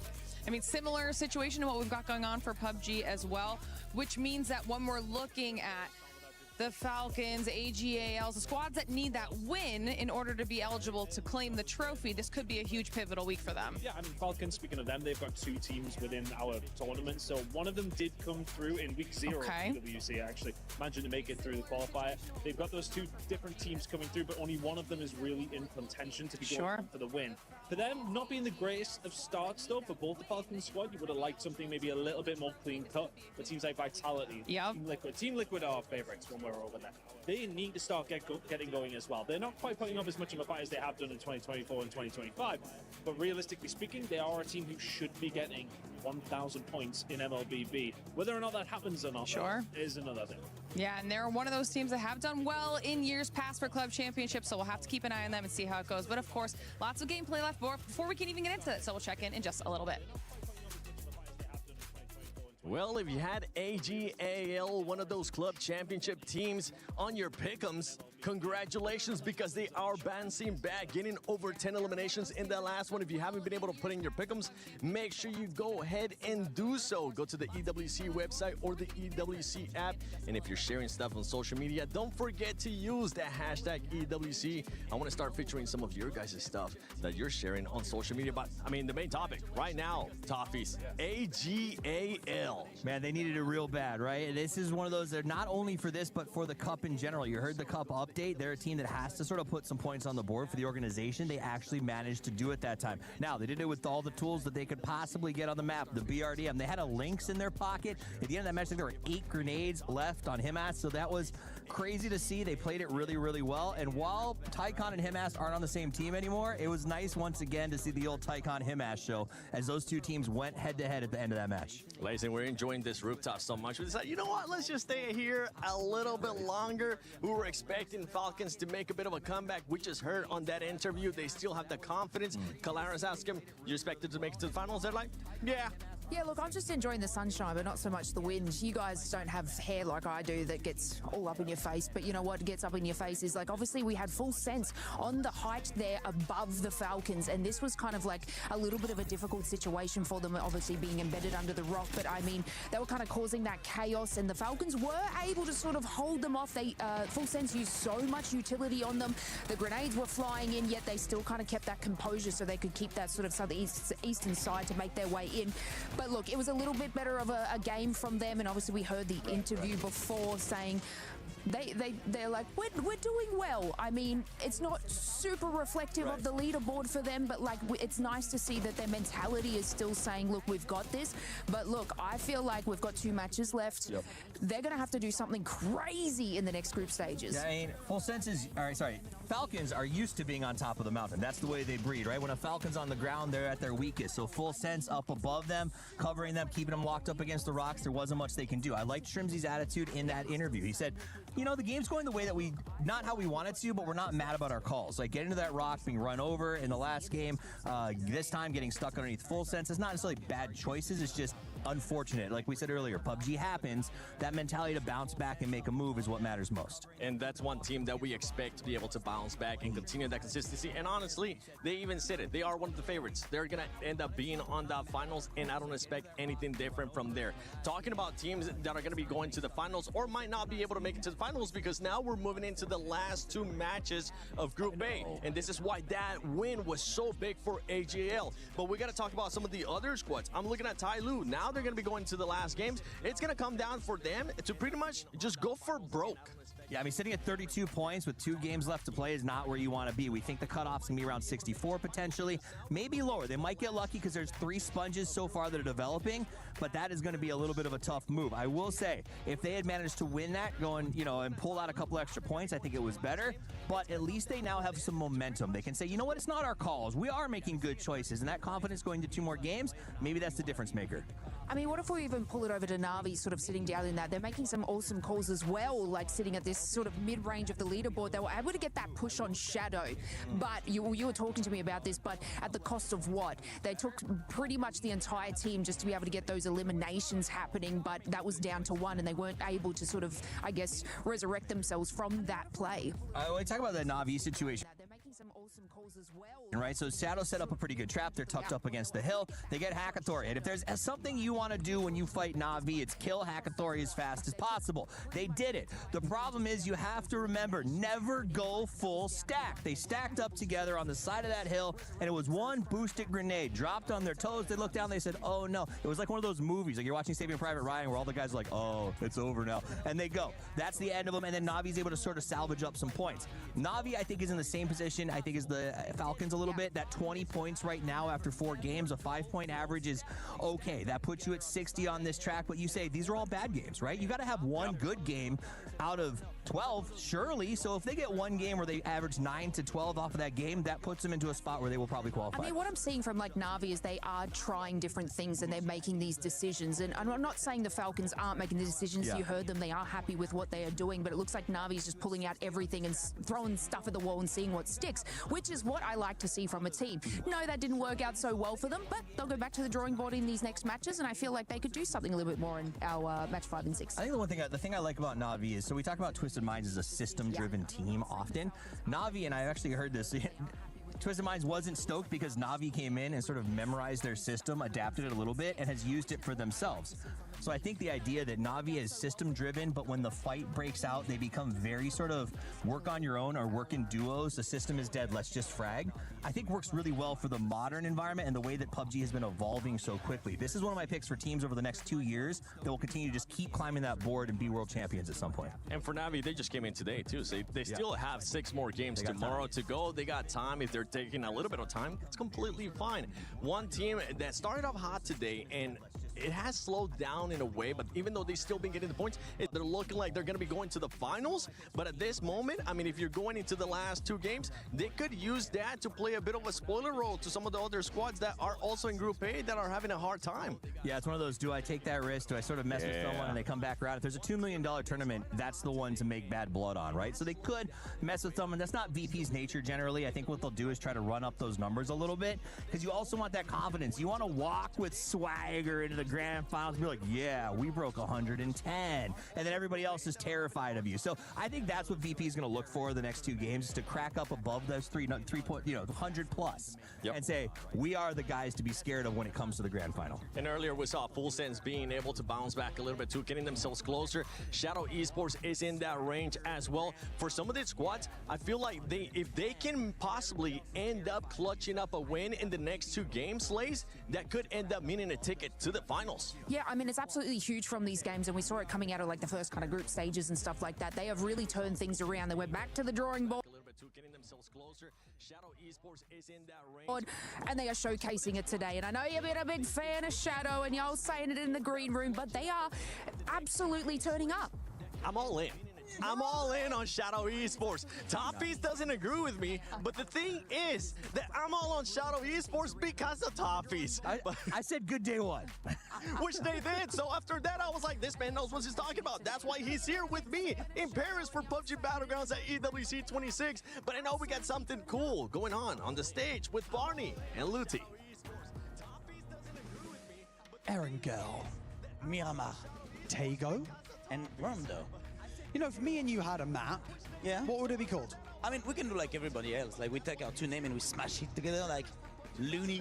No. Okay. Booty. Oh, no, definitely not. Yeah, no, maybe. Okay, regardless of what it's called, what about the terrain, okay? So, like, you know, teacups everywhere. Of or like course. the Eiffel Tower in the middle. That's a good idea. And it's like destructible, so in every game, it just gets smashed to smithereens. You want to destroy the Eiffel Tower? That's rude, bro. Like, imagine if I said the same about Big Bob. It's Big Ben. Oh, yeah, whatever.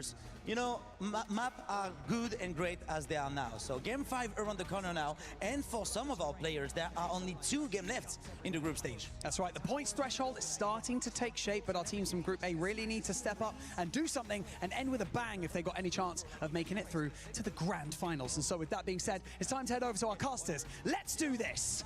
Right, come on. We can destroy the Eiffel Tower. No, Barney, we're not going to destroy the Tower Eiffel.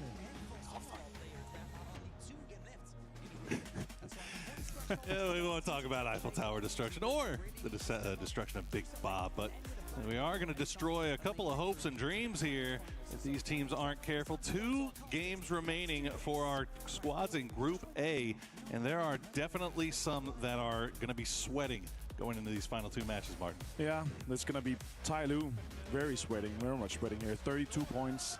Petrichor Road, 34 points. That's Supers, a shocker to me. 46. That's a shocker to me. Yeah, there's some names here that should not be down here. And after what we see from AGL, then 56, they're safe. Full Sense is looking good on 52. So yeah, it's very much and very nervous for the teams at the very bottom here. Well, 2 games remaining. Taego is where we are going now.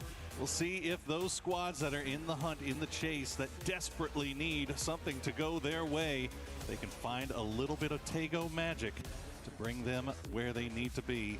Plane is in the air and it is hugging the western side or southwestern side, so probably, hopefully, maybe not another shipyard circle. You know what I love about Taego? What's that? We get to say, it's time to Taego, guys. 2 more games here, Paul. And you know what? Can't avoid it. From the southwest to the south side here, a lot of teams are not going to be able to get to Kangyong Airport, Shipyard, even to Yongchang. It's going to be a stretch and a car for VP. It's going to take some time to travel. Might see some contest for cars in some of the areas where teams are not used to. So definitely going to be difficult for this one here. Tai Lu, 2 more games. So currently at the bottom of those teams that have played 10 games. And yeah, they're going to be close to GNG, close to Vitality. And Vitality's been looking great. They're also have played 10 games. And 57 points for them. Guaranteed to go final in my book here. Sure, they're going to get a few more points. I think the cutoff, considering how kind of top-heavy we've had it so far, I think the cutoff might be a little bit lower. Yeah. Maybe the 50 to 55 point mark. So yeah, we'll see. And we get a southern side shift here. And look at that. Look at the team straight smack bang in the middle here. It's going to be absolutely interesting to see what they're going to be able to bring. Look at that.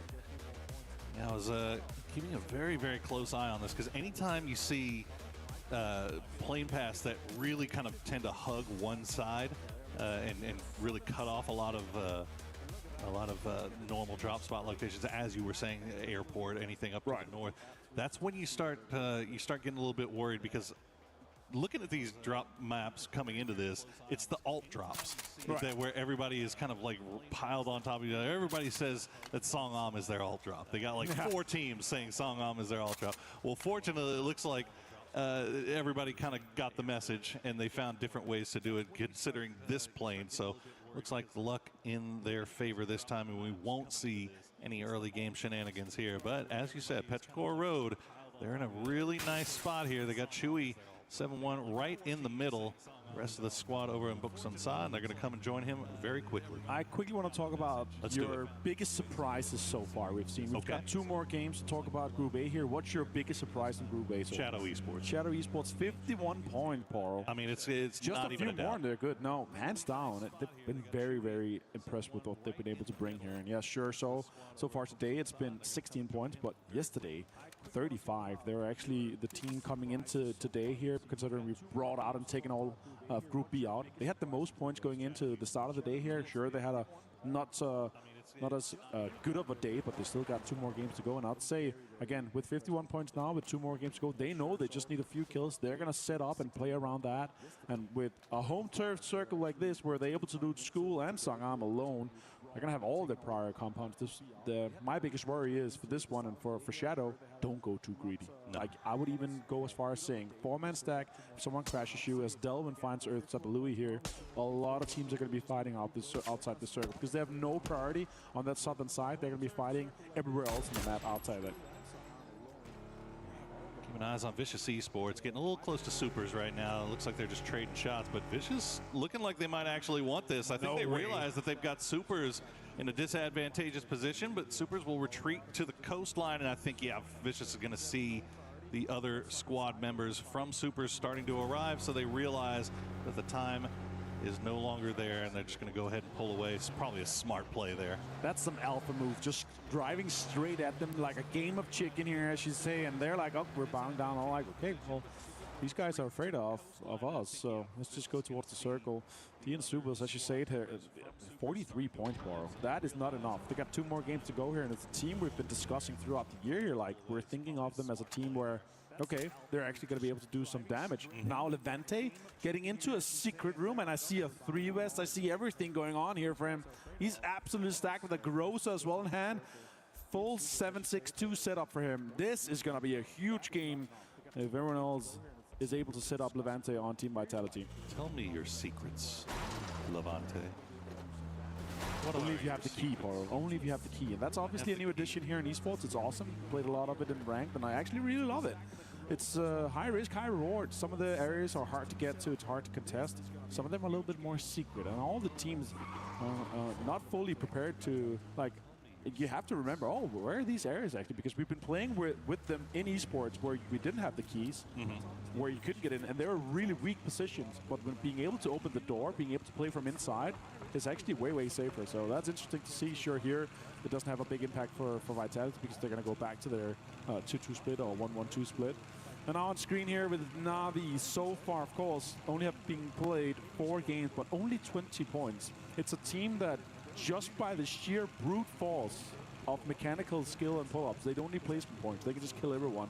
But they have only had 15 kills, 5 placement points. Is that enough for a team of this caliber? If you look at how many players and teams have mentioned Hackatory and Na'Vi as a contender here. Always, yeah. No, I mean, but this is kind of always been the case for Na'Vi, hasn't it? I mean, Sure. we've kind of looked at him and you're like, oh my God, Hackatory. If not if not the best player in the world, especially when he's really, really on. And we've always kind of said, like, he just needs somebody else there. He needs some support. And there's certain days that Na'Vi, the rest of the guys are able to keep up with him. And now that with the addition of Boostic, obviously, a lot more firepower, a lot more mechanical talent being brought in. But it's still kind of, it feels like the story's still remaining the same. Like, you'll have Na'Vi will put up these 70-point, 80-point days where they just look unstoppable. And then they have these where, 20-point or less, just stinkers. And it's if they can just find a way, and tomorrow they could come in here and drop 80. That's the thing. Is like you never know with this squad. No. And for this game here, they do have some pretty good terrain here, but we have such a big southern circle here. A lot of teams already inside. The teams that are out right now trying to get in, let's talk about it. As you see, 17 Gaming flying around the gliders. We might have some air combat here, and I do love that. It's 17 and Na'Vi, so it's actually good for Na'Vi there. It looks like it's going to be enough to force 17 to continue their rotation, pushing off to the west. So Na'Vi will hold strong. They do have Petrichor Road kind of off to their south, but looks like they've got a decent spot to play here just off center. Yeah, Falcons also drawing in, trying to get into position from the northern side. They're potentially going to butt head with T1. Tai Lu coming in from the southeast.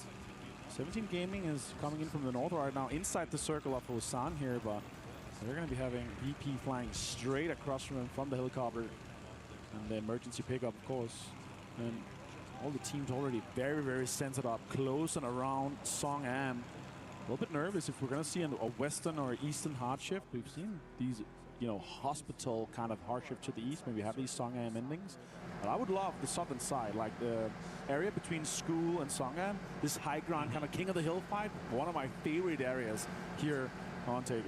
And I feel like a lot of these teams may be thinking with those new circle changes in play, all right, what's the worst case scenario for us? It's that if this thing hard shifts down to the south. So let's put ourselves in a position to where if it does do that, we can kind of play around it and we feel better and more confident coming north. But it's not going to matter. It is going to hard shift down to the south. So 50% unplayable. And right off the bat, Falcons are going to run into T1. And once again, T1 running into trouble early. This time, it's going to be the Falcons. These two teams are just butting heads all day here. It's crazy. Type goes down here. Big names to take down. And Raining and Heather's going to have to drive away. That's 2 easy points for Falcons with Beard M as well. The way you can just brute force your way with that is just insane. So well played for them. 2 points in the bag. And now with this circle be this southern, they have no priority. They have no rush to get in there. They can loot. They can get the chips if they want. You can just get all the utility and just recoup just a little bit. Type still knocked out there. That's going to bleed out eventually in here in phase 2. But sure, Tickleton found him. It's going to be looting out. And now T1 being down to just Raining and Heather. Sure, they've had a absolutely fantastic day so far with 31 points in just 4 games. If they can replicate that tomorrow, it's going to be fine. Red zone straight on where we potentially could be ending up is going to create so much destructible terrain and areas and dips and foxholes for all the teams to play later. You can see Virtus Pro all all hands on deck here, all pickaxes in action as they create a little bit of space for themselves, but they have to stop here momentarily as 17 has arrived, and 17 will lose Little Ghost. Nixie with a good spray will take down one. We'll see if the rest of 17 could escape. It looks like they will be able to, but where do you even go? AGAL off to the west, now Vicious down to the south. 17 just finding themselves in the middle of no man's land. AGL has set up a great spot here on the mini palace on the southern side. They're going to get so much points from here. Boosting gets found by a red zone. Xiaowu's out from the glider. Destruction is happening everywhere here with the red zone straight on to like 20, 25 players. Absolute insanity. Oh my goodness. How many do you think Boosting could probably count on one hand the amount of times he's been knocked by a red zone? I can tell you it's not fun. It's not great. You're never happy about it. Well, fortunately, nobody was really pressing them. They're still off to the east. They're going to get that revive up pretty quickly. Falcons, though, I wanted to ask you, so coming in so far from the north, right? You see the shift all the way down south, the second shift going all the way down south. At what point do you say, okay, now we're kind of in salvage mode? Right. We're not really feeling like we can maybe get a win off of this just because we're coming in so late.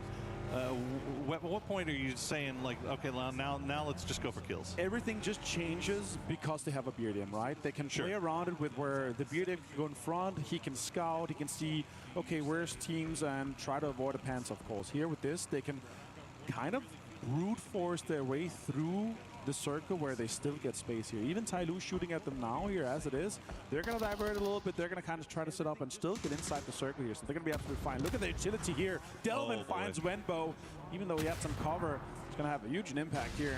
And Wenbo goes down. That car is also absolutely gone. And 200 damage already to Delvin. Another circle pop. We do go towards the Songan area and to the eastern side there, and Falcon's going to be happy with that. Wenbo flushed, Delvin get that point, and AGL absolutely on fire after that last game. Confidence at an all-time high here, Poro.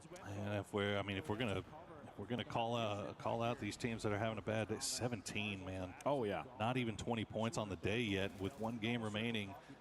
Well, this one obviously, but only Tiantian left, and it is they're leaving themselves with a lion's share of work to do here tomorrow. As we see the new circle is popped, most teams already in. I did want to point out T1, Falcons, after they took out those two players from T1, did not destroy the chips. Right. But T1 was able to get those revives. We'll see if that comes back to haunt them here. Now we check on supers. They've got JDG on the coastline. Looks like JDG is going to be able to avoid them for the most part. It's going to be quite the amount of teams going to try to go for some of the coastline player here, because sure, it's phase 3, but no longer having land ratios, not going to be guaranteed to go away from this water area. And we've seen some tendencies where it actually goes towards water in those phase 4s and phase 5. So let's see what happens here. With that northeastern shift here, look at the amount of space that Falcons was able to create from some. Also, I'm going to have to get my magnifying glass out, because it looks like there's like 5 or 6 teams in the dead center. It's Vicious, Gen G, Shadow Esports, Sharper, Vitality, Petrichor Road, and Na'Vi absolutely stacked on top of each other inside the city. That is going to be very hectic if and when they have to leave. But right now, they'll just be uncomfortable neighbors as we check back in with AGAL. Still have to make their way inside zone, and they've taken their time about it. And as a result, Virtus Pro has kind of got themselves into a spot that they could maybe cause them some trouble. As we see exactly what Mr. Avenger was talking about. Lots of residents in the city of Songam right now.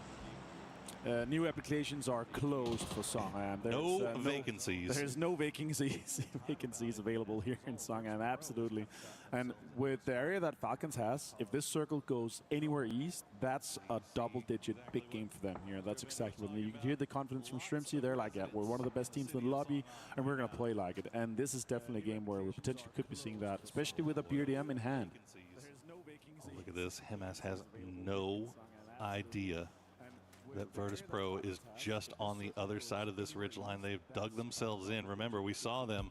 No way. 4-man diggy hole, and they will eventually strike us. Now, of course, when there's 1 million people in the middle of the city, now is when the emergency, the drops are going to come through. So we'll see if anybody has the guts to go for it. I don't think we will, but AGAL, they think that they have a free and clear path up here, but it is not free nor clear. And Himas just has yet to figure it out. You see the stress coming through in the fans right now. They know. Yeah. Oh my this could God. be dangerous. That circle, Poro, is insanity. Oh my. 45% water. Half the city's still inside here, but look at that. Tyloo is laughing. They're going to have a hard time as Thanowat finds Setsuna. And AGL is just running southwest here. They ain't no backfilling that area, and taking some of the space is going to be so crucial. Look at that. That circle pop just saved AGL's life right there. Because as soon as it popped, they immediately hopped in vehicles, started heading down south, going towards the coast, and Virtus Pro was not able to spring the trap that they were setting up. But now the fighting is going on in the city as Shadow Esports, Jexy and Hansi might be the last two players left alive, but they're finding Nox. It's an urban horror story here for everyone. Shadow Look Esports at the is kill part of it. feed. Absolutely lighting up. We're not going to be able to catch all that, so let's talk about what's happening here right now. AGL coming up against JDD is massive. JDD trying to hold out everyone from the southwest on that ridge. Big nade coming in, does not connect, no damage done. 55 from another one from December 12th. Nance also with utility in hand, trying to fend off this aggressive push from Solalsi and Himas.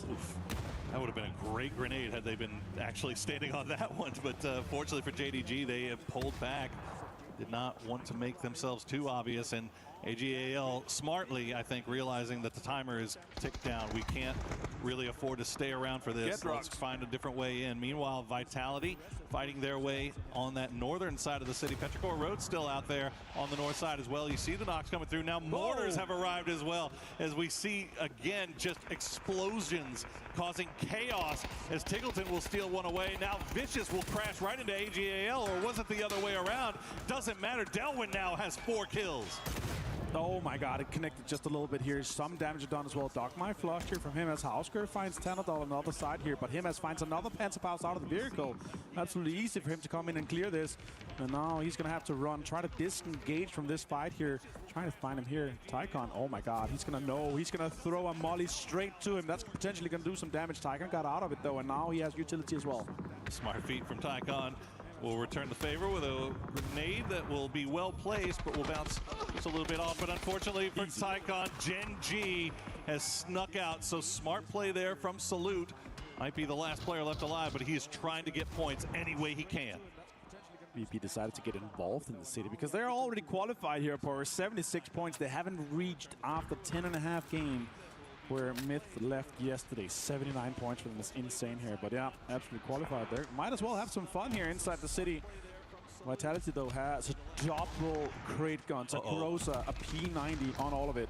Oh, Falcons, they're making a push now, and Tyloo is spread across that ridge line. They're going to drop down some smokes. They do have that BRDM, but look at the Panzerfausts in hand for Tyloo. I think Kickstart may have spotted one. He's not going to take that risk, not going to push directly in, but the circle will pull away. It's going to go off to the west, so Falcons don't need to fully commit to this fight.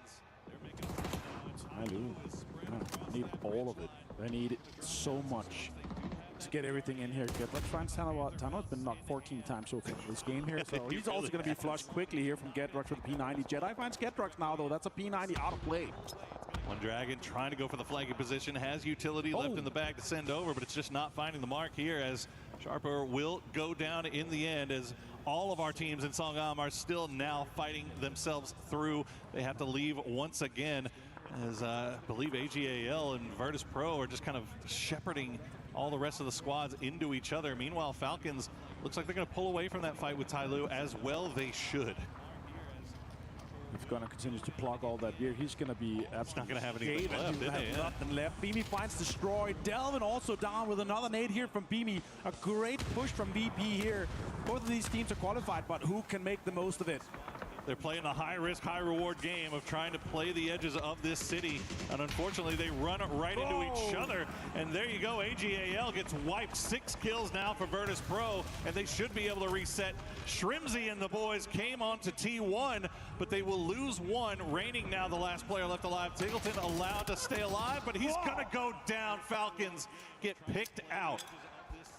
That's insane. You would expect so much more from that. Tyloo held that eastern side so well, but had to try to go for a center push with that BRDM, but everyone was just shooting at them, especially Na'Vi from that northern side. Songham on fire. Hello, my bad. Tons of damage taken here. Correction with utility. That's double nade straight on him, or double stun grenade straight on him. More utility being thrown. Correction finds it.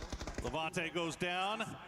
Hello, my bad. Right behind him is Quizzy. Will have to retreat to the hard cover. Meanwhile, Navi, they have been playing quietly over on the eastern side of Songam, have managed to keep everybody alive. Now they're looking over in that direction of all the teams that are going to have to cross that road. So they are in a great spot here. Petrichor Road is going to find Tai Lu before eventually going down. So Tai Lu doing the most here, but Navi now sniffing over in that area as well. Tai Lu 2 kills, potentially more to be had here, but DN Supers are sniffing out. This could be huge for Supers. Yeah, but look at the nades coming in. Triple 4 nades coming in. Hakatar Ferris gets the most of it. Now it's just Lee, and DN Supers is backfilling his position on that eastern side. They want to get it out of here.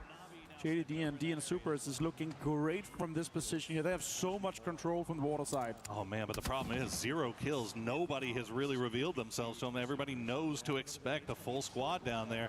The only team that can really have to worry about right now is JDG, who's playing the western side of the coast, and now JDG is going to have to move over in that direction. But we are playing a wide open field. T1 down to a duo, have basically the only cover to find right now as Navi trying to retreat.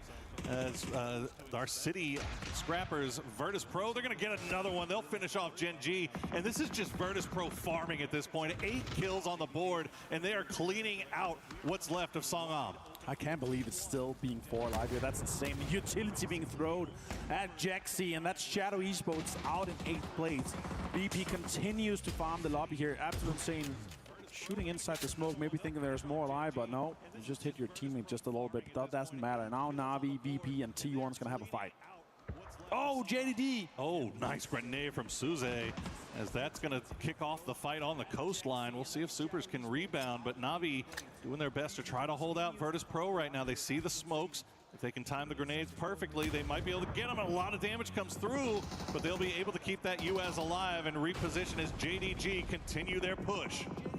Heather finds Corexi for the confirm. Raining also finds Spyro. T1 with a 2-man just fighting everyone still. That's huge. JDG finds Rex for the flush. And now he's pushing December 12th. Well, more utility being thrown here and committed to this fight here. Onto a 3v4. Super's able to get one of those reses off. Weren't able to get Rex. They are just laying down the smoke, trying to slow things down, trying to slow JDG down. See if they can maybe get something here. But a nice grenade from Cold will take down Guman. And they are once again on the back foot. The smokes aren't going to help them for that much longer. You got to wonder how much offensive utility JDG even has left at this point, as they're being very, very cautious about how they take this fight with Supers, because if they can come out of this clean with all 4 up, they are perfectly positioned for a win here. Yeah, they're realizing, is it worth betting on us winning this 1v1 fight or 1v1 team fight with them? Because if we can coexist here, we could farm the rest of the lobby and then fight later on. I don't know if that's what JDD wants. BMI finds Boostic though. Now he's under some pressure. Tai Lu still has Lee alive inside the circle, and T1 still 2-man stand. And Chan also from 17 surviving on that western side. Surely eventually he's going to be found by VP. Yeah, that's who I'm looking at right now, because VP, I mean, they came from the city. They have no idea to even look over in this direction. Tian just being the sneakiest snake right now. Heather will find Boostic as the grenades from T1 just going to, I think that might have been a freshly rezzed Boostic, so not a lot of damage, but it gets him back up. But that one will. He'll finish him off, and he's going to get the knock on the Spyro. So Navi, once again, backs up against the wall here. It's actually impressive that Virtus Pro was able to keep 3 alive and make their way into the circle, but Tian could strike at any moment. How much this circle. Yes, this is a crazy circle as well. T1 still being in, Navi still having a Rich to play. That's huge. Actually, next fight could be JD and DN Supers, because they need to move both of them. Let's see how they approach this one. Chan, yeah, could have an impact. Look, Human slowly pushing towards this rock here, trying to take space away from it. And even if they try to kind of wrap on the eastern side, that's going to be JDD trying to maybe put some bullets towards them. Yeah, this is interesting though, because JDG has also sent Cold 119 back over to the west to kind of look back to see if that's an available rotation. No way! As T1 is going to hold the line. Virtus Pro tried to sneak up on him, but so far so good for them. 17 Xiaotian will get spotted out by Cold 119, so that snake will not have the opportunity to strike. But T1 and Virtus Pro now fighting over the shack. JDG, they're getting the call from Cold 119 to come over here, because this is a lot more, this is probably an easier game-winning play if they can take out T1 while they're looking. But what a hold from the duo from T1 to take down Virtus Pro. Insane plays here from Raining and Heather. What a way to take a 2v3 straight to VP. And now Lee's under pressure here. He does have a little bit of a backpack, and he's going to be able to survive that. Oh, the heal comes off as well, so... But Navi knows exactly where he is. I wonder why. Maybe it's the 4 burning cars and all the dips around it. could be a little bit of an indicator there, couldn't it? I'll say, hey, I'm being sneaky over here behind all of these smoking, burning husks of cars. Yeah. Well, look at JDG. Okay, so they're going to allow Supers to live for now. After the pressure came through initially, Cnons and Suze have been left behind to try to see if they can find an angle onto DNS whenever they're moving. But, I mean, JDG, they're positioning themselves for late game while also keeping eyes over here towards Supers. We'll see. It doesn't look like anybody's got angles on them. T1 has eyes only for Navi right now, and the same is true in reverse, as Navi looks like they've run out of offensive utility to send over towards Lee. If JDD plays this right, this is a double-digit kills win easily for them. The way that they've approached, the way that the south side is set up for them, with the cover that they have as well, it's going to be crazy. But T1 definitely the biggest winner so far of this game here. 6 kills as a duo. They got hunted from Falcons, and then later on, they killed them. That was absolutely insanity here. Deal trying to dig towards the circle. And this is actually sending around quite nicely. The only team that has a lip inside of it is JDD. Just the tiniest little bit of space to play, and JDG is 4 alive. They have the opportunity to kind of go for that. Here's the blue zone grenade, going to force Spyro to move. They do still have offensive utility left to send over towards Lee, but unfortunately it's just not falling. The flashbangs are going to be perfect. Unfortunately, the grenades were not, so Lee able to survive a little bit longer, and Navi still has to worry about him. Keeping eyes on T1 just to make sure nobody's sending it over. Lee did have at least 1 grenade to send over, will cause some damage. The second one will find the knock, but that is going to do it for offensive utility for him. Look at that, he just found another nade and another Molotov. Why not? That's huge. December 12th finds Raining, and this is the JDD push I was talking about. To be able to take that south side control and also hold out the other team trying to get in. It's going to be T1 losing Raining surely, and then it's just down to Heather. He's got another one. He's going to get the re-knock on the Hakatori. Hakatori wasn't even able to stick the res just yet, so I think Ferris' job is just to send flashbangs over there to make sure he doesn't throw yet another grenade. He's got 1 Molotov in, but Heather will spot out Spiro as they try to make the push. Will steal it away as well. Make sure he secures that point. Ferris now the last player left up for Navi as the blue is tickling his toes, and Lee will collect it. Lee doing the most here for Tai Lu. Such an important game for Tai Lu. They needed these points here. They're going to be pushing this even further here. Potentially more points to be had here as DN Supers is trying to dig in from the eastern side. JD still has space. Lee with a Panzerfaust potentially going to send it towards somewhere in the middle to create some destructible terrain ahead of him to be able to play that. Picks up the MK12 with the 6x2. Has a almost full 3-vest. He could potentially get more points, maybe kills, maybe placements if he gets T1 out of this game. Look at this, Supers. JDG, I mean, they're holding on the edge, but Supers have been able to take a lot of space here and are able to kind of dig themselves down. See if they can hold off JDG at the edge. You see Lee doing his most to make his way in as well. T1, that's the situation they're dealing with. The smokes still kind of flying out, but you got to imagine at this point all of these teams are going to be running pretty low on utility. Let's see who was the best at being disciplined, who was able to hold on to as much as they can, as Cold 119 taking shots over towards Heaven, not finding anything. Simbatul just 1 stun grenade. He's going to have to be the point man. All of the guys has a little bit of utility. Suze finds Heaven, and Deal is on fire, potentially going down to the knees. Molotov, Human so low as well. Oh my goodness, Lee just causing so many problems here as a solo. Human, just a little bit of HP left as Suze just continues to push through. Human not popping up just yet. He's going to find one. He's going to get two. And now JDG is down to Nons and Cold 119. But T1 can't capitalize. They have to go for the res. Human goes for another one. He doesn't get it. Nons and Cold 119 have to make the push here. They're going to spot out Lee, but he's able to retreat back into the smoke. It's a 2v1v1. Cold T1's out. Third place here now. Can they capitalize? Can they make this 1v2 happen? If Tyloo wins this is going to be their push for the finals. He's still got some smokes, but now they break through and Nance finds it. Easy headshot, and it's JDG for a chicken dinner.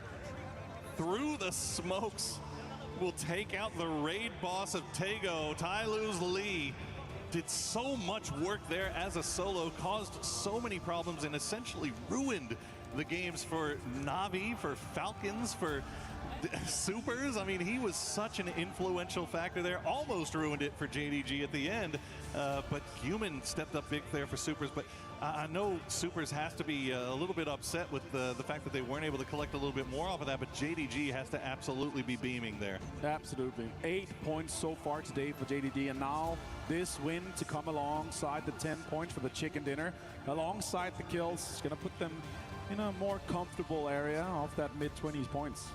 What a wild Taego game. I mean, that shift.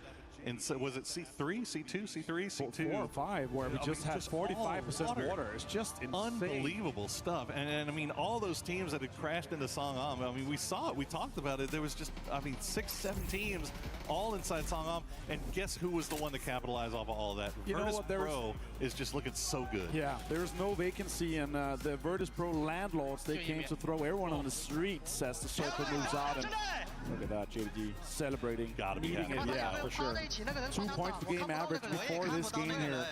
And now they're able to capitalize. I think they're going to be ending up around 25 total points after this. So that is huge for JDG.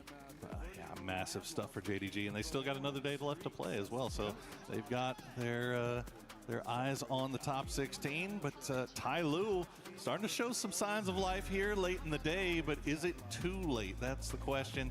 Lee doing everything he can to drag his team up the leaderboard there, but we'll see if it's going to be enough. We've got one game left to play today, guys, so don't go anywhere. We're going to be right back. Eyes on the top 16, but Tyloo starting to show some signs of life here late in the day, but is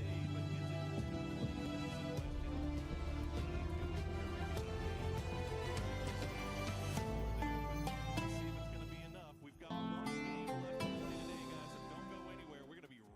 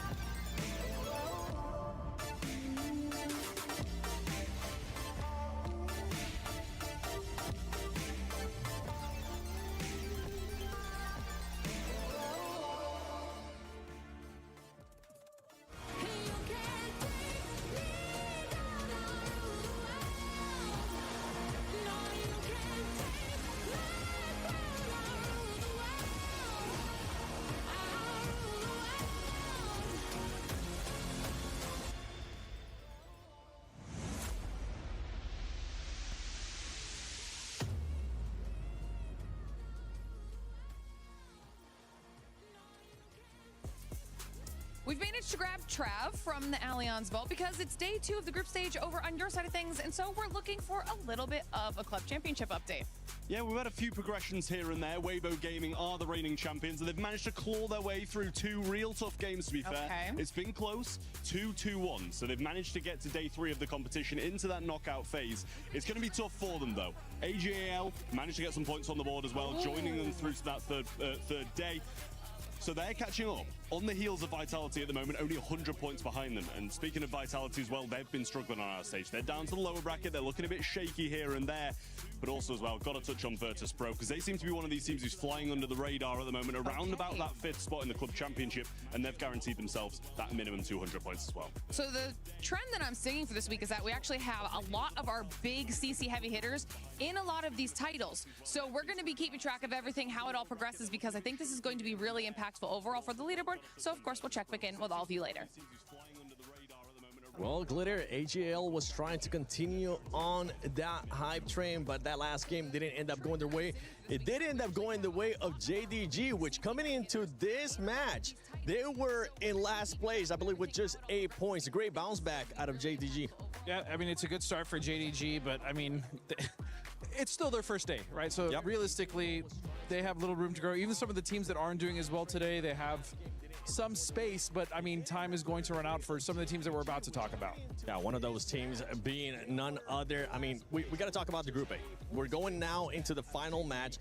We're going into pretty much make it or break it from the squads. AGL being one of those, Full Sands being one of those as well, and many more other squads in that list. Yeah, I think we got all those teams that are on the big race as we honor JDG for their win up there. But that kill count, I think, says the name of the game. Suze makes some nice big plays, but it's not going to be enough for these guys. And I think the teams that did have enough, you heard AGAL, they're a team that's in the hunt right now. Sure. And for the Club Cup as well, I think they've hit a point where if they can just get like 5 or 6 points out of this game, they're in good shape. And I think also you got like Vitality in the same boat as they grind up as well. They just need to have sort of an average game here to put themselves in a less stressful position, I think, Godspeed. Yeah, and they definitely had a much better day today, just like AGL, right?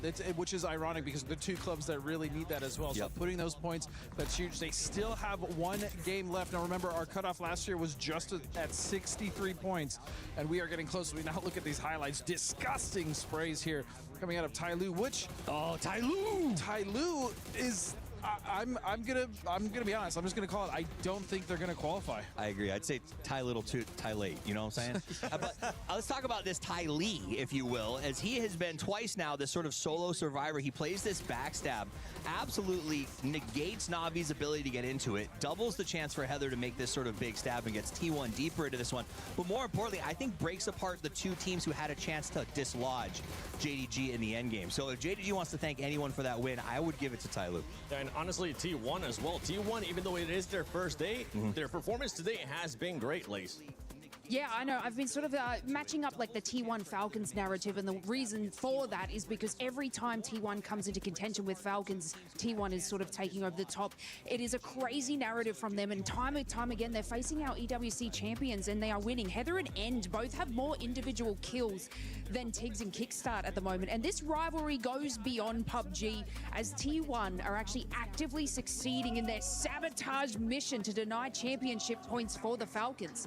And I mean, coming in with that 3rd place as well just bumps up their average even more. I mean, 3.2 average for their placement points and 7.4 for their eliminations. And that's well above Falcons at 1.25 and 5 for their eliminations. So, you know, this kind of rivalry is pretty dangerous. I mean, it's funny because you think T1, like, from the organization's perspective, like, we're glad that you're hurting them, right? And, like, from T1's perspective in-game, they're like, any chance to see a Falcon limping, I have to go after, right? Because they become so strong potentially. They have a lot of upside. And I think any chance you can take to slow them down. Now, the king here is Heather. He has been unstoppable. We've seen multiple moves where they send him out by himself, and he walks away with 2 or 3 points strapped to his belt. Even if he's the one that's surviving last as well, we saw that happen with the BRDM play early on with Falcons, running them over and then finish them off with the nade as well. But for some of the other squads, we saw a nice bounce back too from VP in this last game, Godspeed. Yeah, I mean, VP is already safe, right? But at this point, they're just continuing to play how they should, right? Instead of stepping off the gas and being like, hey, we already qualified, why would we need to play harder? I like that they're just continuing to practice because they're going to need that practice going into the finals for sure. Exactly. I mean, that practice is going to come into play when you're thinking about that practice. Some of the squads that are starting to, we really haven't seen a consistent day today out of Falcons. When we think about it, you were just talking about it too, Lace. We did see the confidence come out in the interview that they ended up doing with Kalaris. But at what point, especially going into tomorrow, do we maybe start waving a flag, a red flag of just I don't know. It's not looking good. For who? For Falcons. Oh, Okay, so that last send made me really worried. Okay, we're calling a spade. I love how you looked at me for that, by the way. Well, I was hoping you would be the mean one. So here, at the end of the day, here's what it is. I agree with Shrimzy's first assessment in that interview that they haven't necessarily had bad calls. It was just bad situations. And I'm not saying that last one was a bad call, but that send, they had to make a choice. Do we sit on the end and do we fight Ty Lue, or do we make this big push? I think, was it Ty Lue? It was Ty Lue. It was Ty Lue. It was, in fact. Do we make a big send towards the middle? Arguably a winning position. You know, T1 is sitting on it, but it's way riskier. And when you're in 13th and you're desperate for points, I feel like the edge is the move. But I'm not here to judge. I'm just saying, like, I'm starting to stress out over what I'm seeing. I'm glad I'm not the only one, Godspeed. No, I mean, I will never lose faith in those boys. But, I mean, you have to look, when we're talking about T1 and Falcons, you know, kind of being rivals, you're mentioning all these. It's hard to have a rival when you're T1 and you're just blasting past them, right? T1 also bullied the heck out of 4EM, which we're going to see tomorrow in PGS. So when I look at T1's performance, I expected Falcons to somewhat be around that level, even though T1's having a great time, but they just couldn't get it done. Yeah, I mean, the altercation between them too, like, it's just setting that standard, and Falcons are just not reaching that, unfortunately. But look, yeah, I'm still a believer in faith, Toffees. I'm on your side here. We got the faith for tomorrow. But yeah, it's now at this point, and you know, you were saying like, oh, you know, you have a couple of bad PUBG, but it's been kind of bad all today. So look, tomorrow has to be an insane performance for them. And you know, even if we look lower down at this leaderboard, you know, I was touching on Na'Vi before, saying, you know, they started kind of really super strong in this start, but something fell off for them, and they're not making these plays. They were sort of being that aggressive, and I was saying, throwing stuff at a wall, letting it stick, but now it just seems like a little bit falling off. Yeah, just to remind everybody, we're going now into the final match for Group A. They will not be playing tomorrow. So for all those squads that you're currently looking at, VP, I mean, we mentioned it, Godspeed just said it, that squad is looking like it's going to be going to the finals, and they're pretty much set. AGAL and some of the other squads like Shadow Esports, they're still in that cups that if they could have a nice maybe 5 points or 7 points, they could end up securing that final spot. I just want to point this out because I think it's insane, is that we've played some of these teams. 8 teams have 11 games played. Only one of them has passed Made in Thailand and Twisted Minds. Second and third place still are teams that have 6 games ahead of them. What that does mean, though, is that the cutoff tomorrow potentially drops significantly, because that means those 2 teams come in and can kind of sort of sap those points up there on the top and maybe drive someone a little bit higher.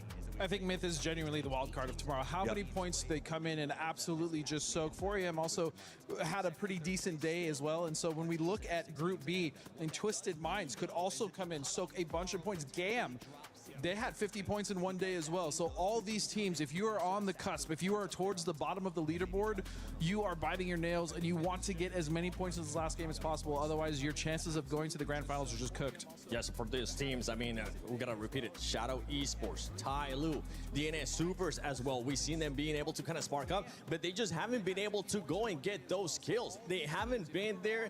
The proactiveness to try to get it to the finals with just making sure that they go for those kills is just not there. But it's going to come down to this final match for those teams in Group A. Can they do enough to get enough points to make it to the finals, or is it just going to be too little, too late?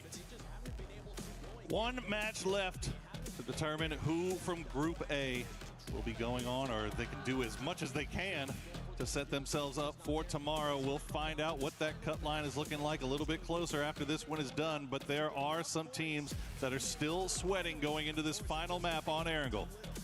8 teams with just 1 game to go, and we're going to be going back to the absolute most historic map, and it's going to be an absolutely insane plane path. Let's look at it. Look, I'll tell you this right now, Martin. We were talking last game about how many alt drops you see on these southern plains. This is another one where this compound, just on this western side of Sosnovka Island, has about 6 teams that have claimed it as their alt drop, and this is a far, far south plain. So this is going to be interesting. We'll see if any teams decide to drop onto each other there.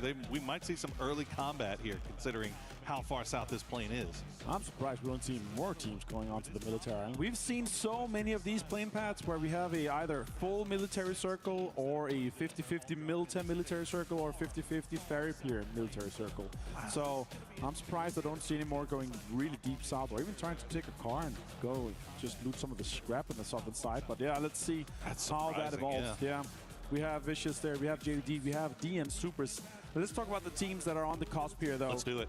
We have Group A, it's Virtus Pro, Tyloo, AGAL, Vitality, Supers, Full Sense, Petrichor Road, and Shadow Esports with their last game today. The team with the least points, though, out of those is Petrichor Road on 36.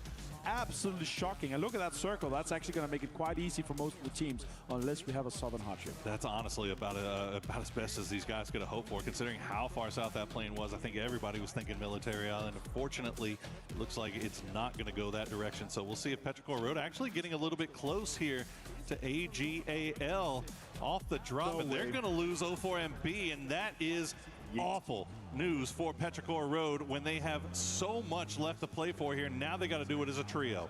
Yeah.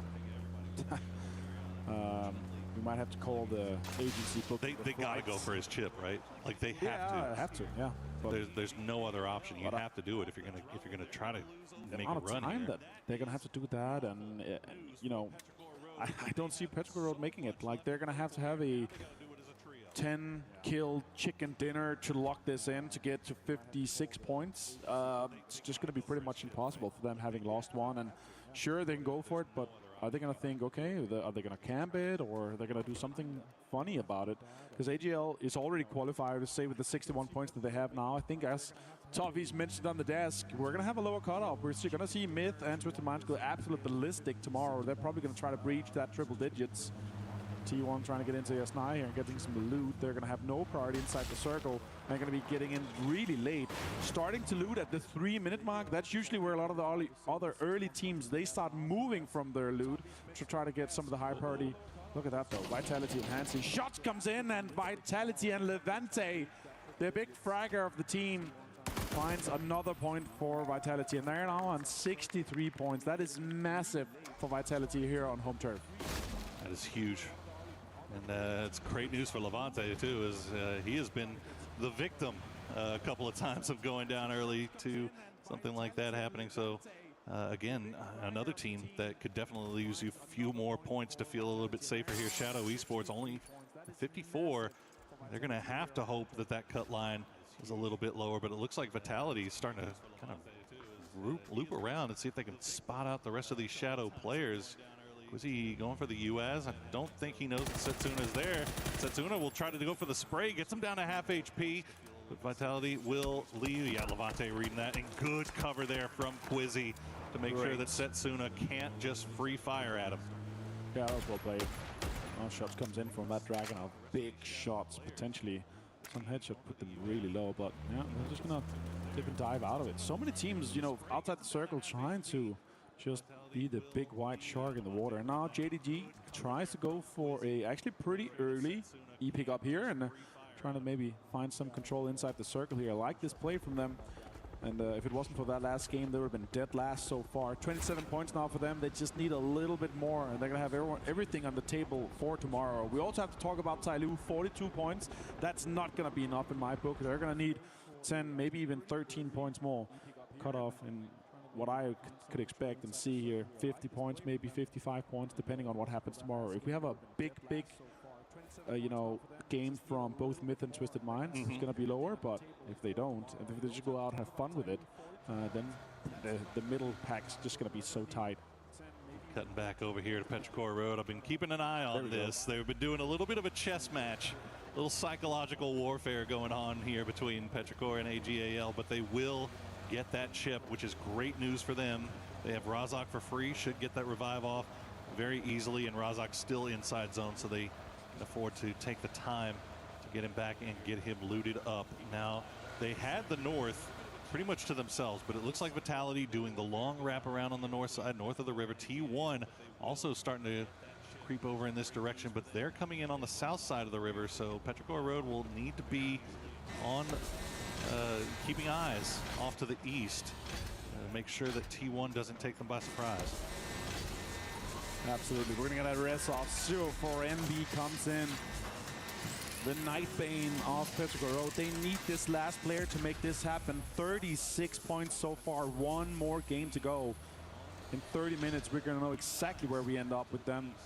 And if they're going to be flying home tomorrow or going to play in the final. Oh, Panzerfaust left for that. Now Falcons as well coming in this northeastern side into this circle here, Boro. Quite the space ahead of them, but if the timing allows it. They could be driving straight into Petrichor Road or AGL. All the timing right now is kind of weird for Petrichor Road because Chewy was sent to scout off to the south and he's returning back. It looks like he'll be able to get back to him. Petrichor Road, after they hit that revive spot, they immediately got on the move, which is good news because T1, as you see, has now made their entry into Razak after looting up in Yesnaya, but they're going to see the taillights of Petrichor Road. So Pero not going to have time to get loot up for 04MB, but 04MB already on the move. You can see he's coming back in as Petrichor Road still trying to find a spot to play. This might be a ruins, if anything else. AGAL already in position, and I think Petrichor Road knows it.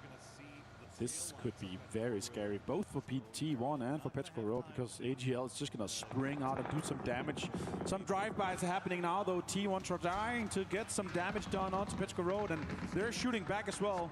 T1's driving around, Raining taking so much damage, down to 48 HP.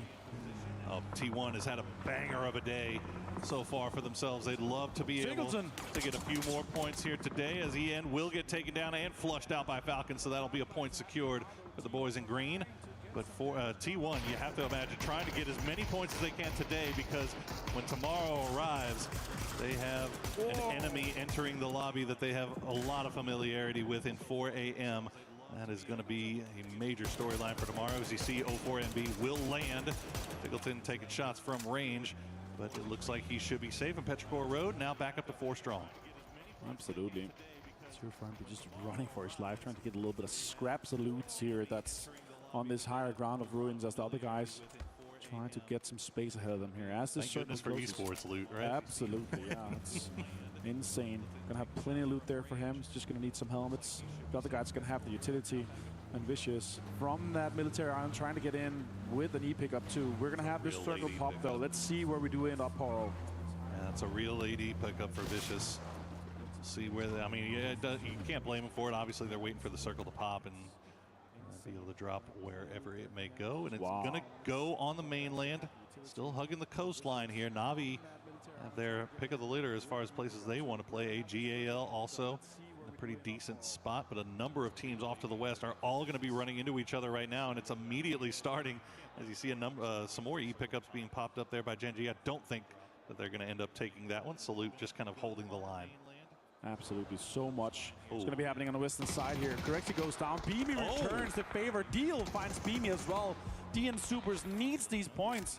They're in 48. They could be the cutoff team if they don't get more. Now they turn around here. Virtus Pro down to just 2 players. A red zone dead center as well. We're going to have such a absolute fiesta towards the late game here with so much cover being created. Tanava finds Tianchan. Sharper being engaged in 17.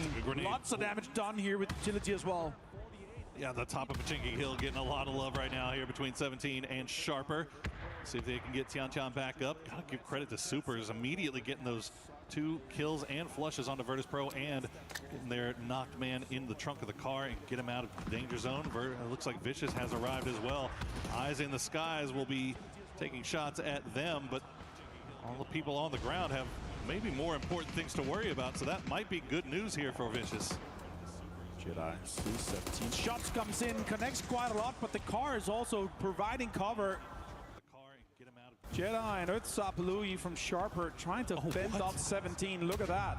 Dogmai goes down as well from Vicious. Did he get hit while he was in the air? I've always wanted to know if that could happen, if they were parachuting down, if he could get hit by a red zone bomb while in the air. But Dogmai finding out the hard way. It looks like he might have got hit while he on the ground, so they should be able to get the res. But VC do manage to get all boys onto the ground, and we'll see if they can reset. Now 17. Sharper, again, just being a really tough out here. But 17 able to get Tianchan back. They've got 4 men alive, and they've got the time right now to devote to finishing these guys off. Bill goes with the push. Can he get Earthsapalui off this Vicious? Stun grenade applied. That's going to be huge. It's going to be a little bit too far here. Earthsapalui finds Shawu, gets another one, but Tianchan returns the favor to him. That's a massive double knock, though, for Earthsapalui. That gives Jedi a little bit of time here, a little bit of room to work with, as he's going to throw a Molotov off in that direction, hope for the best, but Wembo is his primary concern currently as he continues to throw flashbangs over, and Wembo knows all I've got to do is just keep him distracted while these revives come through. We'll go ahead and rejoin the rest of his squad mates. Jedi body. Gonna hop down because he hears the vehicles of Shadow Esports coming in right behind, and JDG now arriving as well. 17, they've got their backs up against the wall. We're down to just Wenbo and Lilgos. They're going to have to fend this off. Zeus is knocked, but Wenbo gets found from the top, turns around, damage towards December 12th, but Jexy also gets involved. So much fights here, so many third parties. Shao is going to be flushed here by December 12th. Look at this, Vitality now, they see all this going on. They're going to finish off Lilgos, and that's going to do it for 17 Gaming. Vitality just roaming around just below the hillside. They hear all the gunshots, they see all the smokes. Let's see if they decide to go up there and get involved. Doesn't look like they will. Gedrox will just go for position. Full Sense, though, they are in a good spot here to maybe do a little bit of gatekeeping. 17,000 on there. Yeah, absolutely. 17,000 in 16th place here means they're going to end the day on 23 points. It's probably the lowest I've ever seen 17 Gaming on at an international level. Benadal with the MG3 in hand, the bullet hose. They decided to not take shots towards Shadow here, so they're going to be able to sit up towards the center of the zone. Looks like Vitality is actually going to avoid all that as well and just continue down to the south. Meanwhile, Petrichor Road, they wrapped all the way from the northwest all the way to the southeast. We'll see how much longer they can stay alive as Shadow Esports are just dug in. If you can hear them just getting peppered, I think that's Full Sense mostly taking shots over in that direction. As Full Sense now have control over the west. They do have Jedi on the top of the hill, and that's about the only problem that they have to worry about. Yeah, as we have the final match here on the Qiddiya City grid for the Battle Royale stage at Esports World Cup 2026. You see live from Paris, you see the nerves coming in from everyone. Levante finds Lukarux, though. That's a big headshot with the MK. Quizzy gets the confirmation. And sure, Virtus.pro had a great day so far today, 85 points. Took them 11 games to get up off mid. A hell of a tournament so far for Virtus.pro, and they're down to just Nixie right now as Supers continue to clean out that compound. Meanwhile, Shadow is just expecting the push here from Full Sense. There you go, Nixie will go down, so Virtus.pro is eliminated. They will be comfortable and happy with their performance here for the first 2 days and can start thinking forward towards the final. Genji also on only 16 points after 5.5 games is insanity. If you look at the names on that roster, Falcons here on the northern side, they're actually in there safe. Gustav is creating space around him on that eastern side, actually taking some of the great big compounds that's available as T1 is driving ahead of them. It's going to be quite congested towards the middle in some of these smaller dips. We have Navi playing extremely aggressive, trying to hold down that compound with the big white building inside of it. Tigger finds Kamals from Shadow Esports as Full Sense approaches and engages. Oh, look at that utility being committed to that. That's going to be a complete wipe of Shadow Esports from Full Sense. There's just nothing you can do. If you get smoked off like that and you're not in a position to prevent them from getting into grenade range, you know what to expect, right? You know that these guys are just going to get within grenade range and just drop it right on top of your heads. And unfortunately, they had no better option than to stack on top of each other as the circle will pop. It's going to go dead center, Petrichor Road right in the middle. And they needed 36 points before this game started.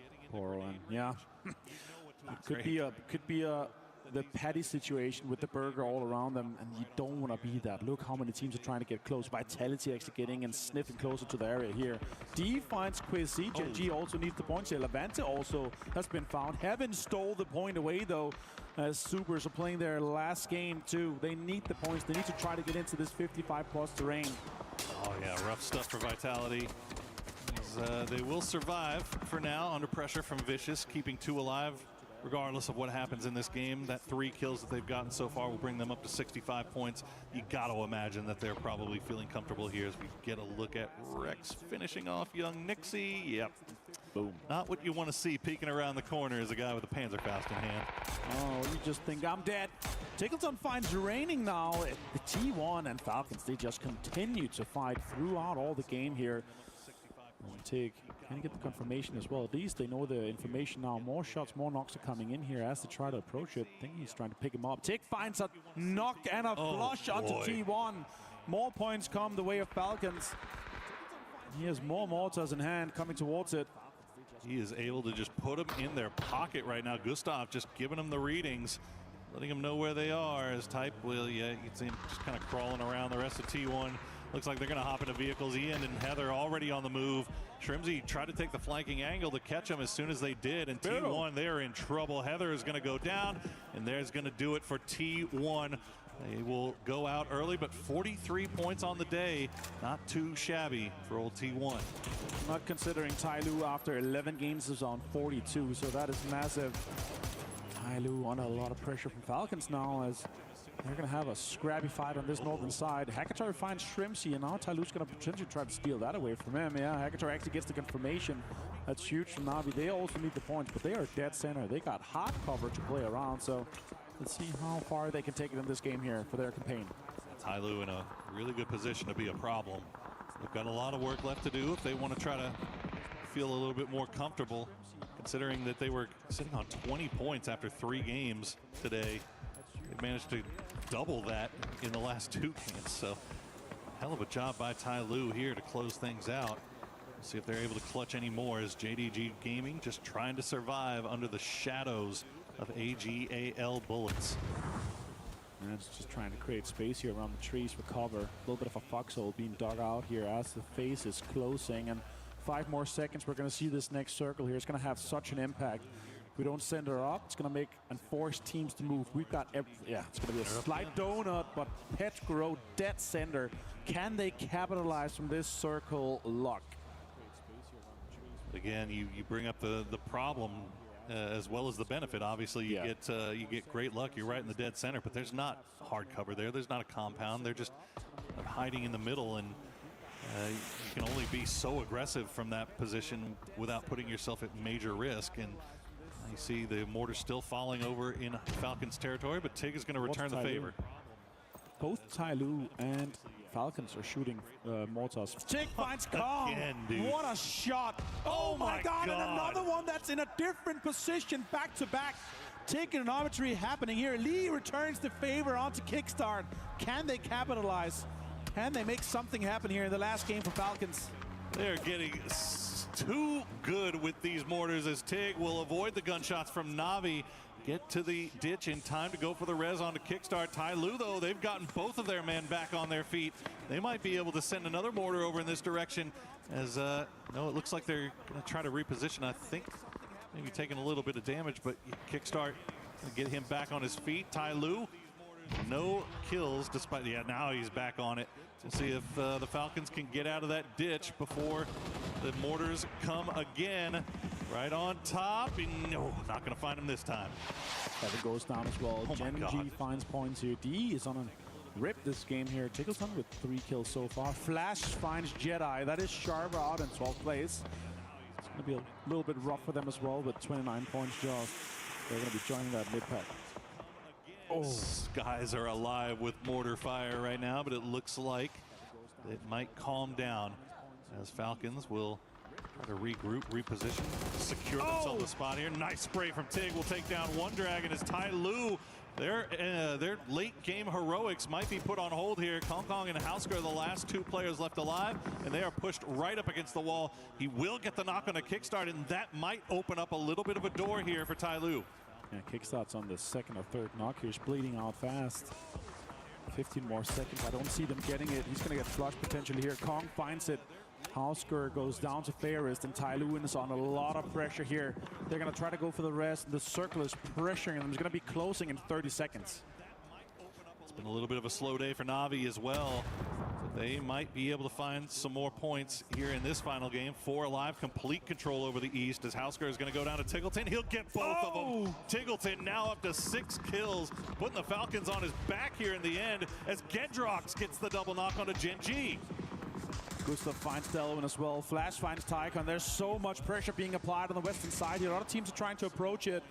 Delwyn's down. D gets flushed as well. Flash finds Tycon as Full Sense try to get D and Subas out of this lobby. I mean, remember how Vicious got here. They took the E pickup. They got one of their players knocked by a red zone upon arrival, and now they are in great position to cause problems with Vanadol. He's got that MG3 in hand, and he is making it sing as he finds 2 of Supers. Supers now down to just human. AGL not happy with that one. but they're going to be ending up on 61 points, and in my book, that's absolutely safe for finals. Now, DN Super is trying to make the most of it, but they're out in 9th place. And is that going to be enough? 53 points here. I'm not certain that's going to be enough for the cutoff. Dogmai finds lots of points onto Full Sense as well, as Vicious have had a great day one for their first showing here at Esports World Cup.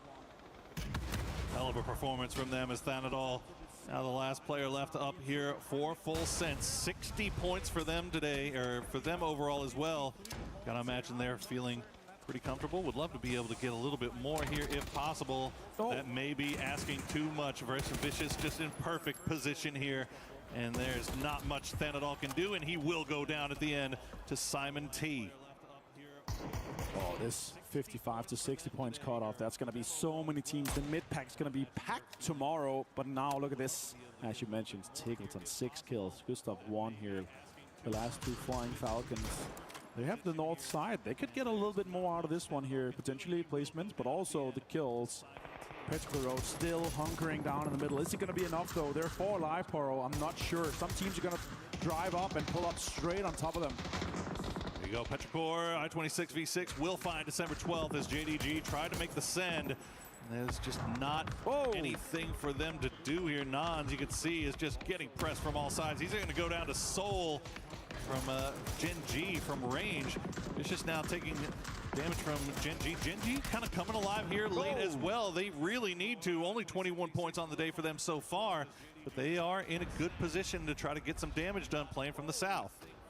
Agility is being deployed now. I-26 trying to get that flush onto him. Gustav finds Dogmai. That's a good point to secure Falcons. 8 kills, top 7 for them. Great game. It's going to be enough. 34 points here. Then 16th place with only 6 games played. That's fantastic. Yeah, no, you're never upset about that. I think 35 points around that after 6 games. That's about average. That's what you would hope for. No matter how you go about getting it, it's going to put you in good position for tomorrow. All you got to do is hope that you maybe get a little bit of luck and a few more kills going your direction. But look at that leaderboard. All the bottom half of it right now are the teams that are still left alive, as we get to see a little bit of that Tiggleonometry in action. The back-to-back knocks onto Tai Lu.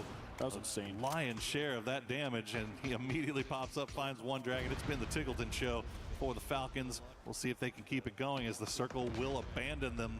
They're going to continue playing around on the north from the edge. It looks like they've spotted out Suze. Oh, is that a C4? It's a C4. They're going to be driving that straight onto Petrica Road here. Tigg's going to be waiting a little bit for it, then driving it forward, and then rolling it down onto Petrica Road. That might have quite the impact. Gustav finds Suze. That is JDG out. And now they're into the top 6. Look at this. It's chasing it. It's going to get I-26 down. Exactly what Petrica Road was hoping for not to be happening. Hackator steals the kill away, though. Oh, still got grenades left. That's going to be right in their pocket. Gustav, perfect throw from him to ruin Petrichor Road's chances. They're down to just 1 player. Chewy nowhere near, but Falcons needs to make sure that they can secure these points, these so important points. Chewy alive via the grace of the smoke, but Virtus, you can see Vicious looking over in their direction, Gen G looking over in their direction, and Tiggleton and Gustav now, the dangerous, deadly duo coming from the north, causing so much problem.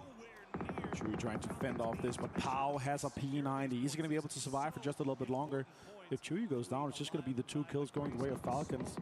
They are first knock, though, so it's going to take 100 seconds.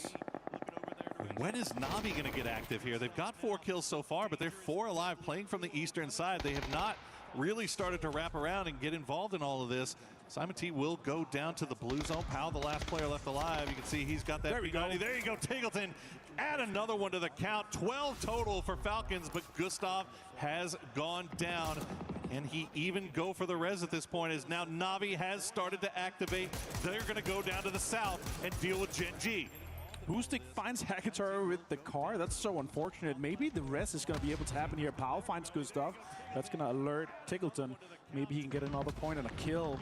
And look at that. He finds the point from the placement and a kill onto Powell from Vicious. Tiggleton, what a game for him so far. One-man army for Team Falcons right now, as Bean will get spotted out by a nicely placed grenade from Spyro. Navi back up to 4 strong after that unfortunate incident with the vehicle. Hollow, my bad, still involved here as well. He could pop up and get involved at any moment. Navi sending Spiro down to the south side, playing around the edge to see if he can find any angles, but Gen G are dug in.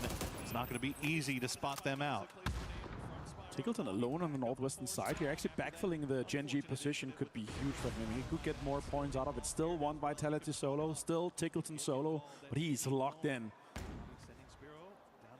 Let's see what Gen G is dealing with. Soul, a grenade in hand, waiting for that inevitable push from Navi. Meanwhile, Tickleton has just been going ape on this northern side. P90 now. He's got a P90, because why not? Why not give a P90 to the guy that is just absolutely farming? But this is what we're dealing with on the top of this hillside with the new destructible terrain. Even jump peeking, it looks like Hackatory may... He's sniffing.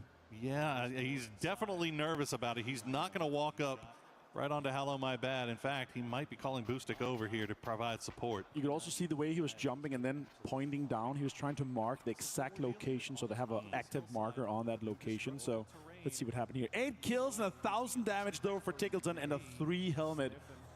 Let's see if he can get more out of it. Can he get an impact onto Gen G? So still alive. Also, yeah, let's salute. Playing with house money at this point. I mean, goodness gracious. That is a salvage game and a half for Falcons. Salute, though, looking over in that direction. He's expecting it, waiting for the push. Might have spotted him out, and in fact, he did. He's going to trade the shots. Almost gets him, but Tickleton will go down. Salute, able to spot him out and heal up once again. As Gen G, they're finding some success here late in the day as well. Vitality absolutely squeezing the most points possible out of this one here. And Gen G only 16 points after the 5 games we played until this one here. So they needed this. Now with 5 points in placement guaranteed. Let's see how much they can get. Can they get Vitality out? Can they get another kill? Can they get a flush onto Navi? Surely Navi wins this just by the grace of being 4 alive. Hackatory finds Soul now without just Salute. Yeah, Soul trying to go for that northern flank, but Navi more than ready for it. Salute will try to trade some shots back, as we'll have to get on the move once again. I think he just spotted out Hackatory behind the tree, but will run away, and that grenade might be enough to do it. No, it's going to fall just shy, and now Hello My Bad will strike. The grenade will find Salute, but Hello My Bad securing a 2nd place for Vitality. Can he get any more of it? He cannot. But Navi, a massive win here, a much needed win at the end of the day. Navi being absolutely different here, playing it surgically perfect. They did not want to risk it. They wanted to be 4 alive to secure this chicken dinner, and it's going to put them quite deep into the race here. Sure, it's their first day tomorrow. They got 6 more games to play, and they're going to be ending up somewhere in the 40+ points here after this game. What a way to play it. But the story of this game surely has to be Tickleton and his new duo partner of Gustav. What a way to impact this northern side, and what a way to make a name. Comfortable going into day 2 after that big performance to close out the day.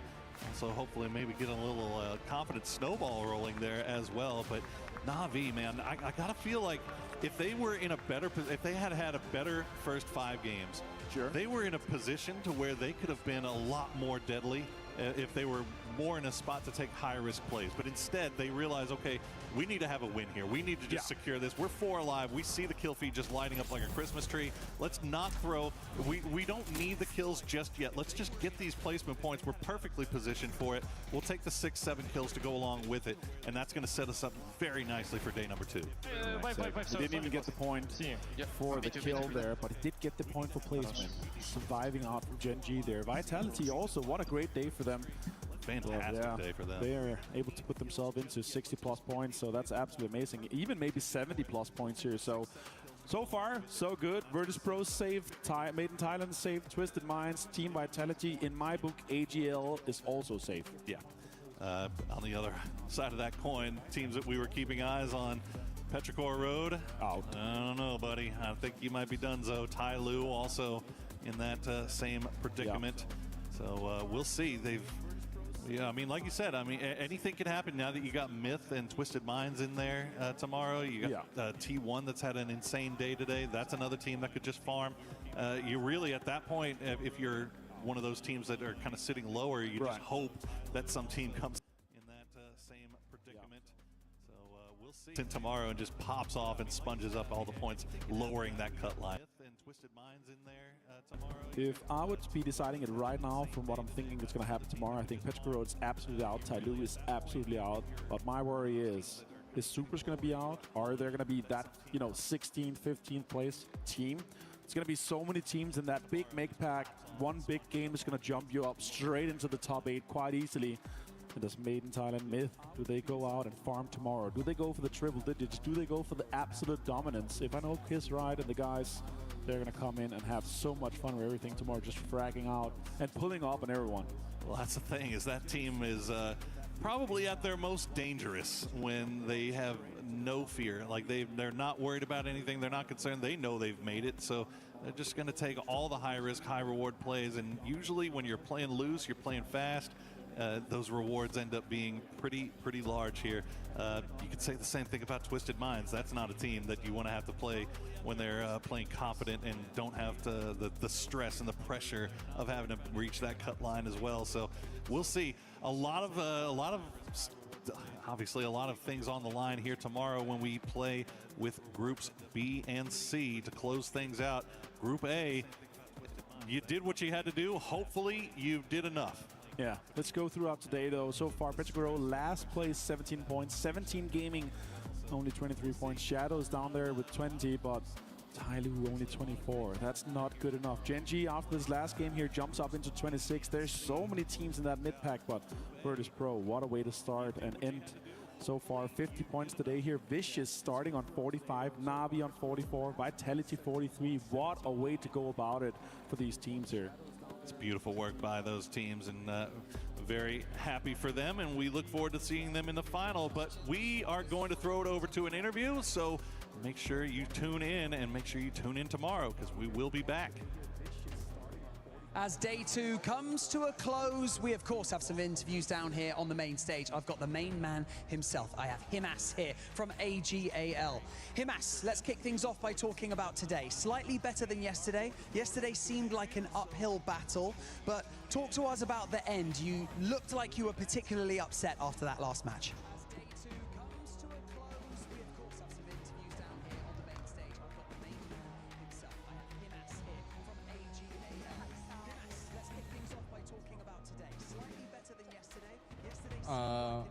Trận cuối cùng bọn em cần nhiều điểm hơn để có thể vào chung kết, nhưng mà bọn em đã làm không tốt cho nên là em hơi bực.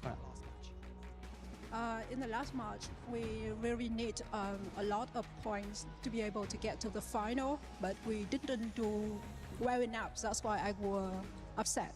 Yeah, that makes sense. I mean, let's think back a little bit to PGS5. To come so close, and then for 17 Gaming to kind of pip you guys right at the post, just at the very end. Did that have more of a negative impact on you guys as a team, or did that motivate you coming into the Esports World Cup? Yeah, that makes sense. I mean, let's think back a little bit to PGS5. To come so close, and then to 17 Gaming to kind of pip you guys right at the post, just at the very end. Sau khi mà giành top 2 ở BGS5 thì bọn em đã lấy lại tinh thần cũng như là động lực để có thể bắn giải tiếp theo. After we get to the top 2 of PS5, we try our best to get here. That's fair, and touching on what you said earlier very quickly before I let you go, 61 points. Do you feel like you've done enough to get into the grand finals? Em cứ nghĩ là hôm nay em đã làm đủ tốt để có thể để đến được vòng chung kết không? Việc mà 61 điểm thì em nghĩ là em cũng không biết được, nên là bọn em phải chờ ngày mai, nốt ngày mai để mới biết được có được vào chung kết hay không. 61 points, we really don't know at the moment. We have to wait until tomorrow to be able to know we are going to be in the final or not. It's true. Himas, stoic, but you know what? You're a legend of the esport. Thank you so much for joining me in this interview. You're an absolute legend. Don't go anywhere, because we have another interview set up right across the way with, of course, Kalaris. Yeah, thanks very much, Barney. Production, can we cut the stream? You're doing me dirty. What is this? All right, I've got... we played basketball earlier. Have you ever played basketball? Yeah, I played in the NBA. This makes way more sense. Ibby here, the coach from Virtus Pro. So, you guys have looked spectacular today. My first question for you guys is 85 points going into that last game, a very aggressive 2-2 split. Was this you guys limit testing, or you did lose 2 on the rotation? No, that's just playing with balls. I would have also done that 2-2 split. I like it that they did it. We got caught by DNS, kind of like a timing thing. We go next. Fair play, fair play. So I did speak to Nixie at the end of yesterday, and he was kind of a bit, you know, up and down about the results as a whole. Obviously, it was a bit of a difficult day, despite you getting 37 points anyway. So was the game plan changed? What was the discussion coming into day number 2, and what you guys had to approach? Not really. We had 2 situations that were pretty similar yesterday. We kind of spoke about that. And we didn't speak much before the games today. Same focus, good comms. We played insane. Our comms today were great. I'm super happy, and we played great.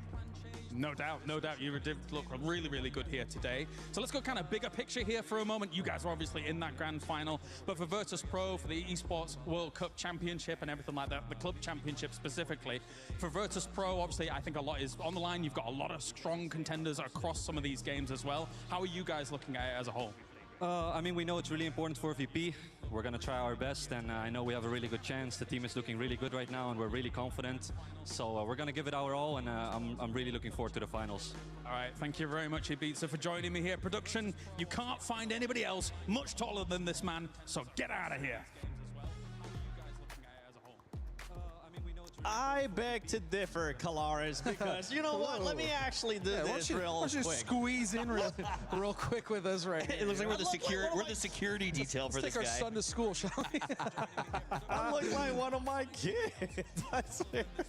But honestly, we're going to talk about that last game a little bit. We had Navi being able to put up a good performance there in that last one. And finally, I was getting ready to wave those red flags for Falcons, but it all comes down to just one superstar player being able to make plays, getting those kills, and boy, did he show up with Tick. Well, so we talked about earlier today with like Navi and Falcons and how they were having tough days, but they were still sort of grinding out this 5 points per game average. And the goal with that is that you have that one big bopper out of 6. Both of them got it in the end. Navi obviously comes out with the win through placement points, Falcons is with kills, but now they're back in the race. And that's what I expect from these two teams. That's what I expect from any great team, right? That's where the difference is made. Now, let's do this. That was excellent of Navi, excellent of Falcons. They salvaged the day. Love to see it. We have to talk about it. We have to talk about 7. There are teams here, as we look at the leaderboards, they're just going home. Now, AGAL in full sense, there is a high possibility because of the teams coming into tomorrow. Myth, Liquid, Twisted Minds, that they sponge up enough points to make 60 just about the cutoff. But when you're talking about Shadow Esports, Supers, and unfortunately Petrichor Road, I think their run is done. I believe so too, honestly. With Shadow, I'm still on copium for that squad. I'm hoping that they might be able to just done enough with those 55 points, but I don't think it's going to happen. Supers as well, because we have some of the other squads. You were talking about them earlier. GAM Esports, Team Liquid, even the Vicious. The Vicious showed up today in a big way. They're going to make big pushes, and I think, during that interview, AGL was a little bit worried, like, is 61 going to be enough? I'm stressed. I think it is, because at the end of the day, there are 5 teams below them that are basically eliminated today. They just haven't gotten enough, and they're way below that cutoff. R8, who plays tomorrow, as you're going to see here in just a second when we get to the last stage of the board, has 10 points. So they are going to have a nightmare fuel, impossible ride tomorrow. Gen G was almost in that same position. They had 12 going into the last game. So the fact that they had a good game and now are sort of back in the 30s hunt means that they could potentially do it tomorrow. But what that means is for AGAL, there's really only 2 teams that they have, there's only 2 teams that they have to worry about not getting capacity by. You know what I mean? When you count those numbers. So I think that they are probably okay. In fact, I would even argue if that cutoff goes to 60, some of our other teams, like Full Sense, might still be in. It's very much a chance. But 2 teams I really want to talk about too, as far as going into tomorrow, are T1 and 4AM. Because again, 4AM has pretty much been bullied in PGS by T1, and they're going to face off. And both of them are just around kind of the 30-point cusp. So that's going to be a really interesting fight to watch tomorrow as well. 17 Gaming, one of those teams that we were expecting them to do a little bit better. 2 Toffees today, only 23 points. Yep, exactly. That's how I feel about what I saw from them today.